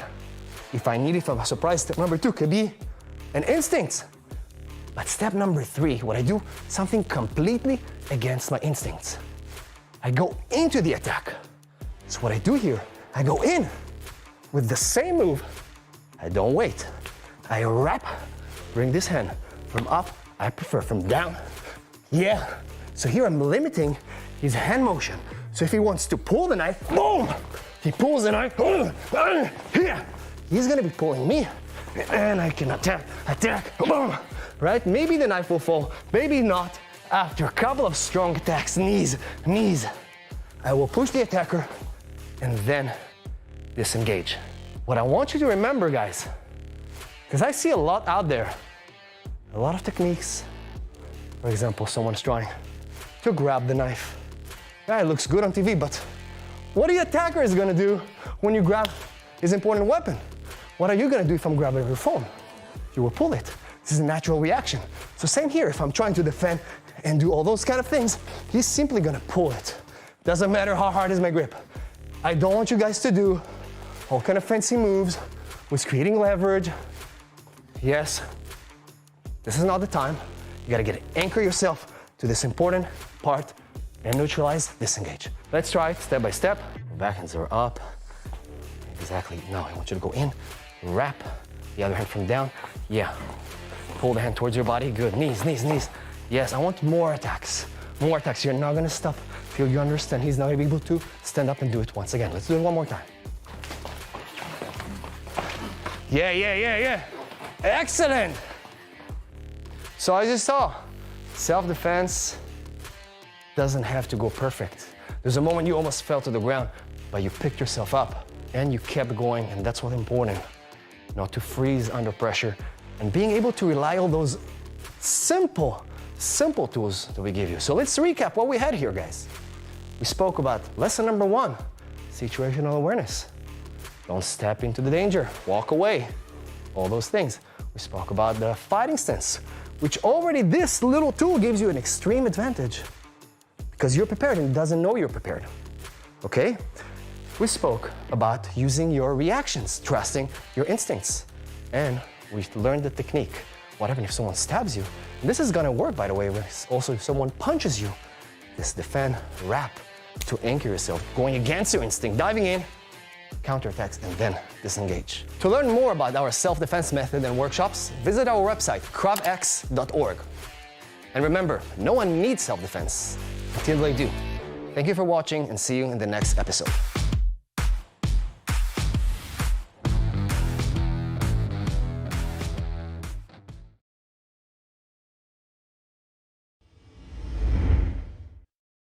Hey guys, Owen Malul here. Today we're going to discuss the main differences between traditional martial arts and competitive fighting sports to Krav Maga. We're going to compare between them and see how effective they are to real-life scenarios when you need to defend yourself.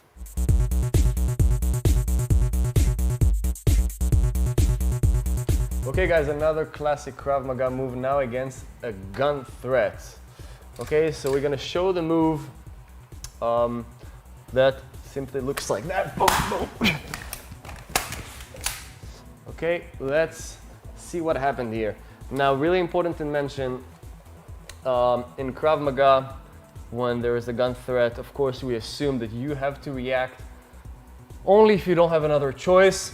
Then, of course, if you can give your money, run away, run away. We're talking about a scenario that you feel in an immediate life danger. So any gun threat, that means that he could already shot you, but basically the guy wants something out of you. He wants your money. He wants maybe to kidnap you, and then maybe you might think twice if to react or not. Now, the move looked like this. First, a redirection with my left hand, if he's holding with his right. Redirect, bring the barrel towards the ground, and redirect with the gun towards his own body. So one more time. Whoop. Okay, second thing, I'm advancing and giving a punch. Not before. Also understanding that there is a body defend right after the hand. That means the body defend comes right after the hand while I'm redirecting. Now I'm pushing the gun towards his body, and from here, punching, putting my own leg behind his leg. Then, when the barrel is always pointing the ground, I'm gonna go with my own hand under, grab the back of the gun, and from here, do what we call the disarm, use my own body weight, pull from the right, and create leverage. Here I'm disarming him while pulling, taking a step back distance, magazine strike, loading the gun and taking control of the situation. Now, here is a classic Krav Maga move I learned myself growing up as a kid, as an adult, and as we explained before, while doing this move as a student and teaching it to my own clients, what I realized is when you're grabbing a gun with one hand, even though you're going to go and redirect it and push it towards his own body, even though you're going to come with your own body and attack strong towards the face with a strong punch, we always assume that the attacker is bigger and stronger. And when someone is under adrenaline, especially if he's bigger and stronger, and you hold him his own gun. Even if you punch him, his own reaction will be always what to do? Pull the knife. One more time. 1, 2. What Leo simply did is pulling the knife while I do the move, which can create a big problem if we have to do it in reality under pressure. Other than that, doing a gun defense with one hand, if you think to yourself, am I going to grab a gun which is risking my life with one hand, or maybe I'm going to have to try to use it with my both hands, which you feel much more confident. So when I, again, opened my own head and tried different techniques, I realized doing it with two hands feels better. First, I have more chance of grabbing it and not maybe missing the gun. And if I'm maybe not able to grab, but the second hand, I'm able at least maybe to fix the grip itself. Second of all, if he is going to pull me, he can pull me till tomorrow, but I'm attached to the back of the gun.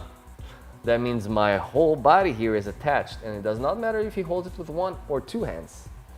The moment I'm attached to the gun, he's going to be pulling me, and I can go with my own attacks. Boom, as knees, kicks, etc.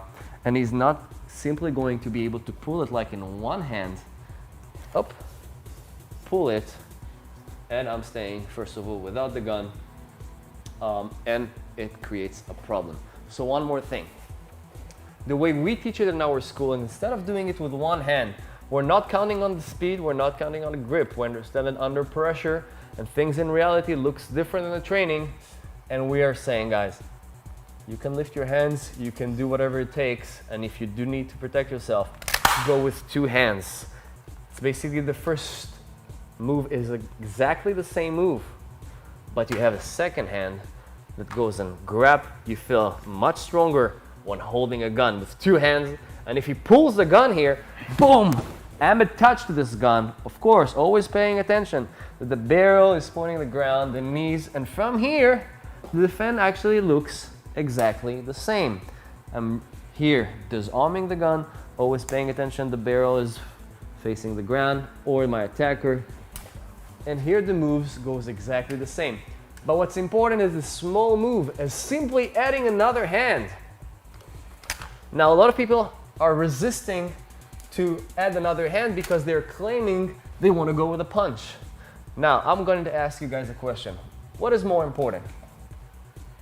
To redirect and strike simultaneously, that means as quick as possible, or most important is actually to control the gun first. So we're going to answer, of course, it doesn't matter how hard I hit him. If he has the gun, that's right, okay, he has a broken nose, boom. But he pulls the gun. Under the adrenaline, might not even feel the broken nose. He has the gun, it does not matter how hard was my punch. But if I first concentrate on neutralizing and controlling the gun, that's going to be my first priority. Right after, attack with myself, or if he pulls, I'm gonna go with him and then attack. At least I'm in control with the gun, and then I'm able to disarm and take control of the situation. Okay guys, let's go over those 4 techniques and review them. Our first technique was a comparison between a Krav Maga to an Aikido move called Nikyu. We showed you the defense that comes from Aikido against a simple swing, the most common attack in a street fight. When Leo was showing us how to use the energy of the attacker against the attacker himself. We explained that in reality, it's not always possible to use the energy of the attacker against him because you're surprised out of nowhere the punch is coming and you're simply reacting with your animalistic instincts, sometimes even moving backwards and not necessarily able to use the energy of the enemy against him. The concept is beautiful, but not always applicable to reality. Our second move came again from the Aikido world, comparing to the Krav Maga world, a defense against a punch that goes to the upper body. Leo showed us a move when he redirects, put the arm of the attacker under his own armpit and then creates a lock, putting leverage on the elbow, neutralizing the attacker all the way to the ground. We explained that in Krav Maga first, you're not always able to use timing and using the energy of the attacker against you. Again, when you're surprised out of nowhere, that's going to be something really hard to do.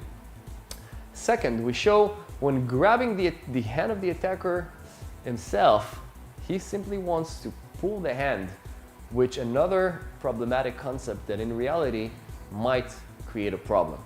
Our third and fourth move come from Krav Maga itself. We showed you two different moves. The first one was against a stab that goes towards the stomach with an inside defense, grab the hand, attack, then create an armbar, an unlock to neutralize the attacker. We explained that first of all, doing an inside defense against a straight stab with a knife towards the central body might work, but if the attacker suddenly goes lower than your elbow, you might get into trouble. We showed you how we teach it in our own school, going with an outside defense. If you can put your hands up, going down, using your own body motion as well, body defense, creating a big outside defense, later on wrapping your own hand in order to neutralize the attacker. But we showed you how one move can defend against all the stab, does not matter what level, if it's your chest, head, stomach, central body, and lower than that, will definitely work. Then we moved on to another classic Krav Maga defense with a gun that is being done with one hand. I explained that personally in my school, I do not teach a defense against a gun in one hand. If you have to do it in reality, first, I do not personally believe you're going to be able to do a defense against a gun with one hand only when you have two hands. Your natural instincts, if you are going to react in order to save your life, you're going to want to use your both hands in order to feel confident, in order to neutralize the gun. You're going to get anchored to the gun, and if he pulls the gun when you're grabbing with two hands, you're going to be okay, which in one hand, you're going to be in a serious problem. Thank you guys for joining our Krav Maga class. You guys can stay tuned and check out our Facebook and YouTube page and learn more Krav Maga tips and lessons. Thank you.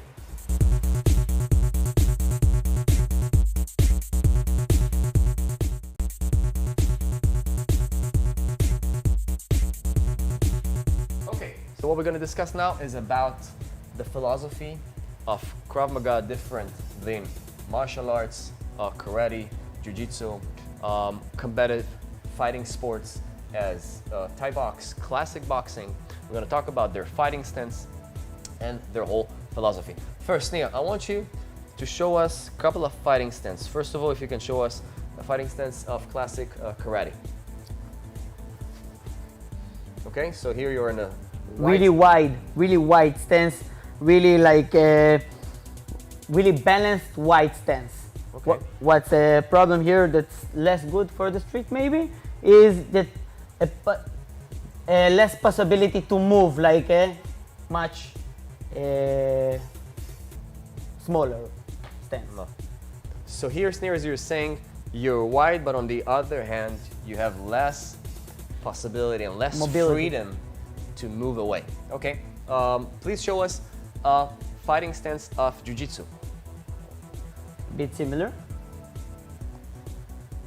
Okay, please show us a fighting stance of Thai box. Thai boxing. Okay, so here you can see his chin tucked in, he's bending his knees, his hands cover the face, of course. Okay, now I'm gonna show you guys a simple fighting stance that comes from Krav Maga. No man, leave me alone, I don't want to fight. Come on, leave me alone. Don't want to fight. Pay attention that I was able to surprise Snare here. So that's what we're going to be talking about. All the fighting stance that Snare showed us, he is actually showing me, man, I am ready to fight. You see someone aggressive in front of you, you see someone that maybe actually is going to initiate a move, and the attacker is understanding psychologically here that there is a fight going on. First of all, on the street, we want to understand that this is the last thing we want to do, okay? And guys, what you're going to train in the training, what you're going to practice and create your muscle memory is going to be what you do in reality, okay? So, first of all, we can say that on the street we have never seen someone walking like this, first. Second of all, if I do see my attacker, this is right. You want to get into kind of a fighting stance in order to cover your face because you just don't want to be here when you feel in danger. But on the other hand, we do not want to show the attacker in a street fight, let's fight. If we can avoid it, Sneal, you're my attacker now, and I'm doing something like this, right? Now, you're not necessarily in a fighting stance. Maybe you're here, getting aggressive, and I'm telling you, man, calm down. What do you understand from me psychologically here? You don't want to fight. I don't want to fight, so maybe I can end the fight right here, telling him, please, man, leave me alone, and pay attention that I also keep the distance. If he's gonna get closer to me, I can also use this hand for defense. Oh. If he's getting just closer to me, I can also use this hand in order to push him away, feel the distance of the attacker. I can also from here, no man, leave me alone, I don't want to fight. Boom! Attacker, very quick and surprising pump strike to his nose, chin, or maybe a kick. So the idea of, and the main difference between all the fighting stances that you showed us Neil, to the Krav Maga one, is that the Krav Maga, you're going to psychologically tell him, I don't want to fight, maybe you can finish it there. Second of all, you're not losing, most important and for all, the element of surprise. And the element of surprise is the most important moment that you can actually surprise the attacker, strike, kick, and maybe go home safe. I'm gonna give you two different scenarios that happens on the street. You guys please think with us, what would be more common? Scenario number one, someone comes, punch someone's, okay? Sneal, do not react even. Boom, someone punch, and that's a knockout, I leave. Or maybe scenario number one, someone tries to punch, the other one does maybe a defense, maybe moves back simply, and then they're both fighting with each other, and then they're headlocking each other, and then they're bear hugging, they're on the ground, their friends are coming, and it's a whole party, okay? And of course you can guess, what we see mostly on the street is less direct knockout. And the reason is that because the attacker showed his move and basically showed the other person, I'm going to be aggressive, I'm going to strike you. The other person simply moved back. You don't have to be a professional or simply block with his hands, right? And we here both understand that there is a fight going on. Instead of that, right, here I was losing the element of surprise. Instead of that, what we want to do in Krav Maga is be in a hidden fighting stance. When you tell him on one hand, I don't want to fight, but if you need to fight back in order to survive, boom, and one strike to the nose can break the nose. One strike to the jaw, chin can create a severe damage, knock out the person. One kick to the groin, as we know, all those weak spots that we use in self-defense of Krav Maga can definitely neutralize the attacker, and I can run away. We have to understand that Krav Maga is a system of self-defense. It is not a martial art. A martial art, we have the word art into it. That means something artistic, traditional, aesthetic. Okay, on the street when someone attacks us, we don't want to do anything that is, we don't care about doing anything beautiful, traditional, aesthetic, or spiritual. Krav Maga is also not a sport. A sport always has rules, a judge, and a reward. On the street, when you're fighting, when you have to save your life, when you have to help your loved one, there are no rules. There's no judge, no gloves, and not even a reward. Okay, so the idea of Krav Maga was created for only purposes of self-defense. So the idea is that there's no traditional move that goes from generation to generation that we have to stick to. Krav Maga can always adapt to the reality. We can always be innovative, change, upgrade the system, and that's what most Krav Maga systems do. Now, Sneal, let me ask you. You've been doing karate for, as you told me, at least 20 years. 20 years. Jiu-Jitsu for how long? Jiu-Jitsu I'm doing for 15 years. For 15 years. And professional combative sports for? 25 years. 25 years. So let me ask you that. In karate, there is any defense that can be changed, or it's always the same defense that comes from Japan that will go generation to generation? Normally we have the same defense, same offense, same system. you have each stream in karate, like Shotokan, like Yokoshoshin, each stream of it have a different, different changes, but each one have this same, I would say, traditional build out of the syllabus of how you work with. So they don't change it. The small change that you do have is the sensei that make it in the gym, that see some small thing that he like to do more than other people and commit it to his karate. But there is not a change that you can make for the global And what about karate association. Jiu-Jitsu? Is it going to be about the same? Jiu-Jitsu, Japanese Jiu-Jitsu is the same. Japanese Jiu-Jitsu is going to be about the same. So we can see that these are basically two of one of maybe the biggest streams of martial arts, karate and Jiu-Jitsu, the mother and fathers of martial arts that comes from Japan. Now, the things are traditional. In Krav Maga, we can learn from anyone. Sometimes I learn from my own students, and I can see something that can work better. And we don't care if our instructor taught us this way. We care about what would be effective for the street. So the idea is to be open-minded, to offer a technique to your friend, to your instructor, to your students, discuss about it and see what will work in order to save lives. Yeah.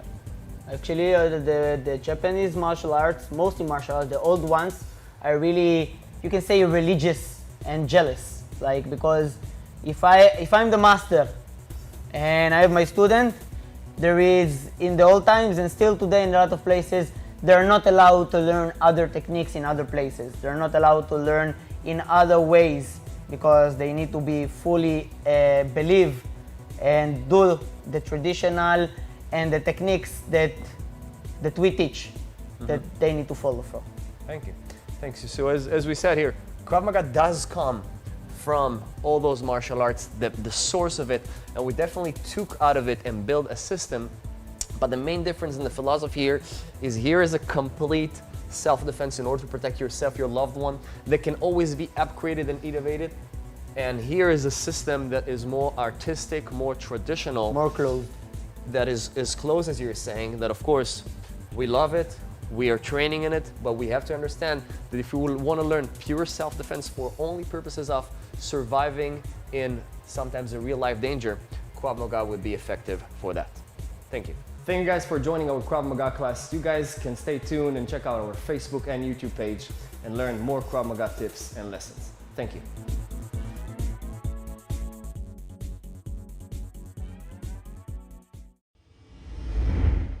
Hey guys, this is Owen Malul, the founder of Krav Maga Evolution.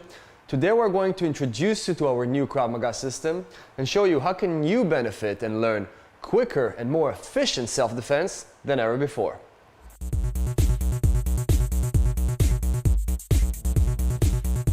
Okay, so let's understand together, what is Krav Maga Evolution, what makes it so unique? So let's make it clear. We're not here claiming we're inventing a whole new method because we're basing our system on the name Krav Maga, which Krav Maga basically means effective self-defense. Krav Maga is not a martial art because there's nothing artistic or traditional spiritual into it. It's not a sport. There are no competitions, no rules, no judge, no gloves, no reward. The idea of Krav Maga is to bring you as efficient as possible tools to defend yourself in real-time scenarios. Krav Maga is supposed to be evolving. There's no master or technique that passes from generation to generation. And because it's not a traditional form of martial arts, Krav Maga is supposed always to be evolving in order to bring the best solutions for self-defense. We claim we're taking it one step forward to bring you, once again, the best of yourself, training, being able to defend yourself in real-life scenarios. Let's start. In order for you to understand this unique system, we're gonna invite Leo to join us and started showing you right away some examples to understand this DNA of the system and what makes it so efficient and quick to learn. We're gonna start right away with a couple of examples of classic Krav Maga and showing you how basically we're trying to evolve it and make it better. Let's take the most common scenario in a street fight. Simple swinging motion, could be a punch.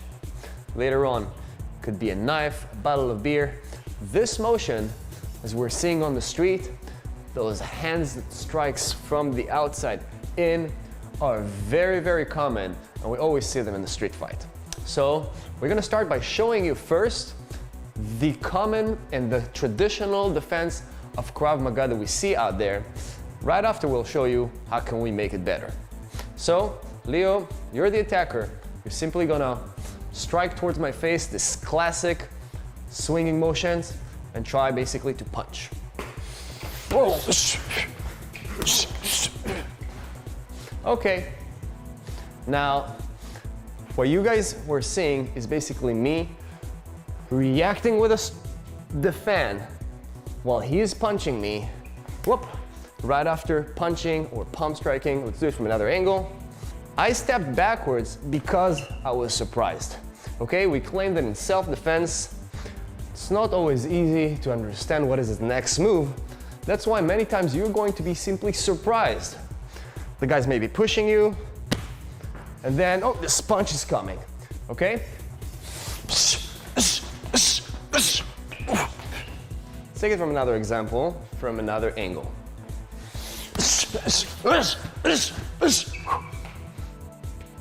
Okay, let's see what happened here. Here we have a very classic and tradition defense of Krav Maga.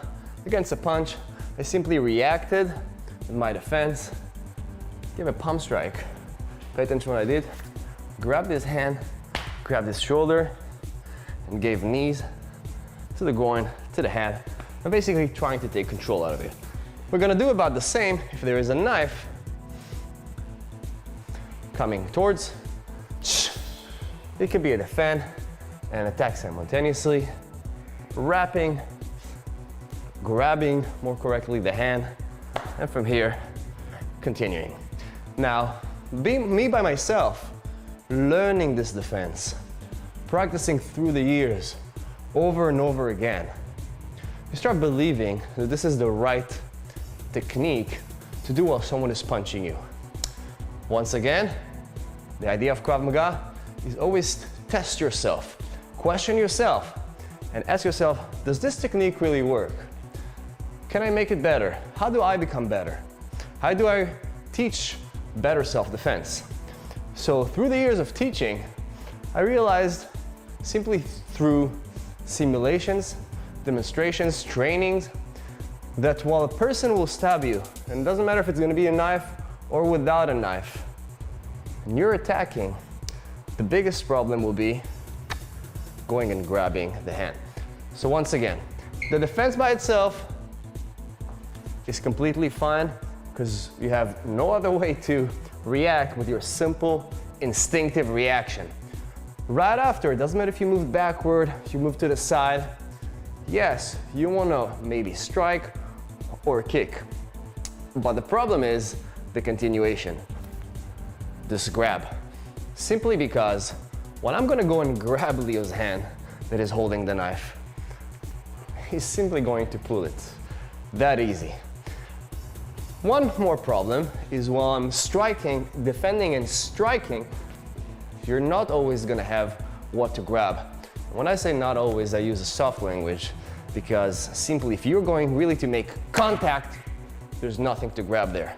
So while you're practicing this defense over and over again, you're basically sometimes giving you kind of faith of something that's not necessarily going to be efficient in real time under pressure.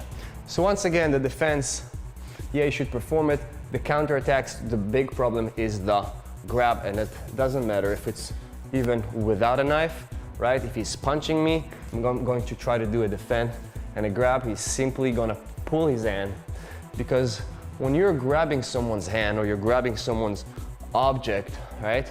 If I'm gonna grab your knife, what would you do? Simply pull it. Imagine someone grabbing your phone. Your natural reaction will be to pull it. So the problem is not analyzing basically how my opponent will react and simply expect him to stand there and wait for you to grab his hand without him simply reacting. It doesn't matter if you even striking and punch him and do whatever. Under adrenaline, people react different than in the gym. So now we're gonna dive in and show you our solution and our evolution for this specific technique. So Leo is going to stab. I'm first going to react with moving backward because I'm surprised, and then later on, do our own technique.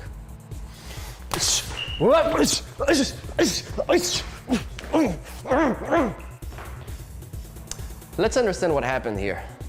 I first reacted with moving backwards. Maybe give a strike, maybe give a kick. Okay? Now he's not gonna stop there. I cannot count, boom, on this attack to basically knock him out. If it happened, great. Maybe I was able to defend, run away, attack, run away.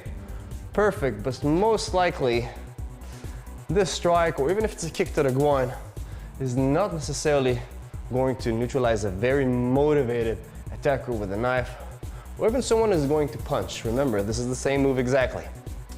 So what we're claiming is after you move backward, he's gonna go again. And here we have something we call the dive in. See it from another angle. Okay, the dive in with a wrap. Okay, the difference of the dive in with a wrap than the grab, what we saw before, that the grab, first of all, is really hard to catch the hand while moving, while you're fighting, okay? And of course, Leo, as we said, can simply pull it. And the wrap, you're diving in and you're fully controlling this attacking hand, if it's with a knife, or once again, if it's a punch. And Leo, try to pull the hand right now. Okay, he's gonna pull me, because I'm connected, I'm anchored to this hand.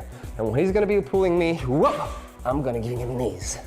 He's gonna be pulling me, boom, I'll be able to give him knees and more counterattacks. And I don't really care about this knife, right? It might scratch me, it might cut me. We're not saying, and not. There's no perfect self-defense always. The idea is be able to survive and go home alive. So from here, I'm gonna strike him till the knife will be on the ground. I'm not gonna look for going and disarm this knife, because here I'm taking again the risk of him pulling and getting again into trouble. To conclude, we show you the defense against the most common attack in a street fight, a swinging motion. We show you the difference of the classic and traditional self-defense move, grabbing the hand, explain the little problems, and show you our evolution and solution in order to defend yourself in a real-time scenario. Thank you guys for joining our Krav Maga class. You guys can stay tuned and check out our Facebook and YouTube page and learn more Krav Maga tips and lessons. Thank you.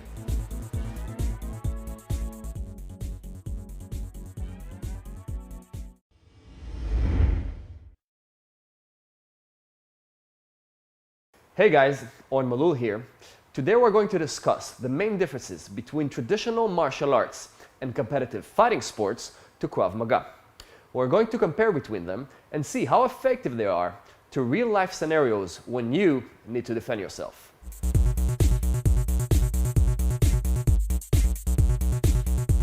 Okay guys, our next move is going to be a very classic hand grab. We're going to show what I personally learned in classic Krav as a child and as an adult, and what do I teach right now in my school. Let's start. So here is grabbing me with a parallel hand, and the technique looks like that. I'm not going to be grabbing me with the other hand, the diagonal hand. Okay, the technique is going to be looking like that. You're going to be holding with two hands, up, two hands up. Now pay attention what happened here. He was grabbing with parallel hand, and I did one technique. That means I went with my own elbow towards his hand, okay? Then he grabbed with the other hand, and I did a completely different technique, even though it's not a complicated one. But here what I did is sliding towards the opening, which the concept is true, but soon we're gonna show you how we upgraded it. Two hands up, right? One, two hands down.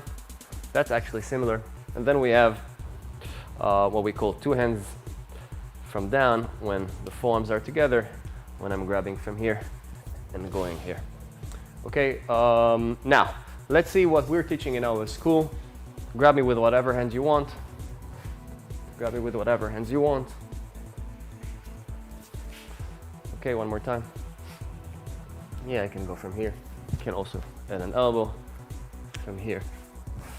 So pay attention, I'm repeating the same technique. And this is an important concept in Krav Maga. What we want is minimum defense against maximum attack. So instead of, when he's grabbing me, to think, oh, should I go with elbow to elbow or should I go towards the opening?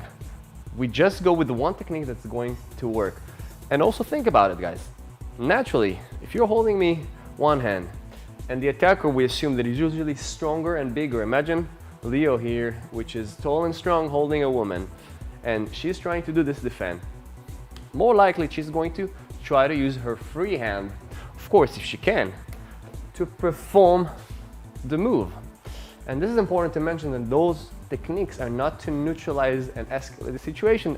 It's simply to release the hold. Maybe it happened in a bar, in a club, a public place that you do not want to escalate and create violence.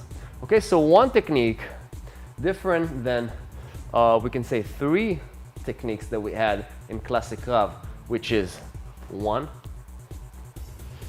2, and then 2 hands up and down, which is the same technique, just opposite, and 1 more, so 4 techniques. Hip, right? And we have 1 technique that all we do, does not matter how he holds me, I'm always gonna go hold my own hand and pull up towards my thumb, give an elbow, hop, give an elbow, give an elbow. Okay, down here I do not need to give an elbow, I can open a little bit, but it's the same concept. Thumbs, his thumbs now are down because he switched the hold, and I'm gonna go down. So guys, all we want here is to understand the map of thinking, the concepts in Krav Maga. Instead of learning a lot of defenses and techniques, and in real life situation think, oh, which technique is that one? And it will take too long, too much information to process. You have 1 technique that works on the same principle. What is the principle that we did here? Leo, please show your hand. So here we have those 4 fingers are together as a group, and 1 outsider, we'll call it, the thumb, who is a separated joint, okay? And the thumb is the base of each hold. If you're holding my hand, okay, the base of it is the thumb. If you're gonna hold me without the thumbs, all I gotta do is this. Same if you're choking, okay, the base is the thumbs. If you're gonna choke me without the thumbs, okay, what we always joke in class, we call it a massage. Okay, so from here, if I do this to Leo, this is not a real choke. The thumbs are the one who are blocking the air, preventing oxygen to go through your windpipe. So same idea, you just have to understand the concept. You always have to go on the weakest part, on the source of the grip, of the hold, which is the thumb. Boom, towards the thumb. And if he twists and holds me here, his thumb is down. So I'm gonna have to go down. And this is the whole concept in hand grab, and you'll see later on when we're going to be talking about choking as well, it's always going to be towards the thumb. Okay guys, we're going to go over all those 4 moves, 4 techniques we showed you, and conclude them. First technique was a technique that comes from Aikido. We compare between the Aikido world to the Krav Maga and realistic self-defense world, and explained you the difference in both worlds. We showed you that a defense against a hand grab in Aikido, which is called Shio-nage, will be less effective for a real life scenario when you have to defend yourself, because in Aikido there is a rule that the partner is following your own motion, and on the street the person in front of you is reacting. So if you try to move behind me and you're simply going to pull the hand or resist, and trying to process information from so many different techniques on the street under pressure would be less effective. We showed you the Krav Maga defense, which is simple, easy, and 1 defense only against all hand grabs.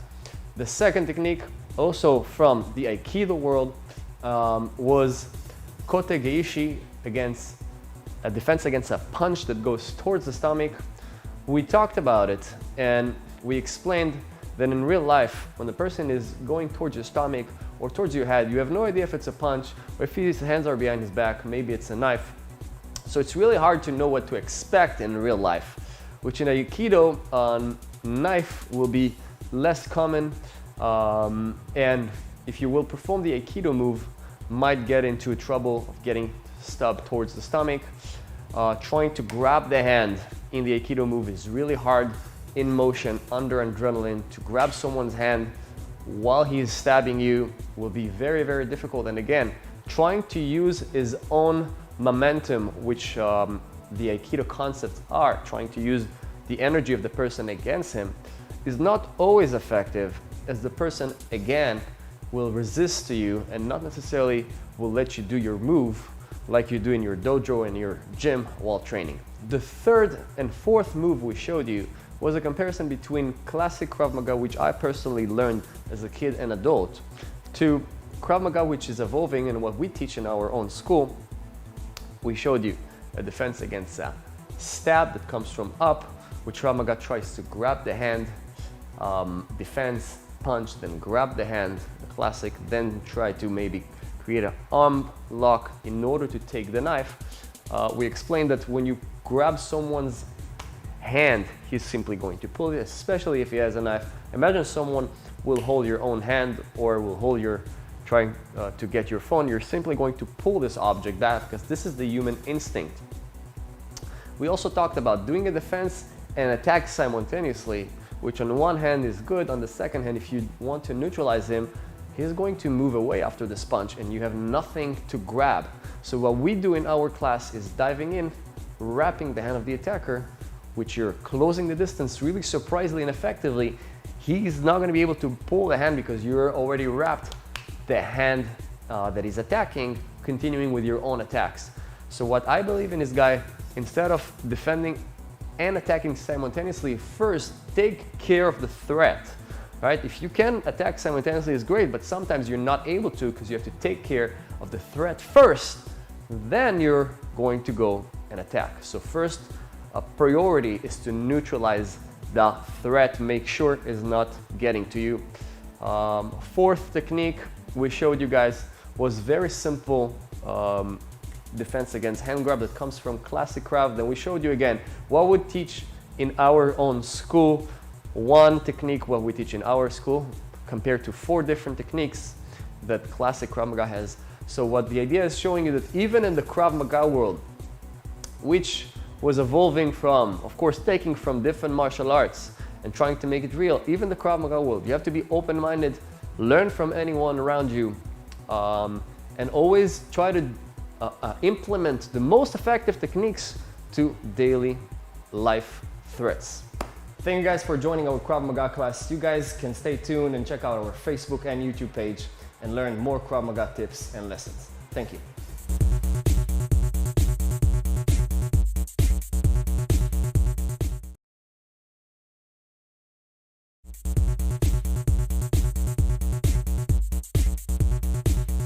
Okay, so we're continuing with our scenario when we had the sucker punch knockout right away to the ground. Now, Leo, you're the attacker one more time. Okay, we talked about distance already. Now we're speaking what happened if you got surprised and someone already punched you, right? And you're falling to the ground. So let's see, I was surprised, maybe I didn't have enough distance. Maybe the attacker had a great punch and he was able to surprise me. So I'm knocked out with a punch to the chin, boom, and I'm falling, okay? Now pay attention to my position. Here, our attacker was able to go all the way and even kick him to the head, boom. What I definitely don't want to happen. So now let's learn what can we do in this kind of scenario. So first of all, guys, if you're able to stand up before the guy reaches you, that will be the best thing to do. So Leo, you're gonna be knocking me out, boom. I'm falling to the ground, whoop. So, of course, that needs to be trained to become a muscle memory. So when you're falling on the ground, right, you also know how to stand up. Because if I'm gonna simply stand up from here and Leo is coming, boom, that's not gonna be so great, right? Go back a little bit. One more time. If I'm gonna be standing up and Leo is coming to me here and I'm standing up this way, that's not gonna be so great because I'm getting into a disadvantage here with my position. What I gotta do is when the attacker is getting closer to me, learn how to stand back and going backward to gain some distance. So what did I do? Of course, I got the punch, boom, that's a knockout. I'm here, but as you can see, the guy is kind of this position, right? So a little bit of training on this position, learning how to stand up, and pay attention what kind of distance I'm gaining. Step one, from here, not so great to be on your back, move to your side, put your hands on the ground to support you, lift one of those legs up and push from your legs, from your hands, guys, push from your legs as well. You can able to push yourself backward and gain the distance, and now you're able to fight standing up, what's of course better.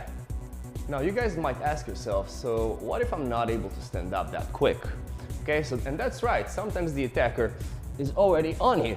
So here we have what we call ground techniques. If I'm on my back, I can use my legs, right? And we've been speaking about it already. I can use my legs as a human weapon to his knees. His knees are a very strong weak spot here. When my knees are not a weak spot anymore, so I'm turning a disadvantage into an advantage. When he is gonna come to me to reach me up, I'm gonna kick to the knees. Of course, I can also go to the groin.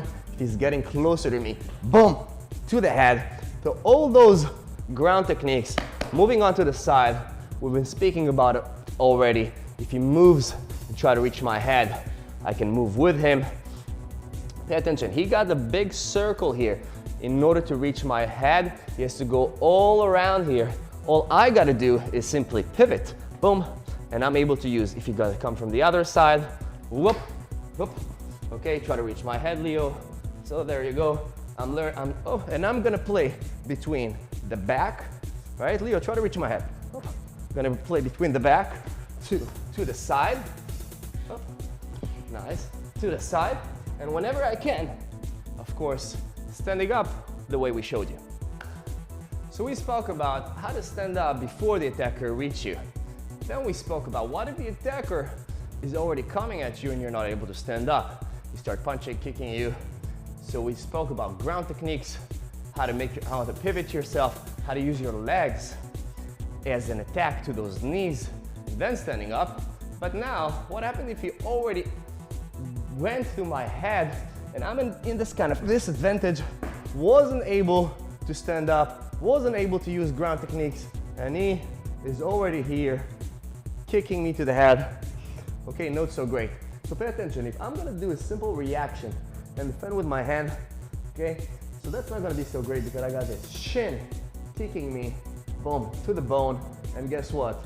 His shin, right, the bone of his leg, is much stronger than my hand here. So this is not gonna be so great. You might protect yourself from your head, but your hand is gonna be broken and then it's gonna kick you to the head, so not so great. What I want you guys to do here is two options. One of the instinct options is simply to cover up and then maybe try to position yourself better. Another option, if you're reacting this way, simply do not expose your bone. You would turn the hand this way, even close the fist to get all of those muscles tight. And this way you're exposing the muscle. So when Leo is gonna be kicking me here, boom, right, that's gonna be going to my muscle. Now, is this pleasant to get the kick to the hand? Of course not, but it's definitely not the same as getting the kick to my bone. So simply by turning the hand, pay attention. What I do, I'm turning the hand, closing this fist, making all those muscles strong. I'm able at least to block the first kick that goes to my head, maybe then position myself better, and when I got an option, standing up. Thank you guys for joining our Krav Maga class. You guys can stay tuned and check out our Facebook and YouTube page and learn more Krav Maga tips and lessons. Thank you.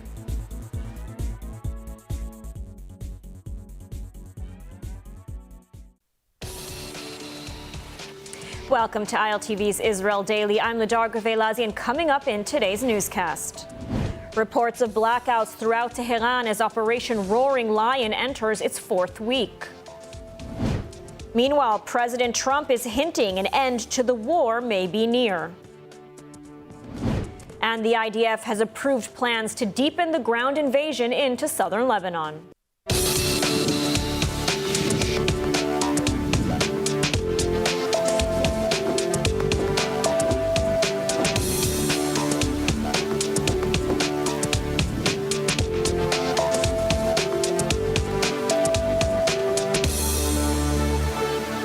A dramatic shift tonight in the Iran war. After days of escalating threats, the United States and Iran may now be moving towards talks.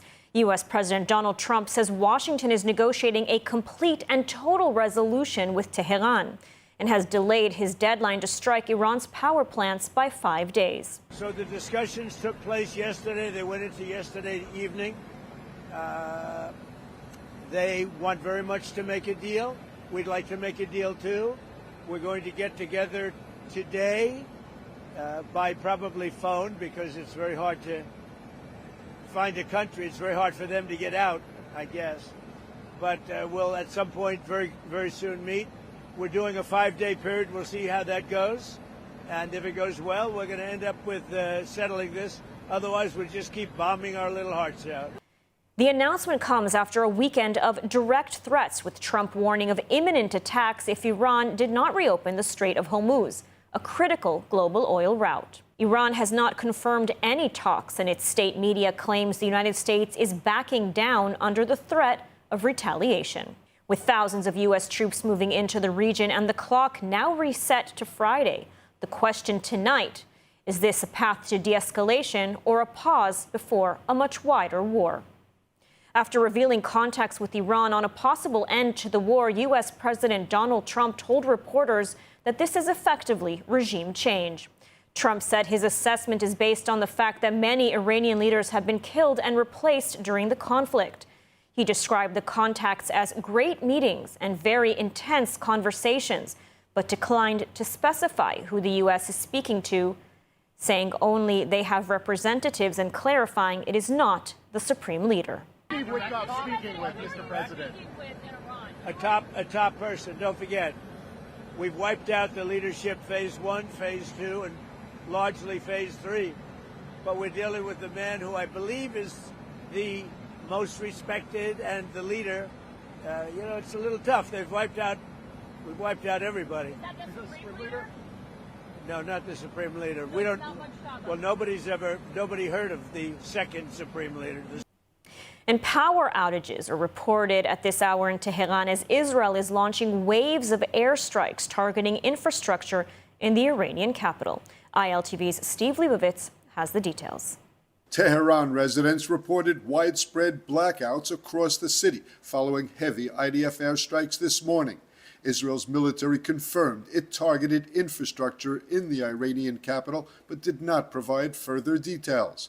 Iranian media reported explosions across the city, with residents experiencing power outages in eastern, western, and northern areas. The strikes come amid escalating tensions following threats between the United States and Iran over potential attacks on civilian infrastructure if Iran fails to adhere to Trump's 48-hour deadline to open the Strait of Hormuz. It's day 24 of the war with Iran, and waves of Israeli airstrikes are ongoing. The IDF targeted weapons production sites and headquarters in Tehran. Israeli Air Force jets dropped dozens of munitions on an Iranian army base used for training and storing missile systems. They hit a Ministry of Defense site for weapons production and storage and a weapons production facility of the Revolutionary Guard Air Force. Additionally, the IDF struck headquarters of the Iranian Ministry of Intelligence and an emergency command post of internal security forces. The operation is part of Israel's continuing campaign to target the foundations and capabilities of the Iranian regime. While visiting the Iran missile impact site in Arad, Prime Minister Netanyahu said that Iran threatens the entire world, and it was time for allies to step up and confront the terrorist regime in Tehran. Israel and the United States are working together for the entire world. And it's time to see the leaders of the rest of the countries join up. I'm happy to say that I can see some of them beginning to move in that direction, but more is needed. President Trump's call to have the international community confront this terrorist fanatic regime of zealots, that is a call not only for the security of America and the security of Israel, it's for the security of the entire world. And it's time for them to act. IDF Chief of Staff Eyal Zamir approved plans to deepen the ground offensive in southern Lebanon, warning Hezbollah made a grave mistake for joining the war as a proxy of Iran. Zamir said the fight against Hezbollah has only just begun, warning the group will be left isolated after the war with Iran. To underline the point, the IDF struck a key bridge on the Litani River. More from ILTV's Devo Klein. Overnight, Israeli Air Force destroyed the Kasmia Bridge over Lebanon's Litani River, saying Hezbollah used it to move weapons and operatives into the south. Defense Minister Israel Katz said the strike follows orders to destroy all bridges over the Litani and to accelerate demolitions of Lebanese homes near the Israeli border. ראש הממשלה בנימין נתניהו ואני הורינו לצה"ל להשמיד באופן מיידי את כל הקשרים מעל לנהר הליטני שמשמשים לפעילות טרור. וזאת כדי למנוע מעבר של מחבלי חיזבאללה ונשק דרומה, ובנוסף לכך להאיץ את הרס הבתים הלבנונים בכפרי המגע כדי לסכל איומים על היישובים הישראלים בהתאם למודל בית חנון ורפיח בעזה. IDF Chief Eyal Zamir says the fight against Hezbollah has only just begun, warning the group will be left without its sponsor and will be left isolated after the war with Iran. Since Hezbollah entered the war, the IDF has struck more than 2,000 targets, including weapons depots, and eliminating hundreds of Hezbollah operatives. Air Force strikes on bridges and supply routes along the Litani River aim to disrupt weapons flow. Ground forces, including the 91st Division, have carried out raids and targeted killings, expanding the buffer zone and pushing threats away from northern communities. Amid the fighting, the IDF said a Hezbollah drone struck near Israeli forces in southern Lebanon, lightly wounding one soldier. צה"ל ממשיך בעוצמה בתמרון הקרקעי בלבנון כדי לחסל את מחבלי החיזבאללה ולהגיע בהקדם לקו הנ"ט ולנקודות השולטות כדי להגן על היישובים. צה"ל ימשיך לאפשר את התפנות תושבי דרום לבנון צפונה לנהר הליטני מתוך אזור המלחמה למען הגנתם. אנחנו נחושים שלא לאפשר למציאות שלפני השביעי לאוקטובר לחזור. הבטחנו להגן על תושבי הצפון וכך בדיוק נעשה. The IDF chief warns that the campaign will be prolonged and says Israel is ready to continue both offensive and defensive operations until long-term security is ensured. Lebanon's Prime Minister Nawaf Salam says his government will continue efforts to disarm Hezbollah, criticizing the group's rocket attacks on Israel for heavy damage and mass displacement in Lebanon. He condemned Israel's strikes on southern Lebanon bridges as a, quote, disaster, but stressed the war with Israel was imposed by Hezbollah. Salam noted Lebanon is enforcing a ban on Iran's Revolutionary Guard, who are using forged passports to remain in the country. And joining us now with more on the latest in the war against the Islamic Republic of Iran is Dr. Walid Fares, former foreign policy advisor to President Donald Trump. Thank you so much for joining us. Thank you for having me. So, first of all, we're hearing Donald Trump, President Trump, hinting at negotiations, at a potential end to this war. What is your assessment of this latest announcement? Obviously, we need to hear more from the president, which I'm sure he will announce and clarify to the American public and to the international public opinion as well. But most likely what we hear about now is a series of conditions that the Trump administration is exploring with third parties, with the remnant of that regime. He said clearly that those who are in command now are not those who were in command before. But having said all of that, there are no signals coming from the regime, the Islamic regime inside Iran, that they are ready for a full deal. What they could be ready for is a ceasefire or a free passage at the Strait of Hormuz. We don't have those information that tell us that they have accepted to, and that's the main condition by President Trump, to surrender, to do the Venezuela model. Mm-hmm.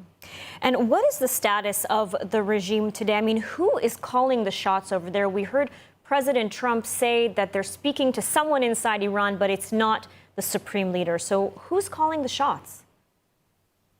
Well, even the supreme leader is in the hands. If he's alive, if he's not an AI, if he's wounded, he's not appearing, we leave that matter to the intelligence community. But even the supreme leader, Mushtaba, he is in the hands of the handlers. And the handlers are the top commanders of the IRGC, of the Basij, and of business people, those who have money, those who have the cash of the Iran deal. that group of people is now making the decisions with regard to survival of what they call the Islamic Republic. Now, regime change is the perhaps unofficial goal, or really the end game of this war. President Trump saying that they've essentially achieved regime change because they've killed so many of the current leaders in the IRGC and, of course, the Supreme Leader himself. But, this isn't exactly regime change, I would say, as Prime Minister Netanyahu would think of it, or many might think of it. So, what is your analysis of this? Can Trump really say this is regime change? Are the people that the United States is talking to any different than those who came before them? It's ironic, but the body that should tell us what is regime change is neither us in America or you in Israel. It should be the Iranian people. And the real regime change will happen when this regime, in any shape or form, will actually allow a transfer of power. I mean, if the president has a deal with this regime, I have no doubt that that solution, as it happened in many other countries around the world, when a regime cannot progress anymore, is a peaceful transfer, meaning the survivors of that regime should, in principle, I hope they're not lying, but should, in principle, inform President Trump of the way they're going to transfer that power to the opposition or to the minorities or to the civil society.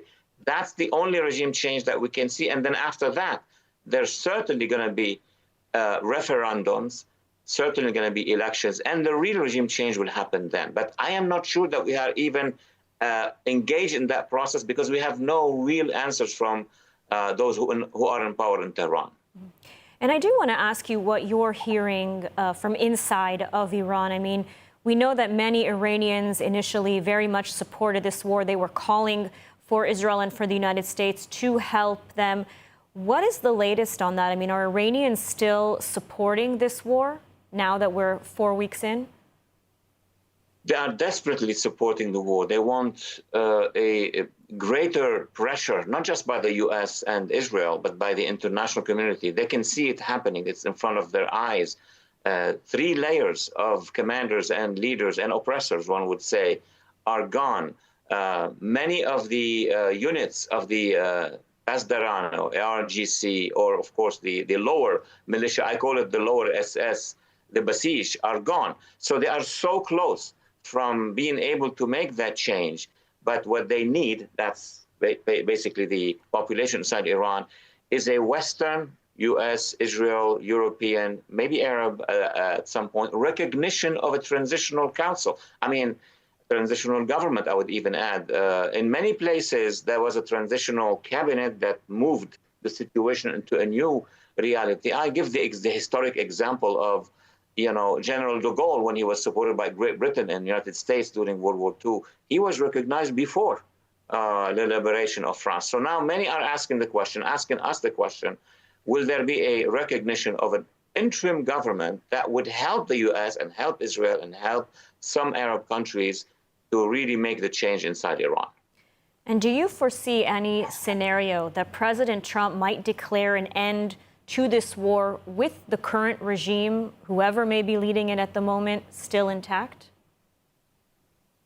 I personally, as someone who studied not just the Middle East, but the situation with Iran, would not recommend a deal, any form or shape with this regime, short of the regime itself saying, I'm stopping, I'm changing, just guarantee my people. Anything short of that is not going to work, because we know in America we have 4 years for a presidency.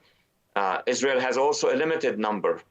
In Iran, the regime, the Islamic regime, has no limitations. So if something happened, the majority changes in, let's say, the fall with the with the elections or the midterm elections, or even till the end of the Trump administration, and another administration like the Obama administration will go and sign another deal, that's not a guarantee. So I am assuming that the president and his advisors are going to declare that they had a commitment by the regime to transfer, or they do not have, and then maybe the campaign will resume. We will see. It's a question of few days.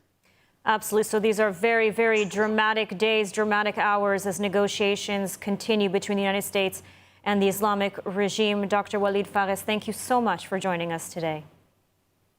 Thank you very much.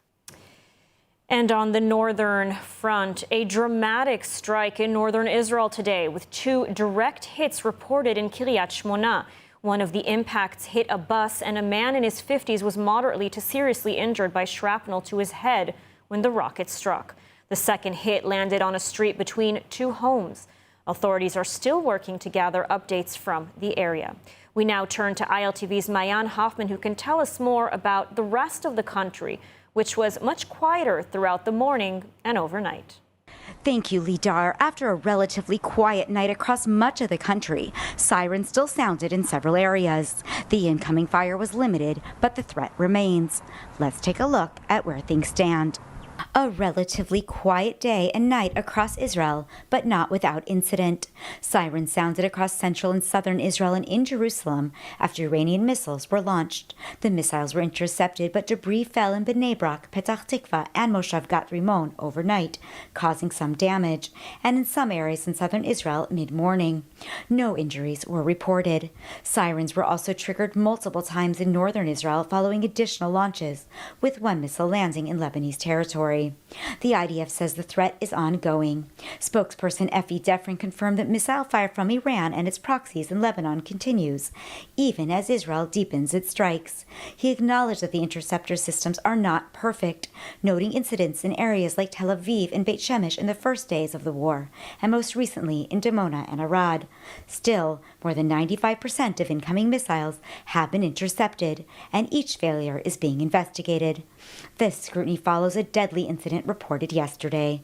The IDF confirmed that Ofer Moskowitz was killed near Miskav Am by Israeli artillery fire that missed its target. An initial investigation found shells were fired at the wrong angle and not according to procedure, striking near the community instead of enemy positions. Senior commanders described the incident as severe, citing multiple operational errors. A deeper investigation is underway. Meanwhile, the healthcare system continues to manage the toll. Since the start of the operation, more than 4,700 people have been evacuated to hospitals. As of this morning, 123 remained hospitalized, including 15 in serious condition. In the past 24 hours, 153 people were treated, most with light injuries, along with several cases of anxiety. Well, Lidar, officials are urging anyone in need of support to contact resilience centers as the situation continues. Back to you. Thank you to Mayan for the report. And as the war continues across Israel, thousands of children and adults with disabilities face a hidden crisis. 2-year-old Noah has cerebral palsy. She cannot walk and depends on constant care. When sirens sound, her parents carry her, her baby brother, and older sister down 3 flights to safety. Since the war started, therapy and daily support have disappeared. Hard-won skills are now slipping away. Adults with disabilities are isolated, families overwhelmed. For 35 years, Chimes Israel has provided care and protection. And today, even under missile fire, teams are going home to home, bringing therapy, food, and shelter to those in need. When the most vulnerable cannot protect themselves, we are called to protect them. Please help these invisible victims of war. You can scan the QR code to help today. And moving on, new security incidents are reported in Gaza. Amid the fragile U.S.-brokered ceasefire, the IDF continues to confront Hamas terror cells, as well as the terror group's efforts to assert authority in Gaza. The IDF says it killed a terror operative who was planning attacks on Israel. The military says the operative posed a real and immediate threat to Israeli citizens and was advancing terror plans within Israel. Measures were taken to minimize civilian harm during the precision airstrike.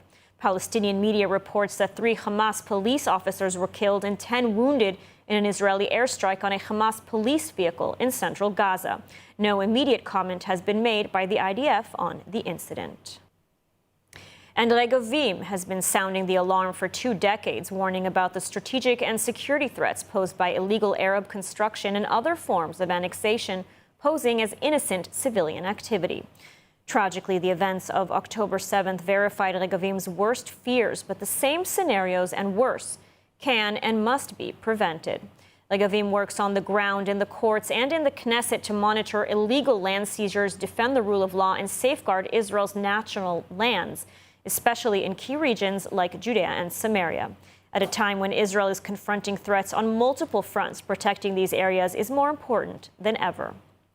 So if you want reliable data and deeper insight into what's happening beyond the headlines, you can scan the QR code on your screen or visit legavim.org and sign up for their newsletter. Learn how you can stay informed and play a role in safeguarding the land of Israel. And turning now to London, where 4 ambulances belonging to the Jewish Hatzalah organization were torched overnight in North London in what UK police are treating as an anti-Semitic hate crime. The vehicles were parked outside the Machzikei Hadat synagogue in Golders Green. The Metropolitan Police said an investigation is underway and officers remain on the scene. Police confirmed there were no casualties in the fire that destroyed the 4 ambulances. Superintendent Sarah Jackson of the Metropolitan Police said officers remain on the scene, reviewing CCTV and online footage, and are looking for 3 suspects. She added that the police will engage with faith leaders, increase patrols, and urged anyone with information to come forward, including anonymously. Footage showed the 3 hooded individuals pouring gasoline on the ambulances and setting them ablaze. And due to the ongoing security situation, Israel has now cut Ben Gurion Airport traffic to 1 flight per hour and slashed passenger limits. Transportation Minister Miri Regev and senior officials have ordered further restrictions at Ben Gurion Airport, reducing outbound passengers from 120 to about 50 per flight and cutting overall flight activity. The new measures took effect overnight. They allow only 1 departing flight and 1 arriving flight per hour, halving all available slots and deepening the shortage of outbound flights. The move follows earlier restrictions after interception debris damaged aircraft last week and comes as the airport continues to operate under strict security protocols amid the ongoing conflict. Al-Kia Airlines now says it will shift most operations to Aqaba, Jordan, and Taba, Egypt, for destinations like New York, Bangkok, and Hanoi, while maintaining limited humanitarian flights from Ben Gurion.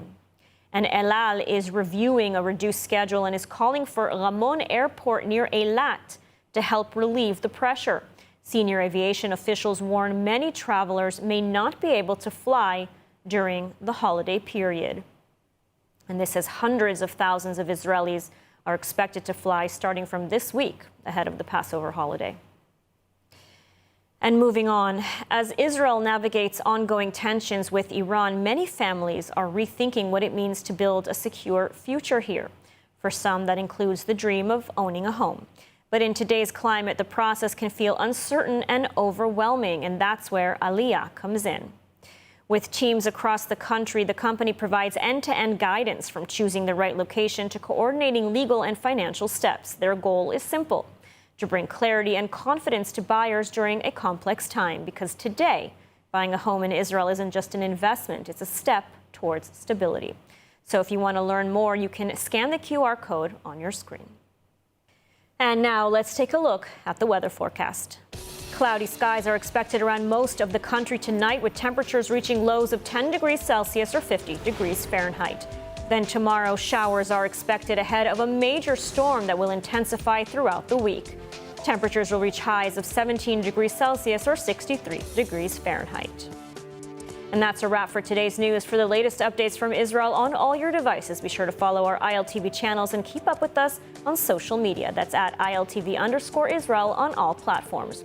You can also catch us on Screen IL with 24/7 live coverage. Stay informed with the latest news straight from the heart of Israel. I'm Ladar Gavelazi. Be well, stay safe, and thank you so much for watching.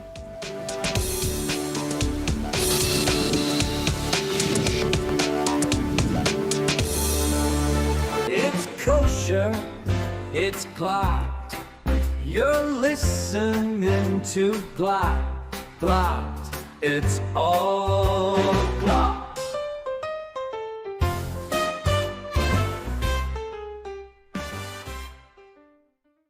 This episode is brought to you by Toscanini's new line of pestos. You've got a basil pesto and a sun-dried tomato pesto. Shafra, what do you think about these? So do you remember we did a poll on a question box on Instagram where we asked our readers what the most influential thing that Fleischk's has done for them. How has Fleischk's magazine impacted their cooking?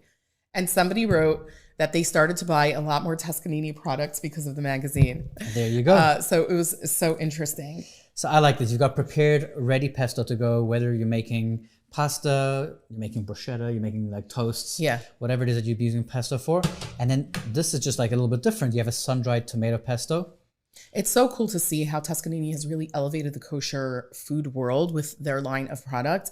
Besides even the, sort of typical idea of putting it with, dairy ingredients, this is my go-to when I'm making a charcuterie board Shabbos day. I'm doing even something simple like salami, sliced turkey. You put a little bit of little ramekins of the pesto, the sun-dried tomato pesto for brightness, and then you put the Toscanini crackers, and it is so good. Oh, and their olives. Also, they basically made Shabbos day meals substantially easier and more elevated. So this is a great product again to have in your pantry, and we really enjoy it. This episode is brought to you by Eden Foods. Today we are focusing on the tamari soy sauce. Shifra, what is different about tamari soy sauce? So the flavor of tamari is just a little bit more elevated and just a little bit more delicious to me than classic soy sauce.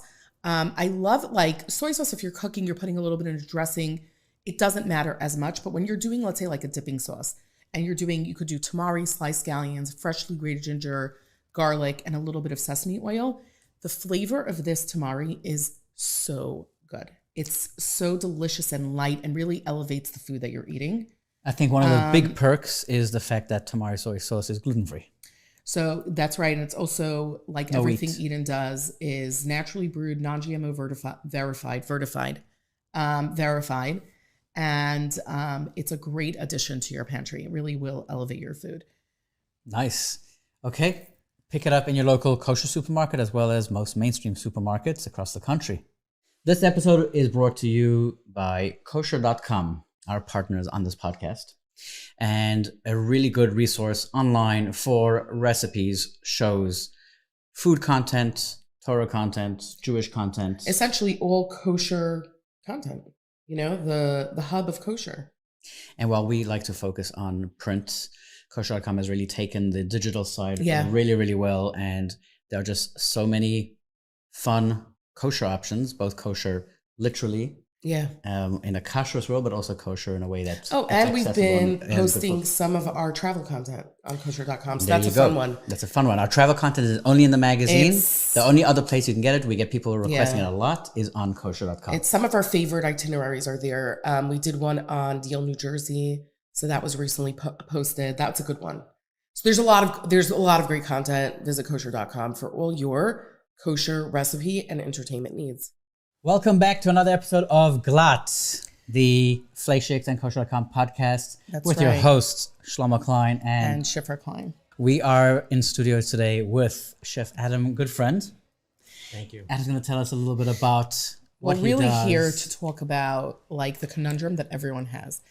The biggest stress I think that we have today is like, what's for dinner, And like you plan your week and you're planning your schedule, and we go through it every week, me and Shlomo ourselves. Like we have to make a plan, what our kids are going to eat, what we're going to eat. And it takes up so much headspace. So, and in today's day and age with modern conveniences and apps for everything and takeout, it only makes sense that the concept of meal kits have become so popular. I think it's like in the mainstream market, I'm not talking about kosher, it's like $1 billion industry. We have companies like HelloFresh and Blue Apron. Yeah. Wow. Yeah. Multi-billion. Really? Yeah. With only room, it's only growing. So it really only makes sense that somebody would think let's make it kosher. Meal kits. And we are here with that guy, Adam Goodfriend of A Good Friend. That's the name of your company. Yes, that is. But I saw online it's agoodfriend.co. Yes. Not .com. .co, yeah. .co. What happens? No specific reason. If I do .com, what's going to happen? I don't.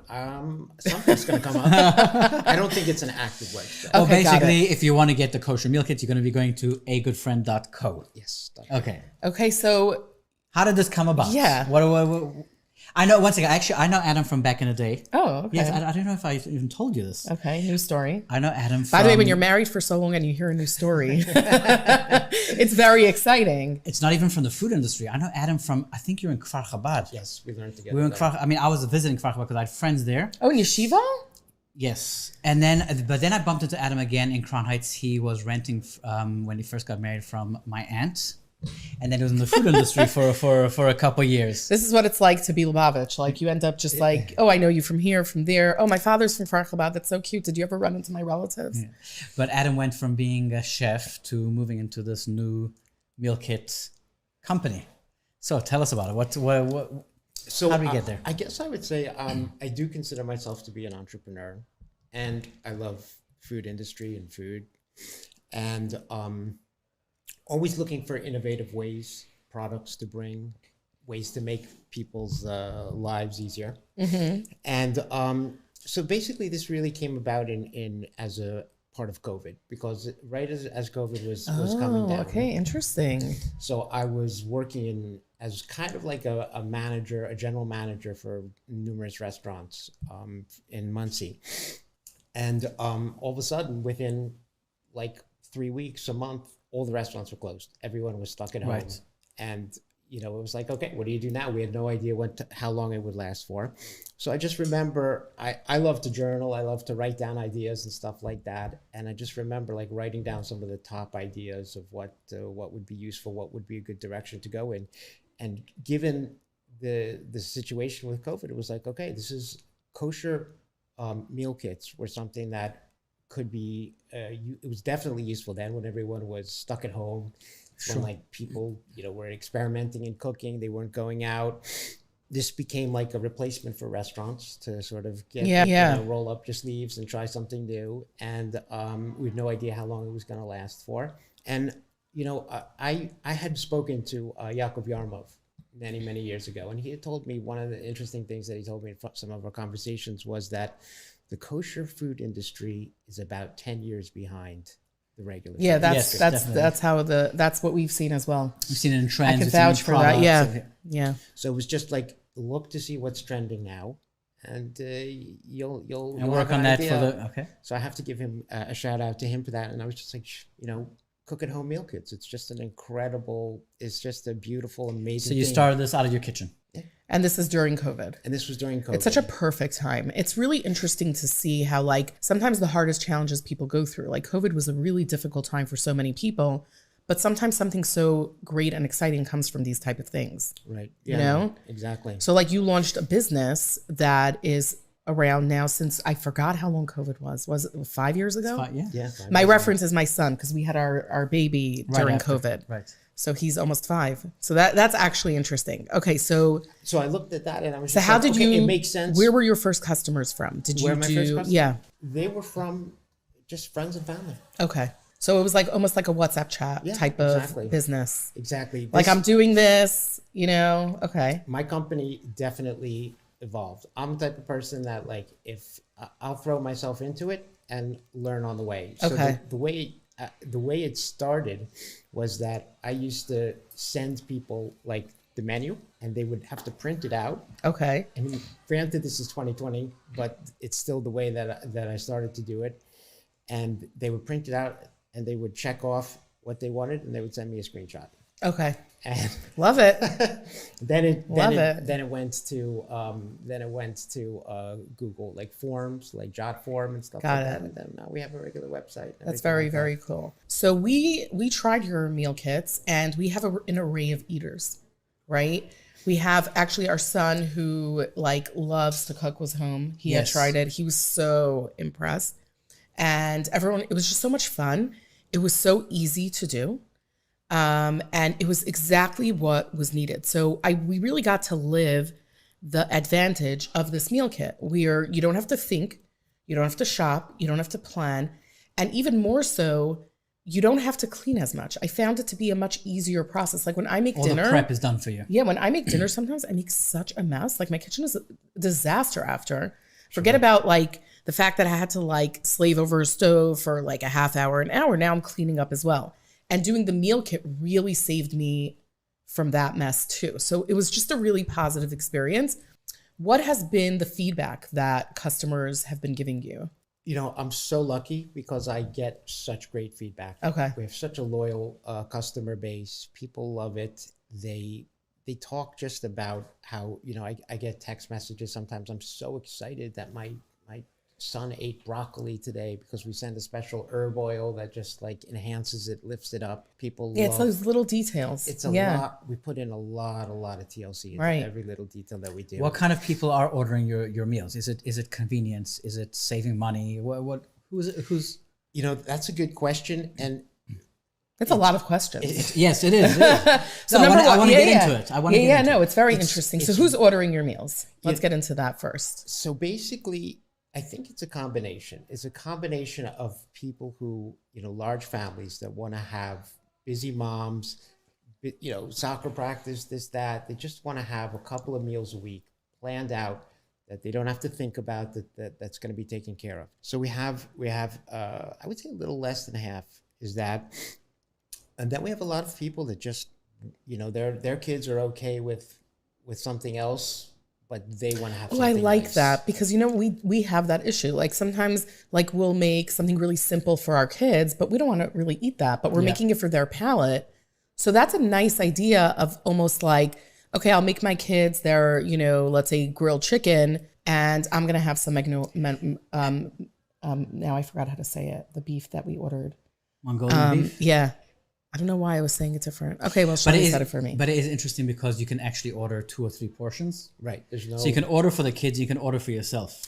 Oh, interesting. Okay, so you don't have to, how does ordering work? So you're saying your customer base is large families and then people who want to have a second option for dinner. Yeah, and you know, when we were rebranding and just thinking about our identity and who we're trying to service and everything like that, it was always these 2 groups of people.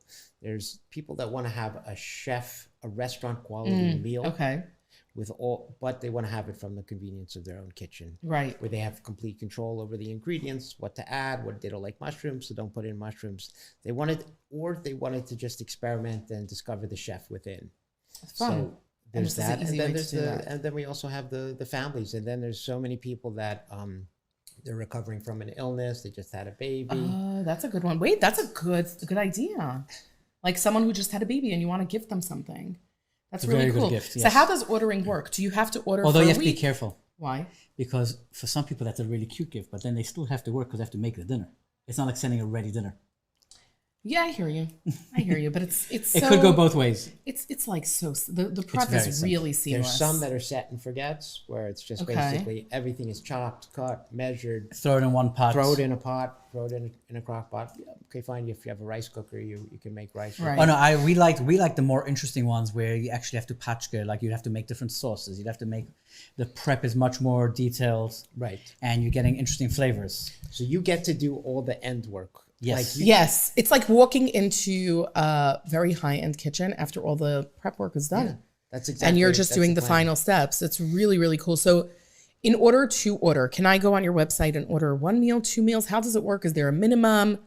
Do you have subscription services? What's the structure? So we're really unique in a lot of different ways, not only in kosher, but even in the food, the meal kit industry in general. Okay. Because we don't require subscription. Every week, a person can order, as much or as little of the dishes that they want.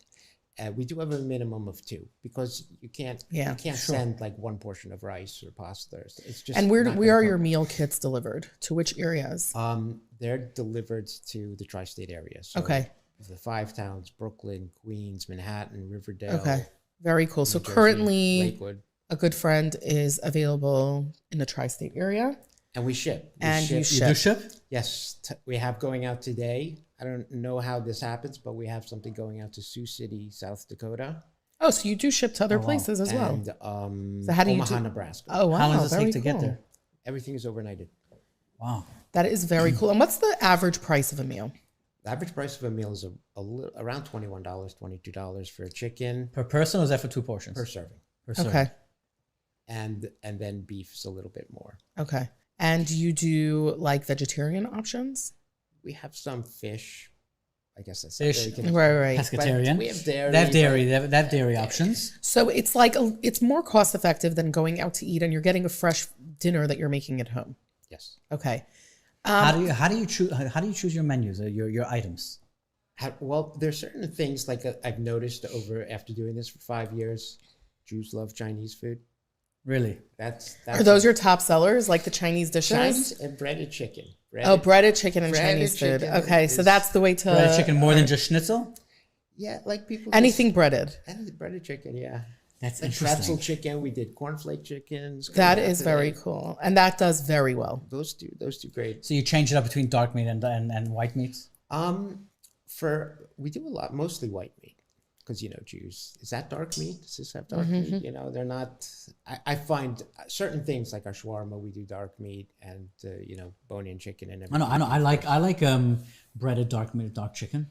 Yeah, you do. It's really good. Yeah, it's very I very do good. too. I love it also. Yeah, it's very, very good, especially for kids. Kids are a little finicky around. Yeah, no, kids like the white better. Think about Liba. Think about the white better because it's less jiggly. Yeah. It's just a smoother, more consistent experience. So how do you go from a WhatsApp chat to a website that's fully functioning, delivering to the tri-state area, and then also shipping to places like Nebraska?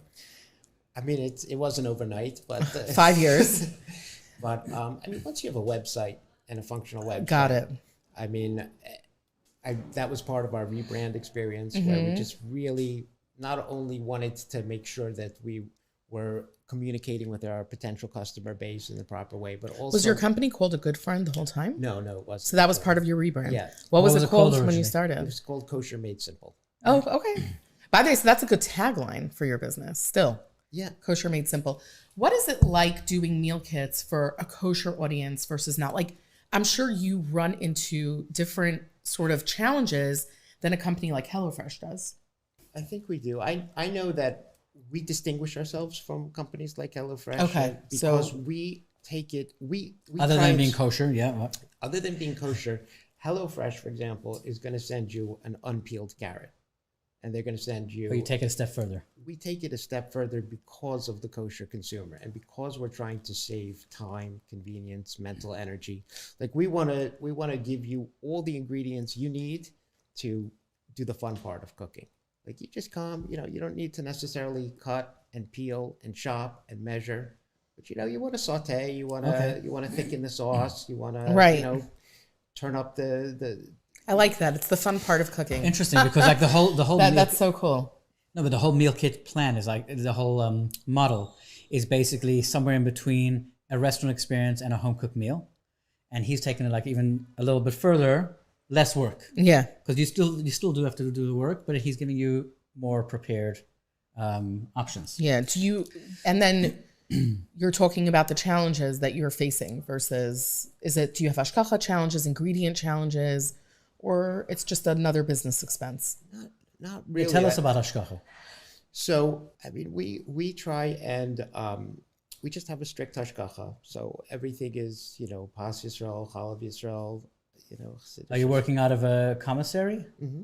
So we have a commissary, and it's not. I don't know that that's not even a challenge. It's not. It's really not, especially because we're not cooking the food.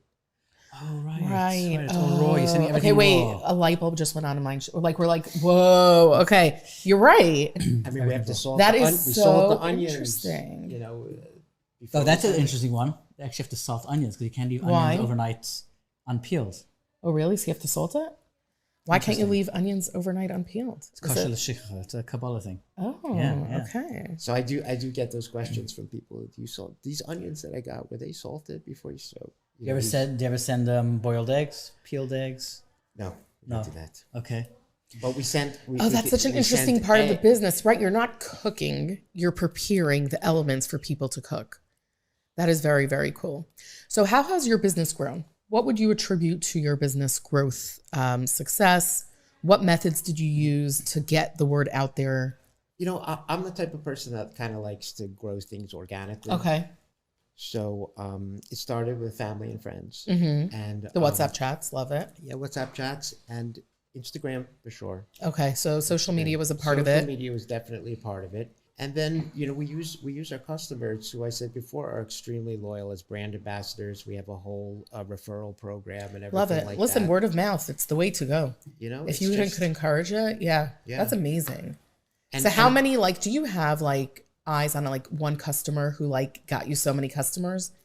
Do you have like people like that? I have a lot of them. I don't know if I could think of anyone in particular, but there's this book Malcolm Gladwell wrote about different personalities, and he was writing about like there are people that are like social connectors, right? And people like that, for like you reach them, and they're like a newspaper. Like they will be more powerful than a newspaper. If you get customers like that are social connectors, you could literally build a business off of that. You're absolutely right. You know, we had one time we did in Riverdale. We had for the Dina Silverman for the book club. Okay.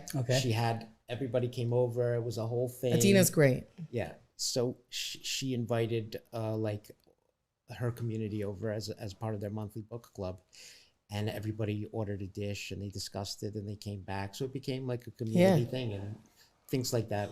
That's amazing. That is very, very, very cool. Now, your family at home, are you doing the meal kits or? I try to. Yeah? I try to as much as possible. That's very cool. My wife definitely orders. And Is that because you're just doing R&D? Yeah. Yeah? In part, yeah. Oh, so R&D goes on in your house. I mean, we have that in our house because yeah, of we the definitely do. magazine. We're always recipe testing, and it's always, let's say it's so funny because like Rosh Hashanah, let's say I'm serving people my Hanukkah recipes. And, I'm like, the brisket is going to be Hanukkah inspired. We made like a scallion potato kugel, like inspired by scallion pancakes. That's coming on our Shabbos menu. So I'm sure you have things like that. So what are exciting menu ideas that are coming your way? What are you working on now? So, I've seen a pattern about the breaded chicken. Okay. People like a twist though. Okay. People definitely like a twist. Yeah. So we have pretzel chicken, and each one is truly unique and different. But that type of thing, like I think probably for their kids, they want to see like breaded chicken. So we do pretzel chicken, we do cornflake chicken. This week we're doing an everything bagel in New York City, where we're mixing that into the to the panko, mixing around also different methods with frying versus baking. Like I used to take surveys, everyone would say we prefer, because we try and save time as much as possible using methods. Like we would send the chicken cutlets already in mayonnaise. All you have to do, take them out of the mayonnaise, have a plate with the panko bread. Oh, wow. So you're really saving people steps. Do like that, put it in the oven. Wow. Spray oil, stuff like that. It's also smart because it just preserves it. It keeps it so it shouldn't dry out. Yeah, but like that's a step, because like putting it in the mayo is like so messy and annoying. Yeah. Okay, that's that little thing that you're doing. That's amazing. Plus, we brine all of our chicken. It's already brined. What does it mean to brine chicken? Brining is it's a process where it's submerged in like water with dissolved like salt, sugar, different spices, and everything like that. And it's more like a scientific than flavor. Is it to preserve it or is it just to soften it? It gives it extra flavor and moisture. It's really about the moisture. Something to do with the sitting in the salt water brine. It preserves the moisture in both in fish and in poultry.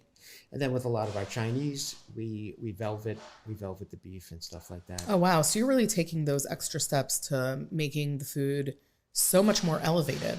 Yeah, because we want like people to succeed. Yeah, they're cooking. It's chef quality, chef ingredients, chef prepped, and we want to do everything possible to make it a successful. Do you do like process. Themes? Like let's say Hanukkah's coming up. Do you have Hanukkah themes, or you just stick to dinner? You do? He definitely does. 9 days. I remember he did the whole milchik thing. He still had fleshik options. Okay. Yeah, we do things for especially themes Hanukkah. Are a good question. Hanukkah's coming up, and then also Shabbos and Yom Tov. So what do you have coming up for Hanukkah? For sure, schnitzel.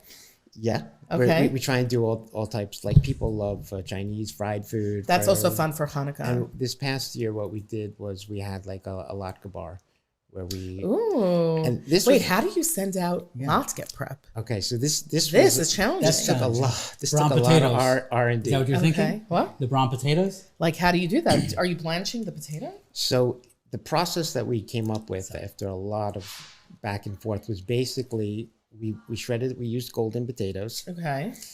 We rinsed them. Okay. After they were shredded, and they have a good 4 days. And we send the potatoes in water in general, and for the latkes also. Okay. It's cut, rinsed, and sent in water. So people are getting them in a quart. So you take your containers. Yukon Gold potatoes, Yeah. shred it, then you wash it. Then we wash and then it. you put it, let's say, in a 2-pound container or Ziploc bag in water. Yeah, in a And quart, that- in a quart container. And that then the cook gets it, they have to strain it and squeeze it They out. dump it out into a colander. I have to say, this is a great pro tip for anyone listening for Hanukkah. You want to make your latke batches in advance. Use Yukon. That's a very good tip. But cook them fresh. But make them fresh. Yes, make them fresh. That's the clincher for latkes. We had to add some potato starch and everything and a little bit of matzo meal because Okay. when you rinse off the starch, Okay. you lose a little bit. So what is your, we'll take 60 seconds for you to share your latke recipe. My latke recipe? Yeah, I think people would like to hear that. Well, first of all, we had a whole hack. I'll tell you this quickly, but this is one of the things The that general I learned recipe, we're not the... Wait, the hack is good. the People hack is like a good. hack. Okay. People like a hack. Here's the thing. This is what I learned when I was working in the Fairway restaurant. But basically, and I have something on my Instagram also about it. But basically, it's a slotted. A big key is it's a slotted, like I wouldn't call it a spoon, but it's like a portion scooper, but it's got Okay. holes. So you take out after you make the mixture, which I'll tell you, and then you kind of push it through. Almost like a large falafel maker. Yeah. You know what I'm saying? Yeah. You get those slotted spoons in a restaurant store? Yeah. It Okay. took us a long time to find just the right It's size. like round and a top. It's like that. Like there's a thing sticking out. Yeah, it's like it's really See, very like a specific. soup ladle. It's The a top little is like bit, a but soup ladle, it's even. but the ladle part on is the bottom, flat. it's flat. On the and bottom, it's even flat. and about like 5 inches round or 4 inches with slots at the bottom. Very cool. So Okay. It was 2 inches. Almost a I think. spatula, but with holes. It's like a ladle meets Not a spatula meets Yeah. a measuring cup with I would say yeah, like this. It's a lot of things. soup. It's a soup ladle, Okay. but the walls are the same. Okay. And the bottom is the same as Yes, diameter yes. as the top, and it's not too thick or Okay. too deep. And then you push everything out because a big part of it is, it doesn't matter. You know, you can put a lot of eggs and Mhm. stuff like that, but as what the amount, the consistency when you put it into the Yes. hot oil, you want it to be just right. So you have the ability to control. So that you with- just scooping out the latke is this special spoon. Yes. We'll pull up an image. Maybe the editor can put Okay. it in. That would be really cool. Now let's go to the recipe. Okay. So I do like to use Yukon. Okay, Yukon Yukons Golds are your potato of are choice. and you know, What's your favorite? The Flashix recipe is Yukon Gold potatoes, yes. Because it's creamier and a little sweeter. Yeah, no, I like that. And Yeah. it's really just egg, salt, and pepper. Okay. I'm trying to think You if I put potato anything- starch, you said? No, I don't. No. Nor, So I potato, did for egg, this one salt, because pepper. we had to rinse the. If you're making them fresh, Do you have an amount off the top of your head? off the top of my head, No. I don't remember. But Okay. but we did add potato starch. We did add matzo meal. Okay. When we rinsed the starch off for Got that it. for that one, and I have Got that it. on my. What kind of oil are you using? I use, honestly, probably canola oil. I'm okay with that. Vegetable oil Yeah. or even olive oil. I find olive oil is okay. It does, So yeah, Hanukkah's coming up. It's very exciting. We're just like drooling over latkes here. We're talking about the different oils and potatoes. Yeah, yeah. And Okay. onions So it's also, we fun. put So in you onions. do seasonal specials. Are there things that are always on your website like you can't take down? Like, are there menu items that people keep on coming back Besides to? breaded chicken. Every week is a completely different menu. Oh, that's so fun. Every week is completely different. And Is that challenging? Like to constantly have to buy different ingredients? Or Oh, yeah, that is- how does your ordering system work? Because you're ordering wholesale items and every week you're making different shopping lists? well, every week we are because for the perishables. Wow. Definitely. What's for it? the When's the perishables. cutoff? People have to order by. So people order by Tuesday night at 11:45. That's for the next week. That's for Sunday delivery. That means that you've now got 3 days, Wednesday, Thursday, Friday, to make your lists, shop and cut, prep. We're not cooking, measure, but prep. That is and- very interesting. and Such an assemble interesting everything model. together. That is very, very cool. Was there a moment where you got like certain feedback from customers that just like made it feel all worthwhile? It's a steady stream. Okay. It really is. Yeah. And some people say, "Oh, this was so great." Then some people just really are like, I think part of it is that dinner time can be stressful for people. It can be stressful for people, especially like I had one customer that they were newly married, and his wife wanted to prepare nice meals, and it was a source of a little bit of stress for them. and they started ordering from us, and it was like a game changer. That phrase I get a lot, a game changer. A game changer. That's great feedback. But there's different things that you're bringing up that didn't occur to me, like a couple who, let's say both of them don't love to cook, but it just means a lot to them to connect over good food. Yeah. And the ability to do it for just two people. You don't have to order huge amounts. That's really, really impactful. That's really great. So where do you see your business? You've been doing it for 5 years. What is the greatest lesson that you've learned over these 5 years about this specific business? And where do you see it going? That's a good question. Yeah. Let's see. What have I learned? It's constantly evolving. Okay. There's nothing like just like cooking. There's so much to learn on my end, on people's ends, what they want, different methods, different techniques. Like the food industry, you would think it would be pretty static, stable, but there's trends. So like, are you making Dubai stuff now? Are you making anything? That's interesting. It's like you think you go into a certain industry and you started 5 years ago and it's a certain way, and you're saying like there's always things that are changing that you have to deal with. People's tastes, inflation. So then that affects your price structure, and you have to deal with all of this constantly. There's no like, this is the way. I think that's life in general, is that like you think, oh, I'm in my comfort zone, and you never really are, and you have to always be able to adapt to the change. To adapt to it. So how do you do that? That's very challenging. I just left foot, right foot. Left foot, right foot. Just move forward, get feedback. Some dishes are great, and we feel like we've perfected them. And others, I'm constantly like reprinting the. Oh wait, it's interesting because I keep on I like ask you about the positive feedback.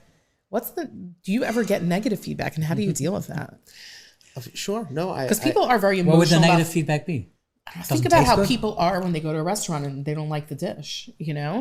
This is what I respond to people when they're missing an ingredient that they don't have, or the dish didn't. And I say to them, look, I understand that you chose this service precisely because you wanted to make your life easier for you and to take the stress out and to have a nice home-cooked meal.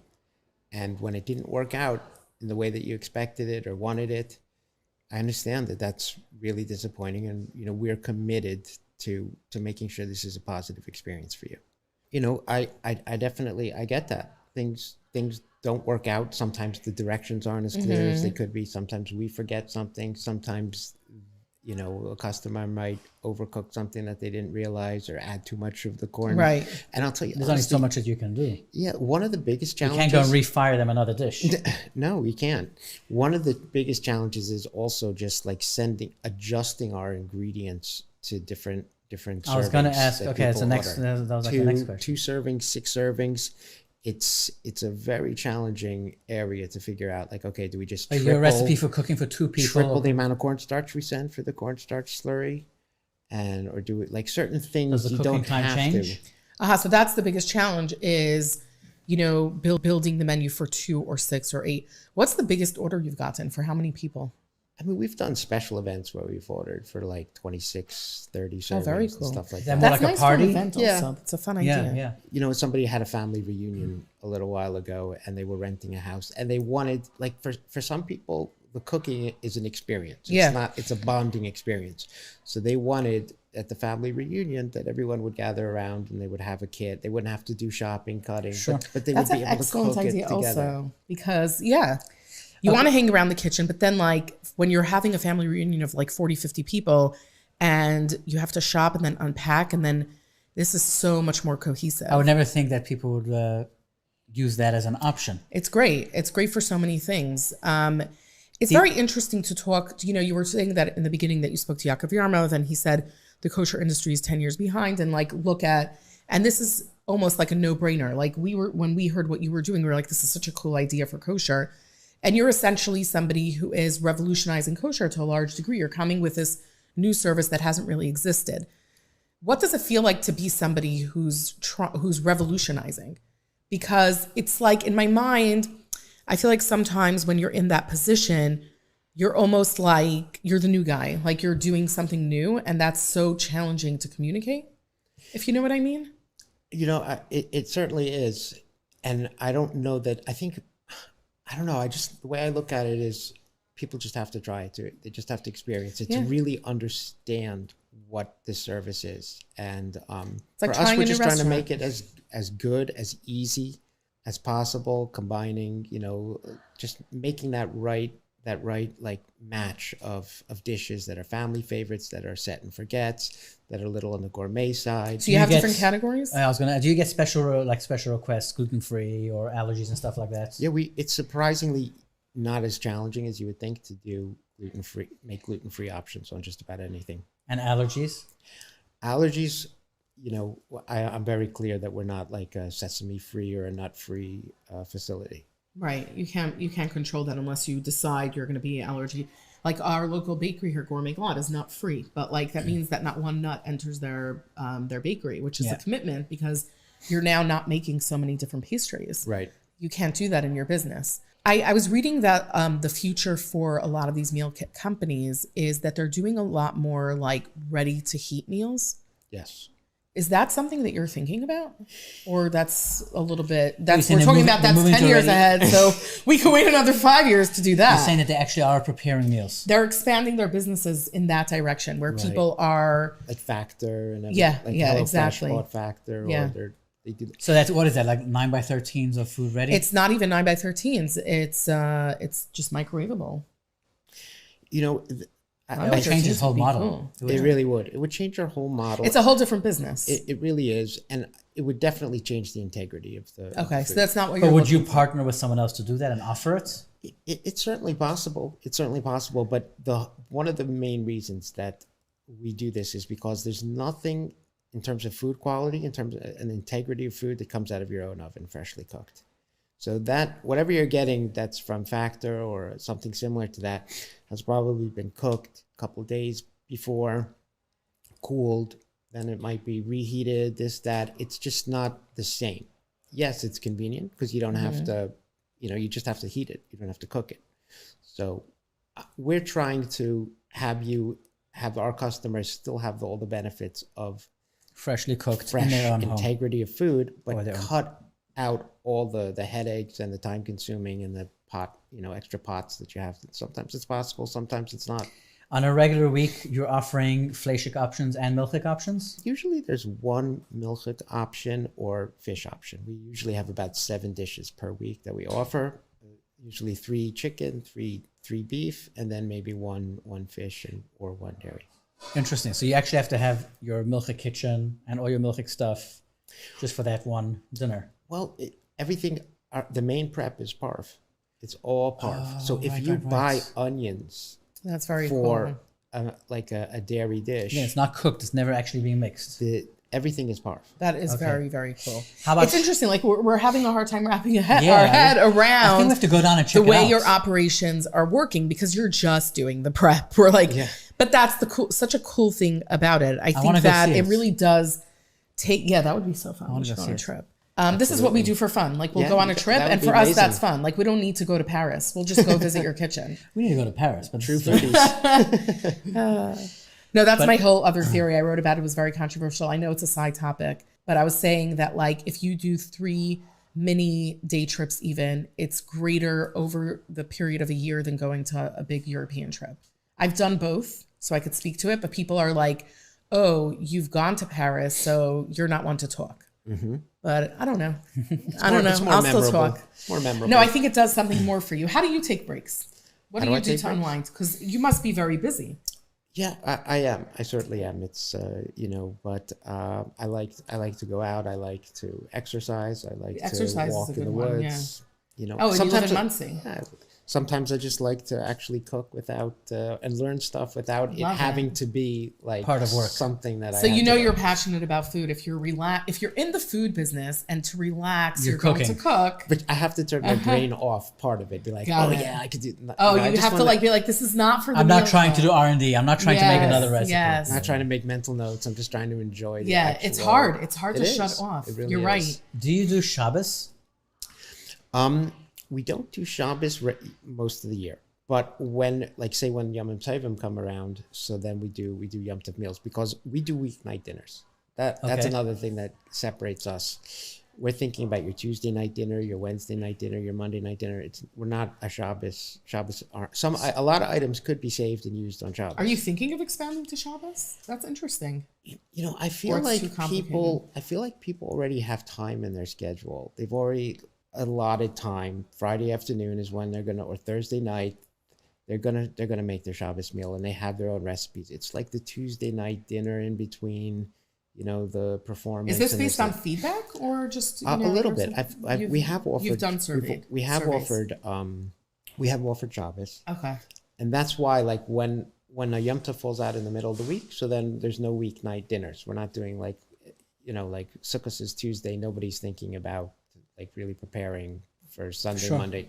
So then we switch to a Yom Tov menu, and we get good feedback. No, that's very interesting because on one hand, I'm thinking about myself. Like, it's true. There's something interesting about like when you make Shabbos every week, you have it under control, and you're right. Like, you come to Tuesday and you're like, we have to make dinner. You know what I'm saying? Yeah. I actually make extra Shabbos food because that's like a dinner also. Yeah. We do Shabbos leftovers for dinner on Sunday. Like, it's a no-brainer. And there's usually something for everyone. Either Yeah, there's some meat, it's like buffet. or there's some kugel, or there's soup, or Yeah. there's fish. There's usually something. Yeah, exactly. But then Tuesday comes along, and you're right. That's the night you have to go and get a meal kit. It's so fascinating because in my mind, the biggest challenge in general with the kosher industry and introducing something new is that there's a limited number of consumers, right? When you're dealing with HelloFresh, how many millions and millions of people are their potential customer base versus like the kosher customer? And the kosher customer has a very unique identity of bigger families, lower budgets in a way for like spending on extras. So how do you deal with that? Or do you find that to be an issue? Is that an issue? There's definitely, obviously, we don't have the same. He doesn't look at these other companies. This is his business and his model, and that is the model. 100%. And we have people in Sioux City, South Dakota and Omaha, Nebraska that don't have kosher restaurants. I've had shluchim who've reached out to me and they just want to do this for a special. They don't have a kosher restaurant near them. That's cool. It's almost like a anniversary or like a special occasion. That's very cute. Mm-hmm. Cute Okay. option. So. It's cheaper than flying down a private chef. Oh, yeah. But you still have that restaurant experience. Yeah. Yeah. Okay, that's a cool That's idea. a niche I didn't think about before I spoke to you today. By the way, like would you the do couples, special? the dinners, the family reunions. That's really fun. Would There's you a do lot like of people in communities and Chabad houses and stuff like that. Yeah. That have ordered too. That's really Would you fun. do like special orders? Like if I want to do like a special dinner. Yeah, I mean, Have you done custom stuff? Oh, interesting. We've done. Custom. You're Let's say I want to make a raw 3-course dinner. I'm out in Omaha, Nebraska, or whatever it is, and there's nothing there. Or I'm going on vacation, and I reach out to you. Can you prepare me all the stuff to make a 3-course dinner? I'm going with my wife for vacation.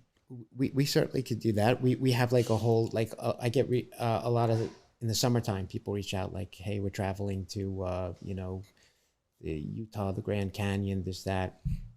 And we have a special summer travel menu where not only do we have things that are friendly for travel, but we also have we sell a Teufel rice cooker and a George Foreman and stuff like that, so that we design the meals. Do you have a section on your site that deals with travel?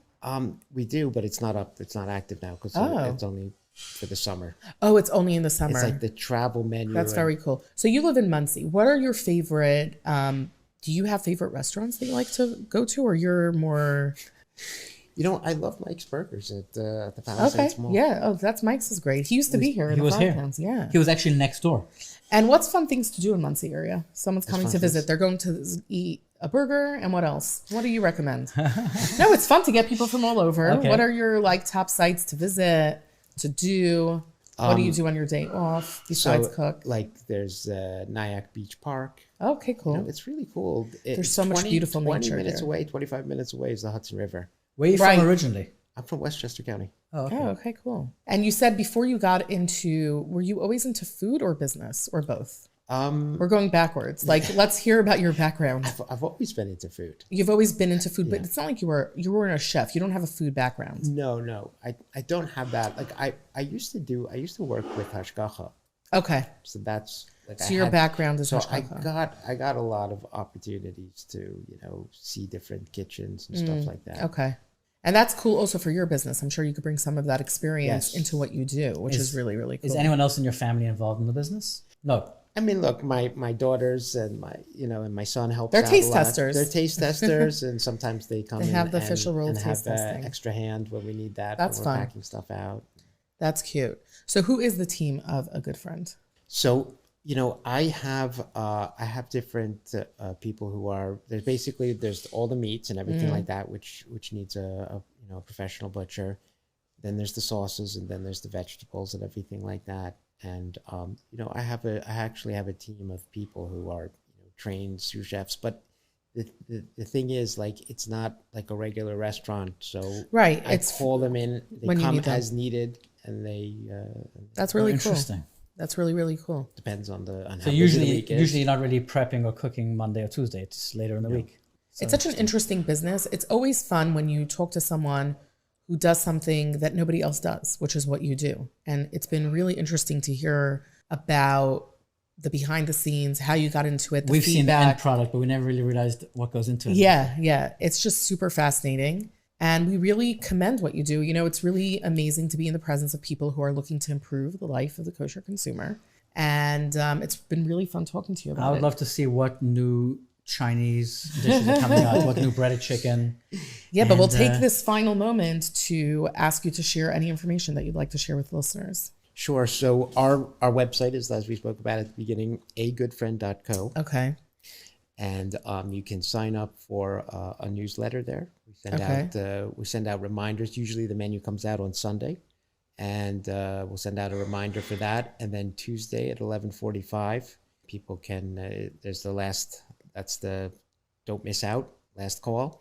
And we just there's lots of like new customer information. We're happy to answer any questions. I love interacting with our customers and just helping them discover the chef within them, and assisting to making dinner time a great experience. Because it's really just about, I think we talked a little bit about that, just the opportunity to sit down to a dinner, either like a restaurant experience dinner, or just being able to sit down to dinner and with peace of mind and being present, not harried and crazy. Sure, and everything exactly. like that. And that's we know from our religion how it's like what a prime place sitting around the table, whether it's in a sukkah, or whether it's That's by true. matzahs, or whether it's by latkes or hamantashen, or you name it.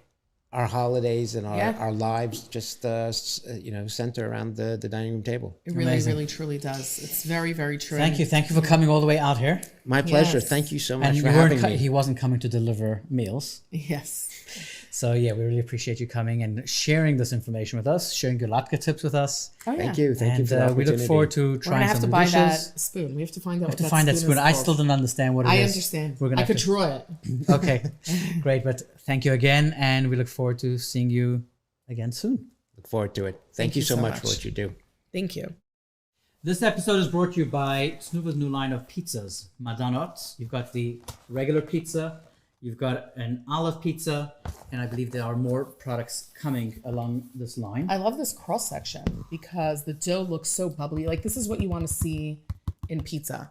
You want to see a bubbly, Bubbles in the delicious, dough. dough that's alive. It looks like an artisanal crust. Yeah. I also like the two options because this is perfect for our kids. We have one kid who likes a plain pizza margarita, and our baby son, and he's not a baby, he's 4, loves pizza with olives.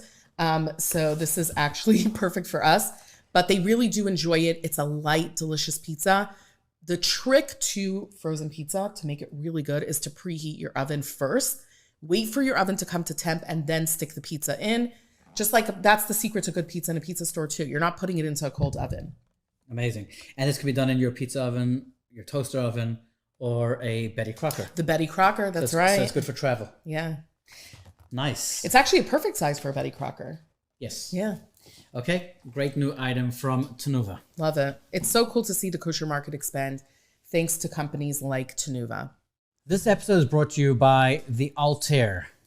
Bay Harbor Hotel. Bay Harbor Hotel. So Miami is the newest kosher hotspot, and the Altair makes it even more exciting because One of the best. I mean, it's a really nice hotel, excellent location. Perfect for the kosher traveler. Yeah, walkable to so many different places. The minyanim, the restaurants, like you literally just park at the Altair and you could go everywhere. But you don't even need the minyan in the restaurants because you have a restaurant in the Altair. You have a minyan in the Altair. It's a great kosher hotspot in and of itself. And what we really loved was the complimentary kosher breakfast that comes with every hotel stay. So if anyone is missing the Israeli breakfast hotel scene or has never experienced it, you can experience it at the Altair. It was really, really incredible. We went with our kids last year. We did. When was it? Yes, last year. January. And number one, the rooms were so family friendly and they really had everything that we needed. Upstairs, the pool has separate men and women hours at certain times of the day. That was really cool. And then you can't beat the breakfast. And they have Shabbos meals if you want to go for Shabbos. And they also do special events throughout the year. Comes Hanukkah, they do special events. They bring down singers and lecturers. Yeah, there's always something fun happening at the Altair. That's why we were there last time. There was an art show. That was 2 years ago. We it was 2 years ago. Everything feels like yesterday. Oh, we were just in Rome, Paris, Altair, here, everywhere. But it really is a great kosher destination. This episode is brought to you by Heaven and Earth's new Hearts of Palm spaghetti. Shifra, you've seen this yet? This is like 2025 in a nutshell. I mean, turning Hearts of Palm into spaghetti. It really is cool. It has a very nice spaghetti-like texture. It still has a little bit of a Hearts of Palm flavor, but it is so delicious. Like, think about the avocado salad that people make for Shabbos with lemon, avocados, grape tomatoes. And instead of chopping up the Hearts of Palm, you have it in this format. It's delicious. It's also so good warmed up with like a marinara sauce or even like a good meat sauce. It's delicious. But does it take the place of pasta or is it more of a salad? I think that if you're in that mindset of like wanting something that feels like pasta to a certain extent, it's obviously not spaghetti in the traditional sense, but it really does give you that feel that you're eating noodles. So it's not just always about the starch component of it. It's really, really nice to have that like noodle format. You know what I'm saying? Right? So this is like the next level of zoodles. Yes, it's like, that's so true. Okay, so Heaven and Earth Hearts of Palm spaghetti is your new way to eat zoodles without pulling out what's that spiralizer? The spiralizer was so in style. When was it? Like 2000? From like 18? I don't know. Yeah, 18. People were obsessed with the spiralizer, and now it's part of everything. Anyway, it's such a distraction from the Hearts of Palm spaghetti. They're doing all the spiralizing work for you. Anyways, pick up a package of Heaven and Earth Hearts of Palm spaghetti. Yes, and also on the topic of that Hearts of Palm classic Shabbos salad, I love having things in the pantry that you could pull out last minute. It's Shabbos day. You have this. You have a jar of roasted peppers, and you're good to go. You know what I'm saying? Amazing. It's kosher, it's clocked. You're listening to Blocked. It's all blocked.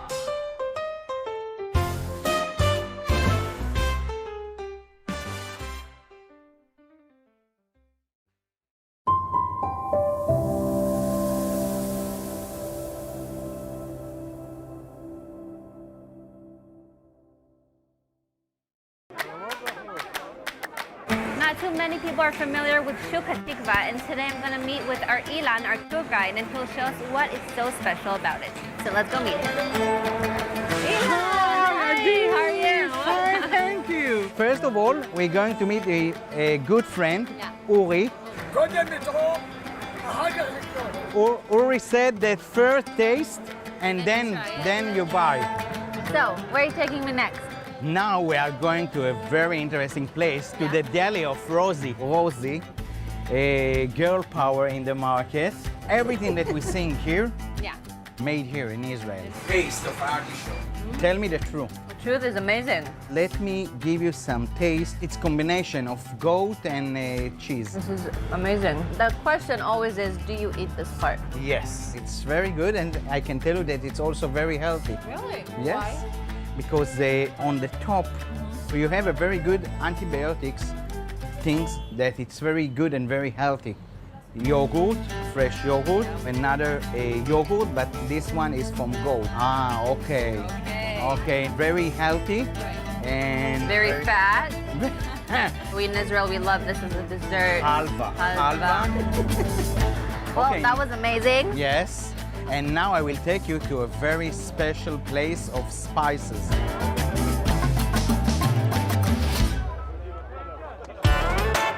Welcome to the best spice shop that you ever seen. Cooking without spices. It's not called cooking. This family is third generation. In this very own shop? Yes, and they have connection with places in Syria. They bring also from Iraq, and they bring also from Persia. So what are some special spices that you can say you can only find here? This one, the spices for amba. Another thing, and I want you to smell it, it's called bharat for kube, for the kube. You can smell the quality that you can smell. You see, this one, the cumin, yeah, so it's very fresh. Now we're in the middle of the meat market, and you can see here on your right side a synagogue. Synagogue in the middle of the market. Yeah. It's connecting to his grandfather. You see, yes. Yeah. Also my father that he passed away. He was walking at this market. At noontime, he was going to the synagogue, open the door, and take a nap. The Chazan was wake him at 5 o'clock. You have to go there. No, you need to pray. You sleep, now you need to pray. If we are in the market, we cannot stop near to the best butcher, Yossi, with his best meat that you can ever eat. I also see that a lot of things here are kosher. Everything here in the market is kosher. If you want the best pickles and the best deli at the market, so we will visit Ofer Deli, the best pickles. Best pickles is much better. The name of this thing is Kershi. Also, yes, we are talking again about Iraqi pickles. Now we are at Nahum. Everything here is authentic, like his grandfather. The name is Zangula. You also have Baksam. This is, you see, it's hard. They have also Kaka. Kaka. Baba. Baba. They all have very interesting names here. Baba. So it's like a cookie. It's a cookie with the dates. With dates inside. This is Kak and this is Baba.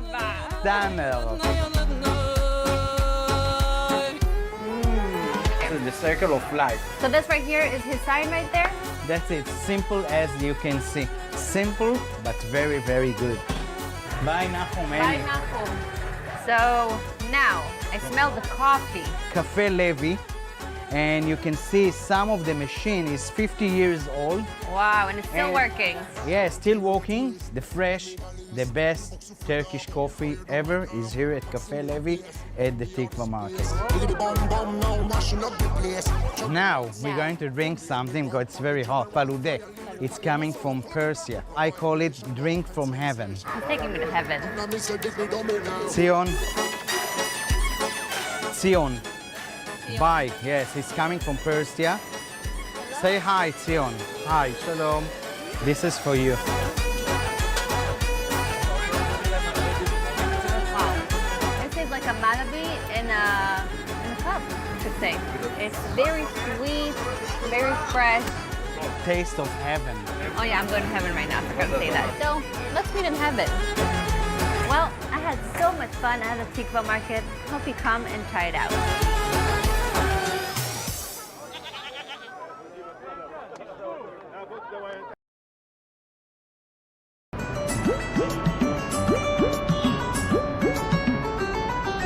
I am at Rupee 24, an Indian restaurant in Tel Aviv, and I'm going to show you what authentic Indian food looks like. So you're supposed to take your shoes off. Let's go eat. Hi. Thanks for having me. Welcome. Welcome. So what is Rupee 24? 24 Rupee is an establishment already in Tel Aviv. We've been around for 16 years. And when we opened this place, everything was made from junk. Things that we collected from the streets, tables that we somehow put together. And this 16 years just progressed.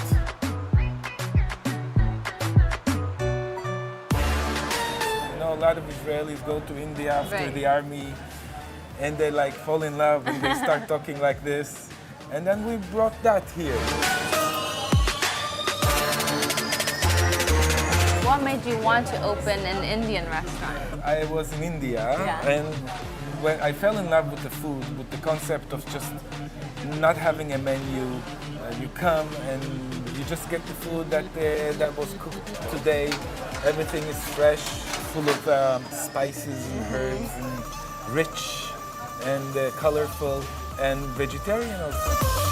Now we're making samosa. Yeah, you're going to meet Mezi, which is our spiritual mother. She helps us with the fine tunings. It needs to be Indian and not trying to be Indian. Exactly. Yeah. So let's go see it. Yeah, come on. I'm making Punjabi samosa. This we are making once in a week in this hotel. There is potato, peas, green peas, and all the masalas like mutton masala, fish masala, whatever I'm making over here. People like this is too much. They loved it. I came in 1999. 13 years I'm working over here. Here you will get all the Indian taste. Whatever you will eat, all Indian taste because I'm making all the masalas over here. I'm giving the real Indian taste in the food. First we are making the small chapati, then we are making big chapati, then we are cutting the chapati.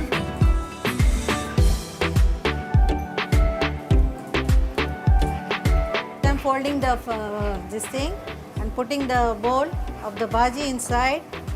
And I'm folding making the Punjabi samosa size. This is the Punjabi samosa is ready. So what is so special about Whoopee? First thing, this is like my house. The food is very tasty. People are going to India and they're coming to the 24 rupee. They're getting the same taste whatever they are eating in India. So we're sitting down. We're sitting down and the food is about to come. So this is the samosa. This is our special thali. We make only one dish, like one plate a day. So every day when you come, next day it will be a different food. The way that you eat it is that you get into the food immediately. Immediately. Especially even like if you're hungry. The way I do it. Show me. Just open the rice. Open take the rice. All the dal and wet the rice. And what is this? This is like our pita? Yeah, this is the chapati. The chapati. Handmade. We Handmade. make it here every day. And you can take just a piece of it.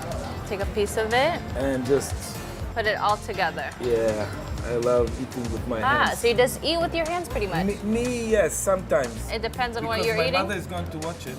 So I'm you going have to to show her that I'm using a spoon. So now the chai. Now the chai. In India, they use like the full length of the chai. And this is how also they cool it.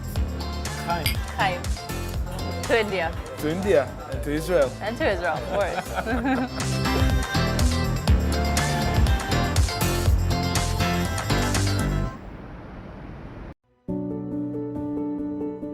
For more than 200 years, when Israel's most vulnerable needed help, Kol El Chabad was there. When families can't afford food, when seniors are alone, when children are struggling to survive, Kol El Chabad steps in with meals, essentials, and dignity. Right now, thousands of families across Israel are counting on that help. And you can make sure it reaches them. Your donation doesn't just give charity, it gives hope, it gives strength, it saves lives. Kol El Chabad, helping Israel one life at a time. Scan the QR code on your screen and give now.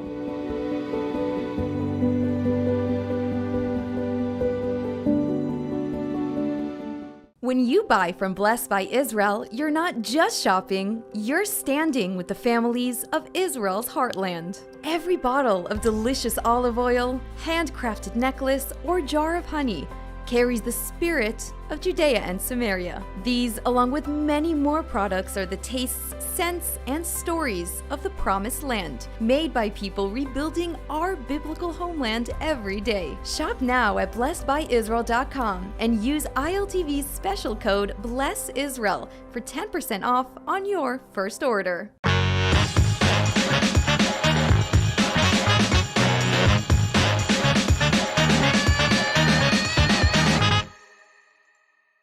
Hey guys, Chef Austin here at Tirasur.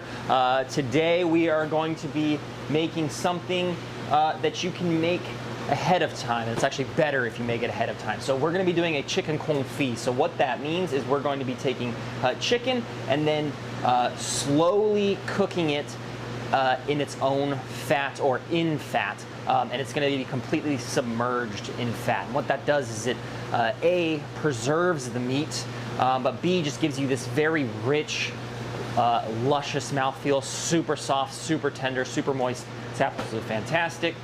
So let's get to it, right? Shallow pan. We have a few really nice chicken thighs here. These are skin-on chicken thighs.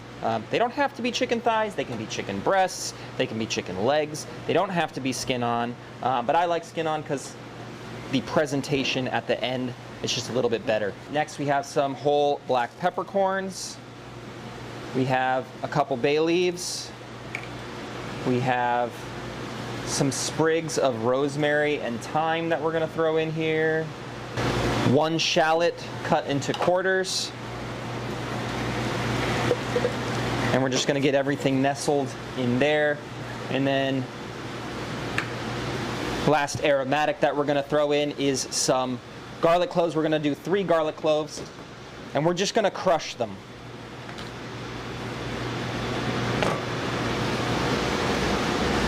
All of these ingredients are just going to really flavor the fat and the chicken in the end.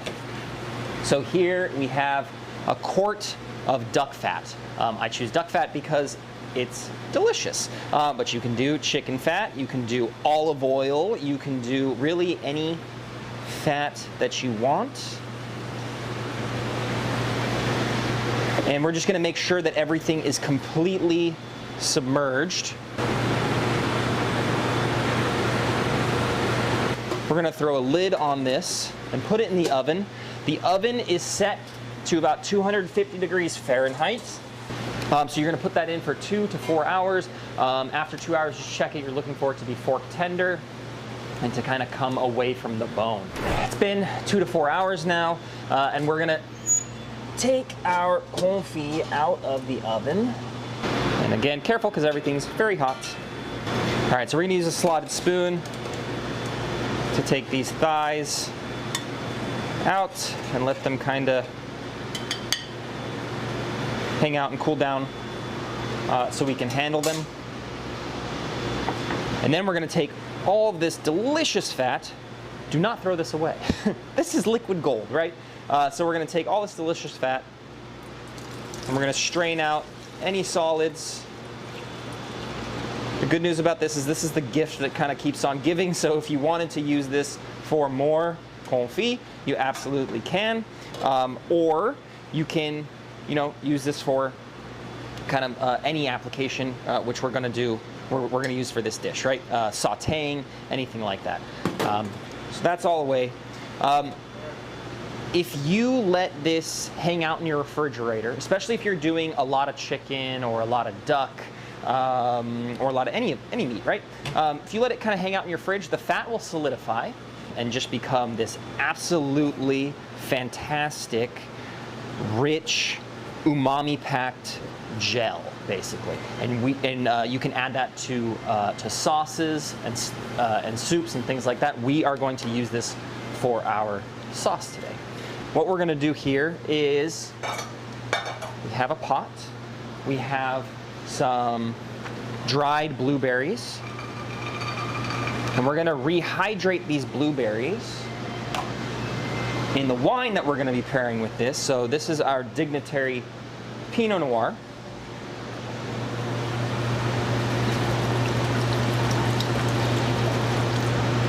That is going to go for 30 5-ish minutes until all of that kind of liquid, the alcohol boils off and the liquid reduces and the blueberries absorb all of that wine. It's going to be super, super good. Reason why I'm choosing the Dignitary Pinot, it's going to go fantastic with our chicken. It isn't, doesn't have a ton of tannin, so it's not going to need something like a red meat.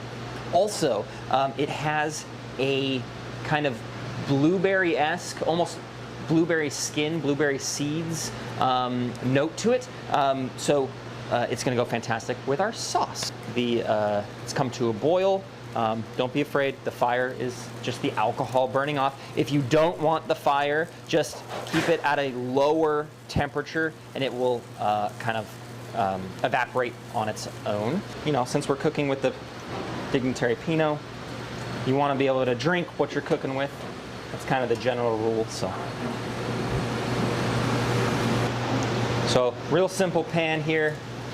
We are going to take the duck fat that we confit our chicken in. Just about a tablespoon. This sauce is going to be so delicious. And I always want something to sop the sauce up with. So we're going to make a nice little brioche toast, and we're going to toast it in our confit duck fat, just till it's nice and golden brown on all sides. All right, and with these carbon steel pans that we have here, they heat up very fast.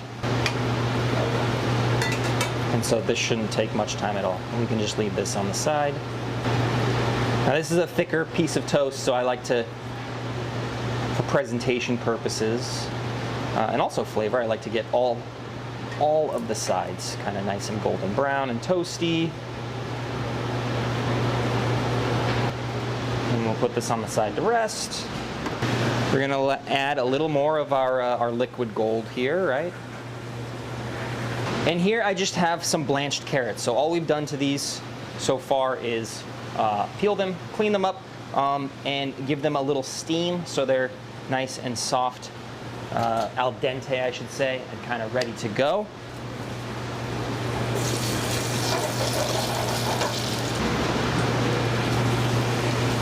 Just a little salt and pepper.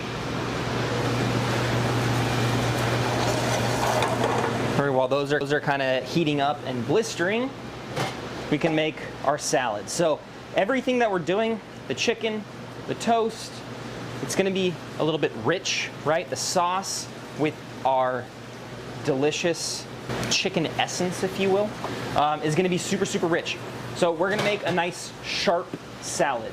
Sharp meaning it has a bite, it has acid, something to cut through all of that fat. So we're just going to do a little arugula, a little squeeze of lemon. We have some heirloom cherry tomatoes, some kosher salt, some freshly cracked pepper,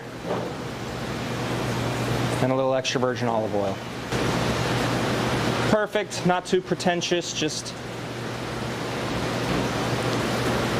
nice and easy. It's going to pair perfectly with this chicken. All right, so that's done. So our carrots are looking nice. We will put them over to the side. We'll bring our blueberries back down. We're going to add our chicken essence into this, some fresh thyme leaves. Then we're going to take 1 clove of garlic. We are going to slice it thin, give it kind of a rough chop, add a little bit of kosher salt, and then take the edge of your knife and drag it along the garlic until it basically just turns into a pulverized garlic paste, right?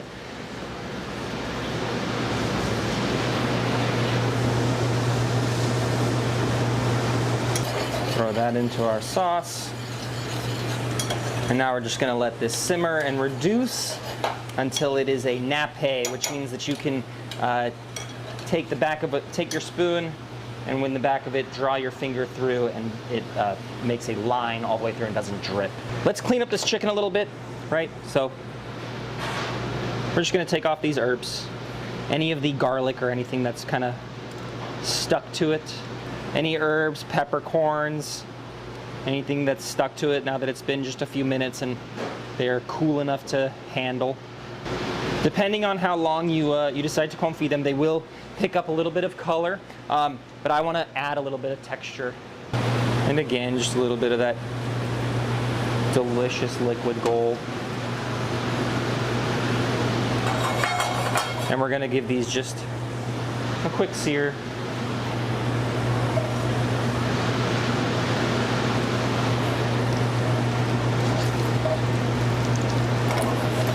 I think it's time to pick our plate.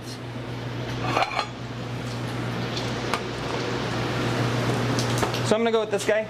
We're gonna start with our toast right at the bottom.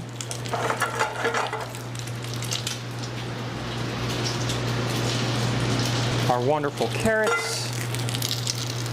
These don't take much time at all, especially in these pans, carbon steel pans. See if they've picked up that nice kind of Maillard reaction on the outside. Nice and crispy.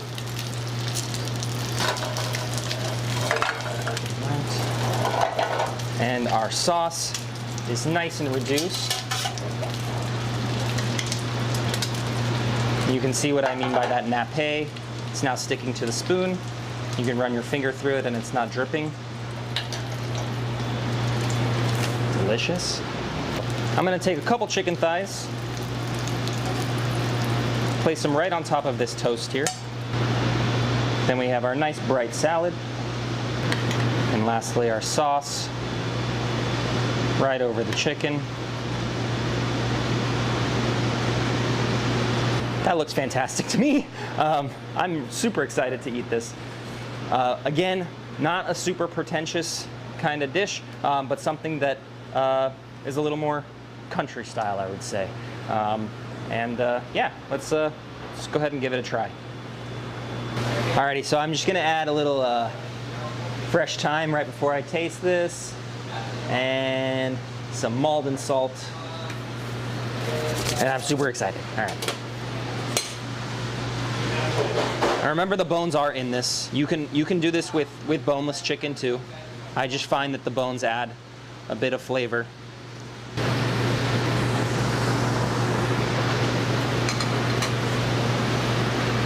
So good. So the carrots really pick up that duck fat, that flavored oil. I would not skip on the bread on this. I really like the kind of the flavor combination of that toasted brioche that comes through with the chicken, and it also, you know, is a vehicle for the sauce, right? Super, super good. And the salad is nice and bright. It kind of cuts through with the acid, all that richness, and then the wine is perfect. It's not overpowering. Those blueberries really complement. It's fantastic. Thanks for joining us, and I'll see you on the next one.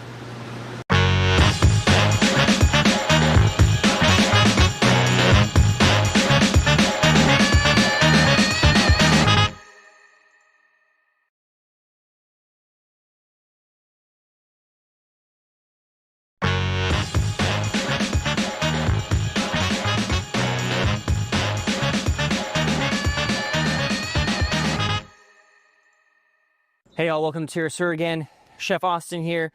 Today we are going to be out on the grill. It's summertime, right? And we're gonna be making a grilled yellowtail burger.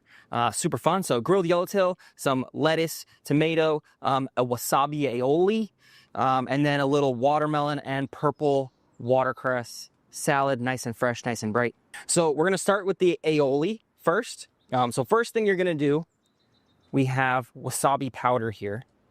Rehydrate it with a bit of water. If you do not do this step, it will not work. The wasabi has to be completely rehydrated. So we just want to make a paste. And it's crazy when it is in powder form, doesn't really have much of a smell or a taste, to be honest. But once you add that water and rehydrate it, it just, like, I'm getting a huge punch of wasabi right now. So we're gonna take about a tablespoon of the wasabi. Now you can do as much or as little as you like. I happen to really like wasabi. So we're gonna go with about a tablespoon, tablespoon and a half. Half a tablespoon of Dijon mustard, 2 garlic cloves, 1 shallot, 2 egg yolks, pinch of salt, some lemon juice, freshly squeezed. Drain about 2 ounces of lemon juice. Going to add just about a tablespoon of water. Begin mixing. 10-15 seconds just to make sure that all that garlic and shallot is completely pulverized. And then we're gonna start streaming in our neutral oil. So our neutral oil that we're using right now is our canola olive oil blend. It just doesn't have much of a flavor. You can totally use something like avocado oil, even olive oil, but if you use olive oil, make sure that it's a light olive oil, so you don't impart a ton of flavor.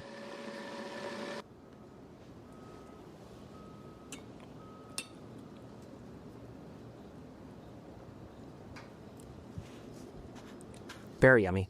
Add a little bit more salt.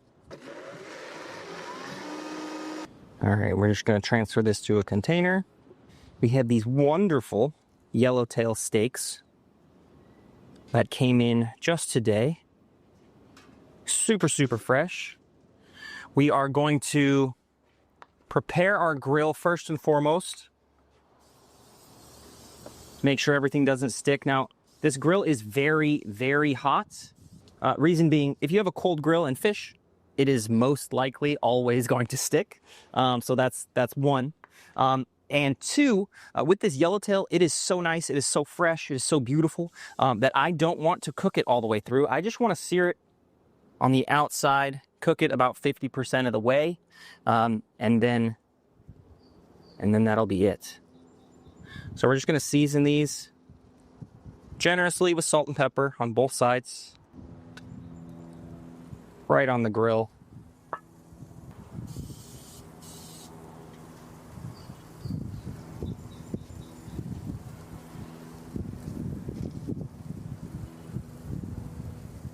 Next, I have these really delicious brioche buns.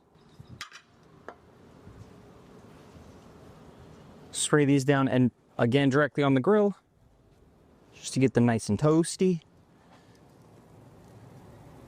Couple things. So we're gonna work on our side. Our side today is going to be a watermelon and purple watercress salad.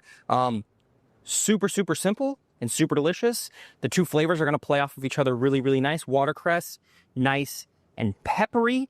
Almost not vegetal, almost like a fruit-like quality to it as well. And then the watermelon, nice and sweet. Perfectly in season right now. We're just coming up on it. Will be great. We're gonna use some of the lemon juice from earlier in a bowl. A little bit of salt and pepper. Just make a really quick, simple vinaigrette. Should go with this and some extra virgin olive oil. Just a touch of Dijon. All right, so coming over here, just checking our buns, nice and toasty. I'm gonna set these aside.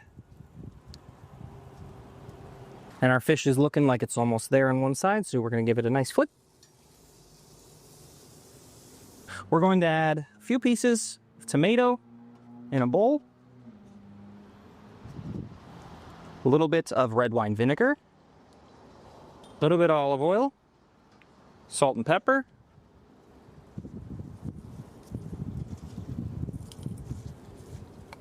Give those a nice toss. They're nice and marinated. And we can start to build. Alrighty, so our fish is looking really nice. You see on the edges how it's creeped up, but in the very center it's just slightly opaque.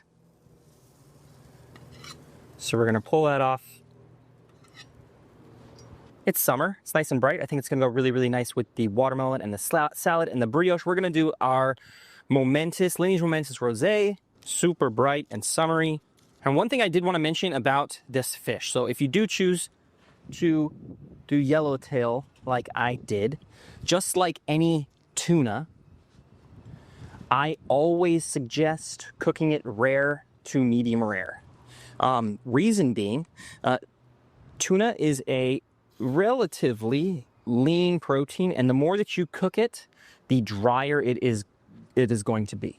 Now you can always, make up for that with just more aioli. But the flavor is also going to change as well. You'll get some more almost irony or tinny components that come out instead of nice, bright, fresh flavors. That's going to be good. Yum. Okay. So let's get to building these sandwiches. Brioche, I'm going to put our aioli on both sides.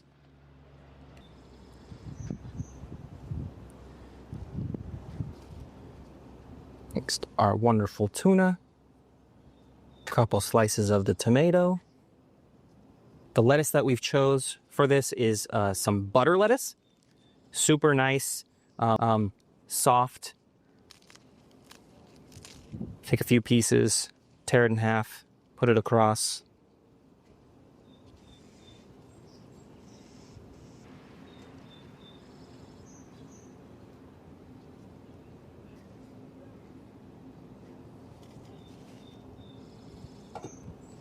And now we're just going to mix up our salad. So that vinaigrette that we had made earlier, we're going to add in our watermelon. All we've done here is just cubed up some nice fresh watermelon. You could put this watermelon ahead of time and kind of let it marinate. And if you really want to, and you're kind of fancy, if you have a vacuum pack machine, you can vacuum seal with this watermelon and it will completely infuse with the dressing.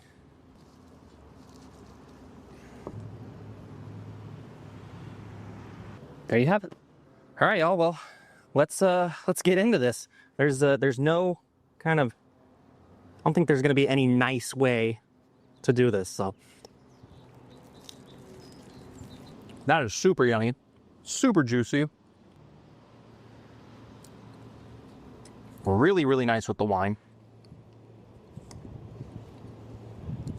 And yeah, the salad is perfect. Nice and bright and fresh with that watermelon, crisp, perfect for a barbecue, perfect for the summertime. Hope you all really try this out. It is honestly really, really good. Yeah, see you again soon. Cheers.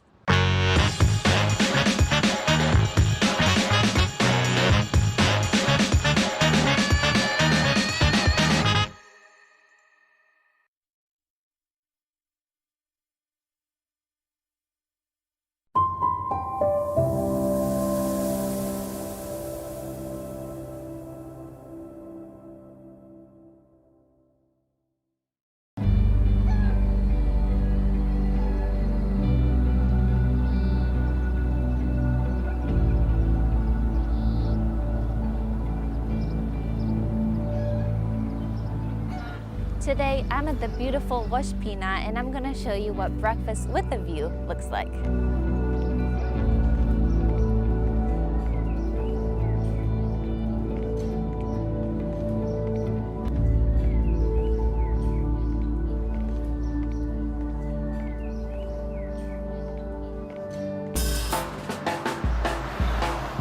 We are the family Friedman, still 6th generation, here in this place.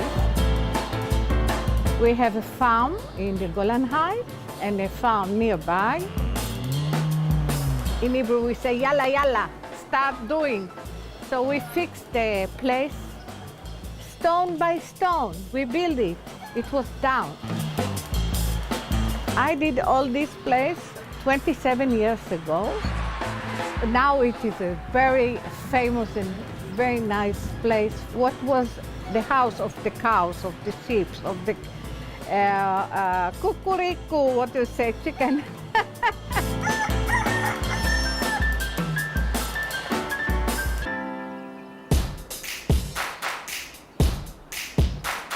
It was the place for the horse, the cows, the chickens, the ducks. This I did by myself with one man. On the floor, we do the windows, the doors, vintage, yes. We keep it like it was before, history. You see, but we had to have a doors, so we did a doors.